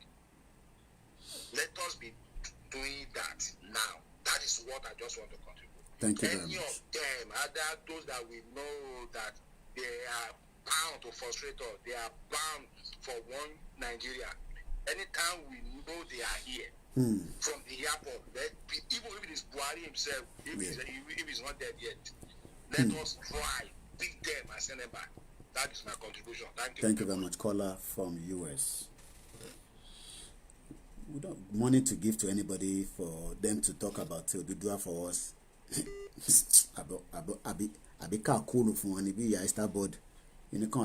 They must be able to understand where we are coming from. Good morning, Femi. I won't tell you more than that. Go ahead. Your life with us. Yeah, Ekaro. Gberanle. Àsìkò ń lọ díẹ̀. Go ahead. Elédùmarè àtúbọ̀ máa fún wa ṣe. Àṣẹ. Ṣé rí nǹkan tí last caller sọ àti ẹni tó kọ̀ láti yẹn ẹ wo ẹ má jẹ́ kí á gba àwọn èèyàn láàyè because program yìí sìn as èmi mo ṣe wà at least máa ń share like 20 groups every day tí máa ti ń wò mọ́ máa ń share like 20 groups tí mo ń share sí then àwọn some people wà tó jẹ́ pé yes wọ́n wò ó ó yẹ pé yes wọ́n dẹ̀ ní àti against them now gbàtí àtẹnìkan jọ ń wo ti àná ẹni yẹn sọ fún mi pé àwọn mọ̀ pé ẹni yìí ò tán bá gbowó fún gbogbo nǹkan tó ń ṣe ó máa stop. Because ibi tí làákàyè dé nìyẹn ibi tí làákàyè dé nìyẹn. ẹni tẹ́mi wò yìí nǹkan tó ní ó tó jẹ now nǹkan tí mo kọ́ tó fẹ́ sọ ni pé àwọn tí ó ń dalẹ̀ Yorùbá Ọlọ́run ti mú wọn alálẹ̀ Yorùbá ti mú wọn ṣebí sínétọ̀ kan ló ti kú ní Kòròdú lánàá àti tó ti wọlé sínétọ̀ tí ò rántí àwa Yorùbá mọ́ ó láwọn Haúsá my 12 ló dìbò fóun àwọn my 12 ló dìbò fóun my 12 lòun ti rí bò ìgbà kan àkókò my 12 ló ń pọ̀npọ̀ owó sí tí bó ti lọ lánàá sí bọ́lá ṣe máa mú gbogbo wọn lọ nìyẹn bọ́lá abálálẹ̀ Yorùbá ṣe máa mú gbogbo wọn lọ nìyẹn gbogbo àwọn tó ní kíní yóò ní ṣe mo send átíkù kan sórí WhatsApp yín táwọn anútánà sọ pé àwọn ò lè gbà kí Nàìjíríà break. Èèyàn kan náà ń sọ òkè ó ṣe sẹ́ndẹ̀ láàárọ̀ èèyàn kan mention ẹ̀ lórí broadcast láàárọ̀ yìí màá lọ wo message ok màá wò nísìn okay we will not allow Nigeria to break up. They're talking nonsense. Okay, they're talking nonsense.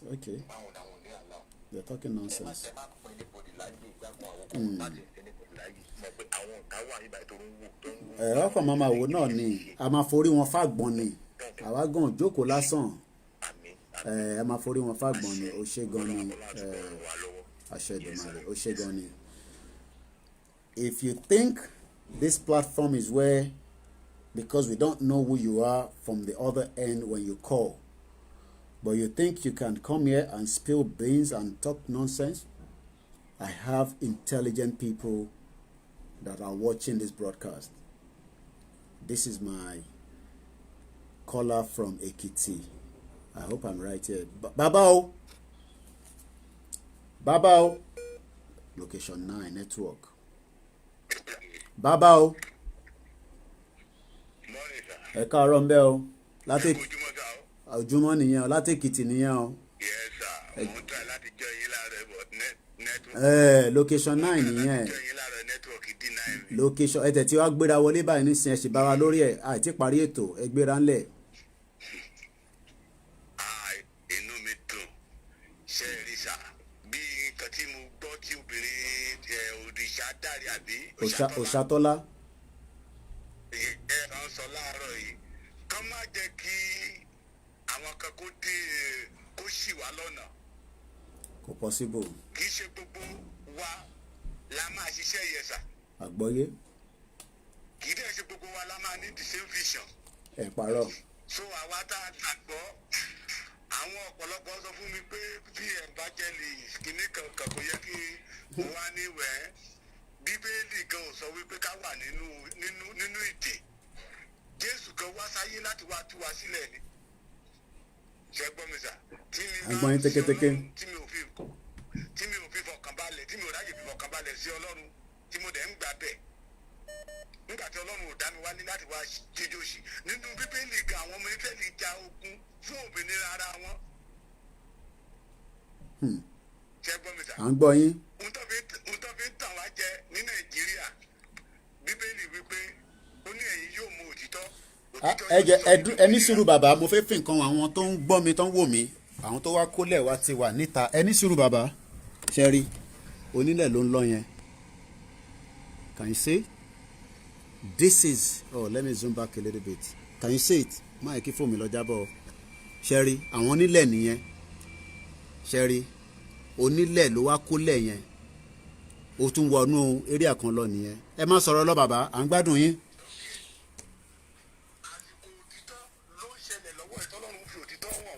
Pé a ò lè máa gbégbé ayé ìnira lọ. Kò possible.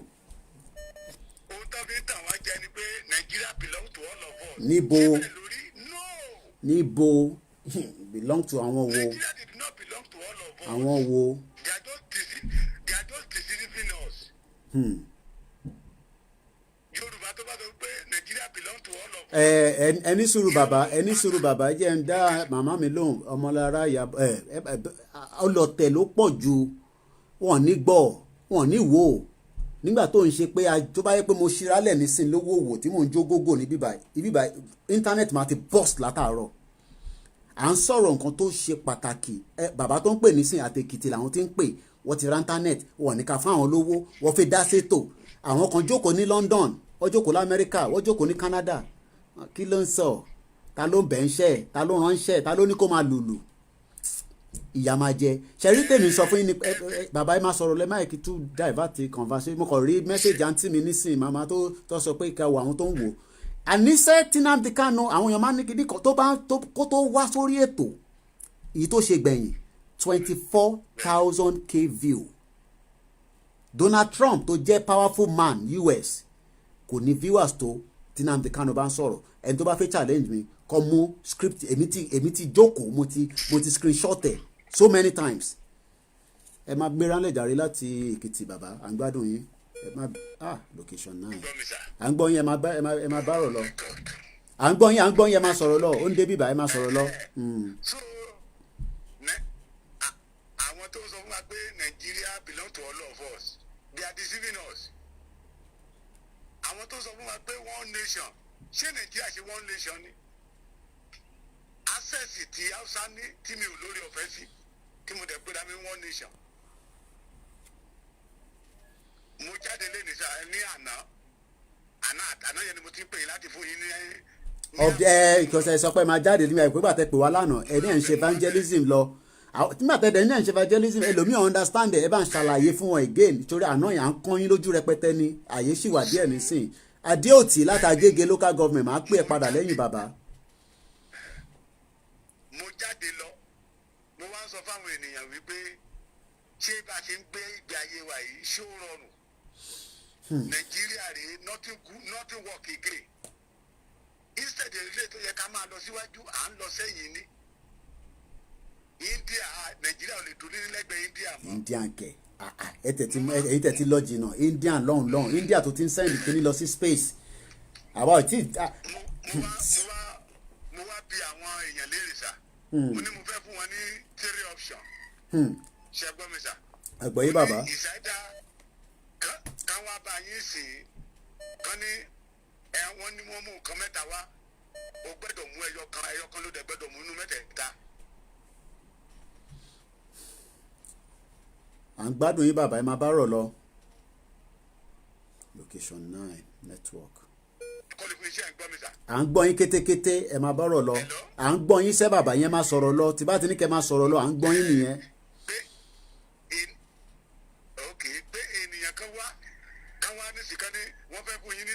million naira ọ̀ wọ́n fẹ́ kọ́lé fún yín ọ̀ òun fẹ́ gbé ẹ travel láwọn tí mo interview lánàá sà. bẹ́ẹ̀ni. 92% of ọmọ Nàìjíríà sọ wípé travelling out yẹn náà mú. They are tired for this country. 92%. Bẹ́ẹ̀ni sà, that means to say ara ń ní àwọn ènìyàn. Wọ́n àfọwọ́ wọ́n àfẹ́lé pé táwọn bá tẹ̀ lórí ọ̀fẹ́ travel mo wá sọ fún wọn pé wọ́n máa pa píláàkì lọ́hùn wọ́n ní ó fẹ́ tajú bíbá yìí lọ. pé kọ́ pa àwọn lọ́hùn ju pé kọ́ káwọn kó sí Nàìjíríà lọ. lọ́hùn ìbọ̀wọ̀ fún wíwà lọ́hùn. bẹ́ẹ̀ ni sà so.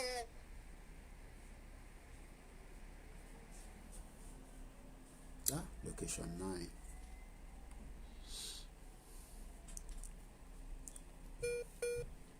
A sì máa fún bàbá láyè bàbá àgbàlagbà káàkiri nínú oòrùn ìwọ jókòó sínú comfort zone ẹ à ń sọ̀rọ̀ Yorùbá bàbá ń jáde nínú oòrùn wọ́n ń ṣe evangelism ọ̀rọ̀ Oòduà lọ. à ń gbọ́ yín bàbá ẹ má wọrí a mọ̀ pé nẹ́tíwọ́ọ̀kì wọn máa break láàrin méjì ẹ̀yẹ á padà wá again.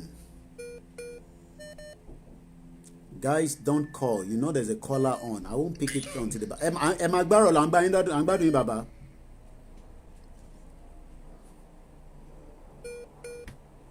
Bad network.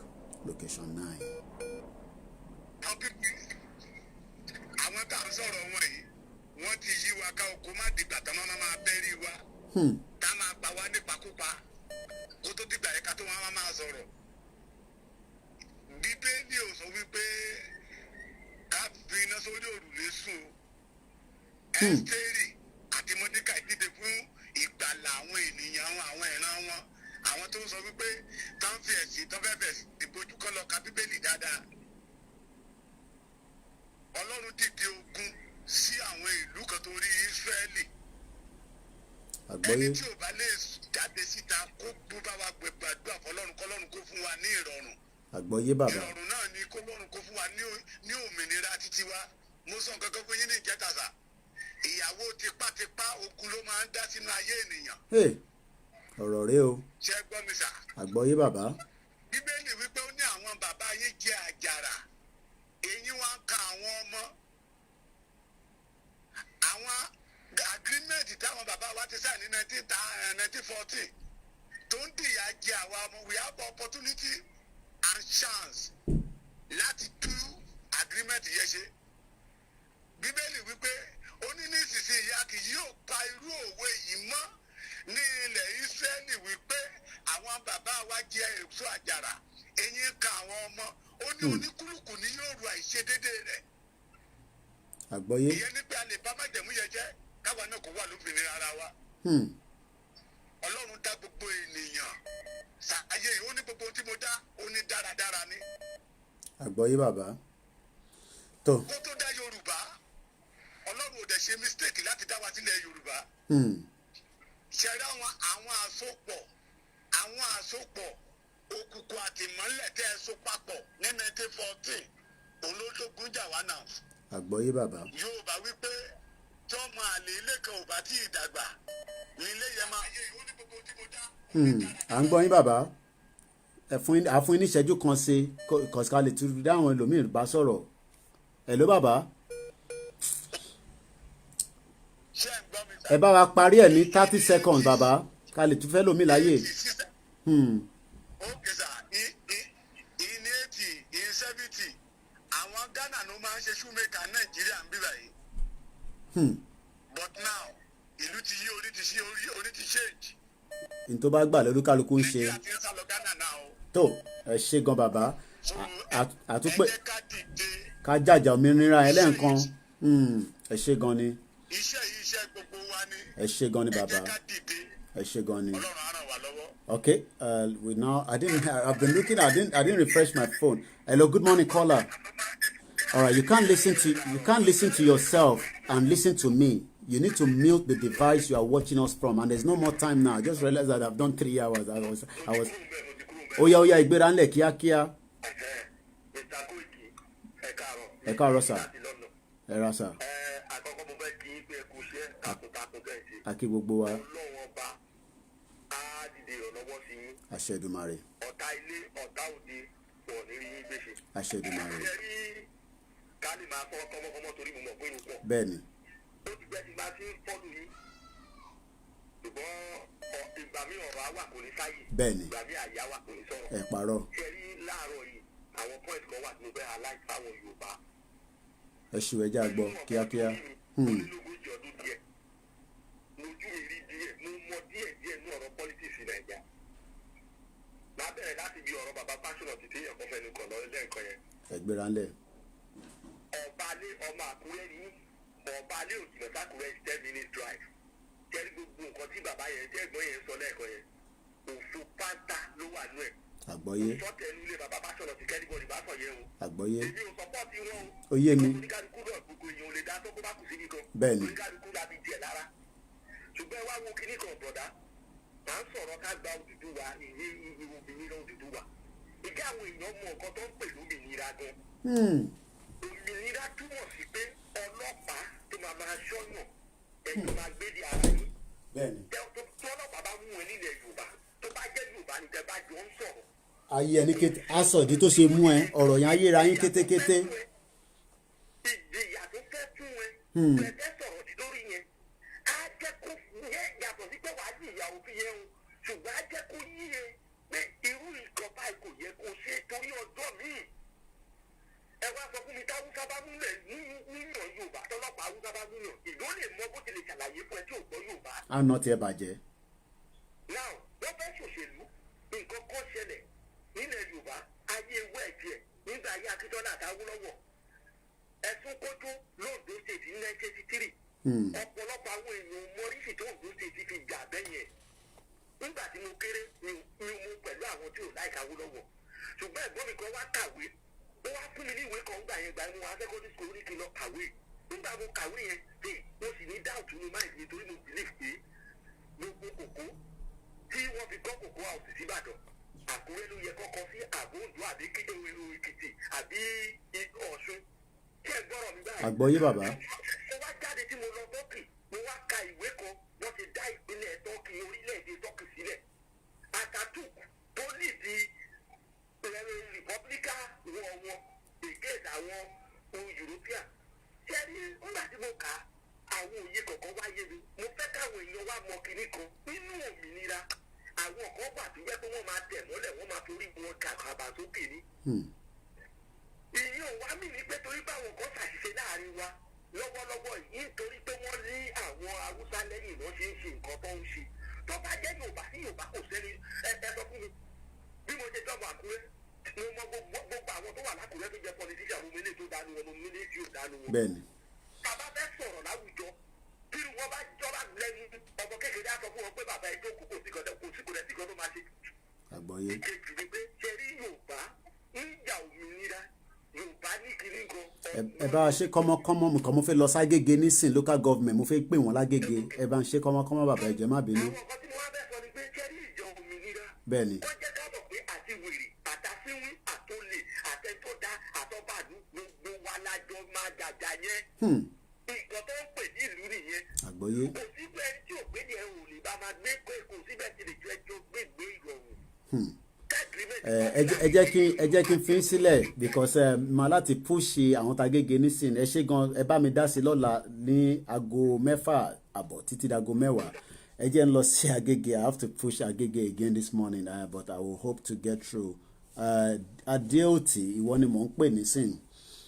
I was just sitting there looking at 2 hours. I didn't realize that it's already. I know Walata said we've done 3 hours but I was not thinking straight until I refresh it. Oya Adeoti gbéra ńlẹ̀ àjọ máa pín lò ní ó kù 4 minutes kájọ pín 4 minutes yẹn lò. Oya ìwọ ni last caller wa. Oya go ahead. iṣẹ́ tí èèyàn mo rí àwọn messages kan tó ń sọ pé kí Yorùbá máa ká má pín ẹjọ́ ṣé dandan ni mi rò pé dandan ni definitely àwọn yẹn náà ó ní kankan wọ́n fẹ́ gbà nídìí ẹ̀ because I could remember in the Bible that's Genesis chapter 11 Ọlọ́run rí i pé àwọn ọmọ Israel wọ́n kóra wọn pọ̀ wọ́n fẹ́ kọ́ ilé tó máa ga lọ́run wọ́n fẹ́ rí Ọlọ́run what did God do?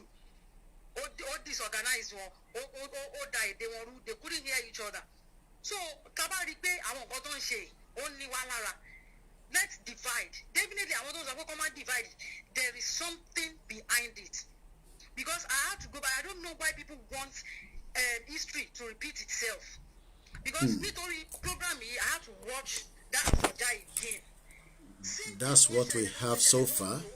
So we did not hit our 74 pounds that we need to execute the poll. That is what we have so far. Now, a health care center, there's or no. Àwọn èèyàn kú lọ bó ṣe bó kí ẹ ẹ wọ́n bá àwọn wèrè yẹn ṣe ń pa àwọn èèyàn kí èpè even president tó pèrè lólórí kò rí ọ̀rọ̀ sọ wọ́n dẹ̀ ń wò. Definitely there is something wrong. There's something wrong. I don't know. Mo bá ń sọ̀rọ̀ kankan lánàá kó tó di pé time yẹn lórí iṣẹ́. Mo ń wá iṣẹ́ kiri. Àwọn èèyàn connect mi máwọn èèyàn kọ̀ọ̀kan awípé yẹn láti máa sọ fún mi pé ọ̀rọ̀ iṣẹ́ lẹ́kọ̀ọ́ máa ti lé ju bẹ́ẹ̀ yẹn lọ tẹ́ ẹ̀ bá tí ì máa wọn commissioners. Ọmọ afẹ́ bẹ́ẹ̀ sùn ní kàlámọ́lẹ̀ wo tó ti sọ yẹn ọmọ afẹ́ bẹ́ẹ̀ sùn ní ọ̀tún ní fún ẹ níṣẹ́ òun gan. Exactly. Ṣé dandan ní kí n ṣẹ̀ṣẹ̀ mọ yàn gbà tí mo kàwé because I don't want to sit down. Mo ṣe end in business studies mo wò pé mi ríṣẹ́ I went inside teaching line. Mo tún wọ teaching line I went for NCE until I must have my certificate. Now, mo tún rí certificate náà for me to see iṣẹ́ ìjọba the problem. Mo tún pè ẹ máa ní láti mọ àwọn èèyàn kan ní you can understand all these things. So I don't know mi mo bá àwọn èèyàn ṣe fẹ́ kú sínú ìyà. Why will I starve my children for títí wọ 12 o'clock lọ́sàn-án? Kó tó jẹun. Kó tó lè jẹun àárọ̀. Just because pé this thing I don't know why bàbá àwọn èèyàn ṣe bí ara wọn ṣe balẹ̀ sínú ìyà. We are sick and die dandan kọ́ ni a fẹ́ pín. Kólúkálukú dá lọ. Ṣé dáwọn tó ń sọ pé ẹ kọ́ máa pín yẹn ìyá bá wọn lára mu ó dàbí pé àwọn fẹ́ kọ́ fi ẹ̀jẹ̀ àwọn kọ́ fi ṣe ètùtù orílẹ̀-èdè. Ṣé ní gbogbo àwọn ìjọba yẹn gbogbo wọn pátápátá they are useless. Ṣé ní bí òwe tí dáàdì mi tán pọ̀ lẹ́ẹ̀kan ṣe sọ pé tí ìlú kan bá ń dàgbà ọmọ àlebẹ̀ ni ò tí ì dàgbà ṣé rí especially Èkó yìí tí ó máa ṣe pé jẹgúdú jẹra wọn ṣé Tinubu jọmọ Èkó ni. As I'm speaking to you now I am born ọmọ Èkó ni mí ọmọ Àwórì ni mí. Mo ṣe Àwórì Ọ̀tà mo ṣe Àwórì Ògùn State o Àwórì lẹ́kọ̀ọ́ Ọ̀tà Àwórì. Tinubu kì í ṣe ọmọ Èkó náà ó wá dominate Èkó tán ó ti gba so many things ó ń restore ẹ̀ fáwọn ọmọ tiẹ̀. Ó wá ń dà wá rí borí. I love when I get Adeoti our last caller. Ó ṣe gan ni. I don't know. Ó máa ọ̀nà máa la ó ń lọ díẹ̀díẹ̀ ó máa bọ́ sí àṣẹ Èdùmàrè ó ṣe gan ni Adeoti. Ó máa bọ́ sí. Ó ṣe gan ni. Ó ṣe gan ni. We will continue to push. We won't stop. Thank you very much. Thank you. That is Adeoti, and we have about less than 56 seconds. We only have £19.50. We need £79. I think I was right with the poll. That will give us 10,000 more people to continue to vote towards that poll. These are things that we will present as well. When we get the remaining balance, I will pay for that and I'll bring that onto the forum tomorrow and we continue to share the link. We can't share the link now because we cannot vote anymore. Until we pay for the 10,000 unit, we will allow 10,000 people. That is when we will do that. Have a very good morning. Bye for now.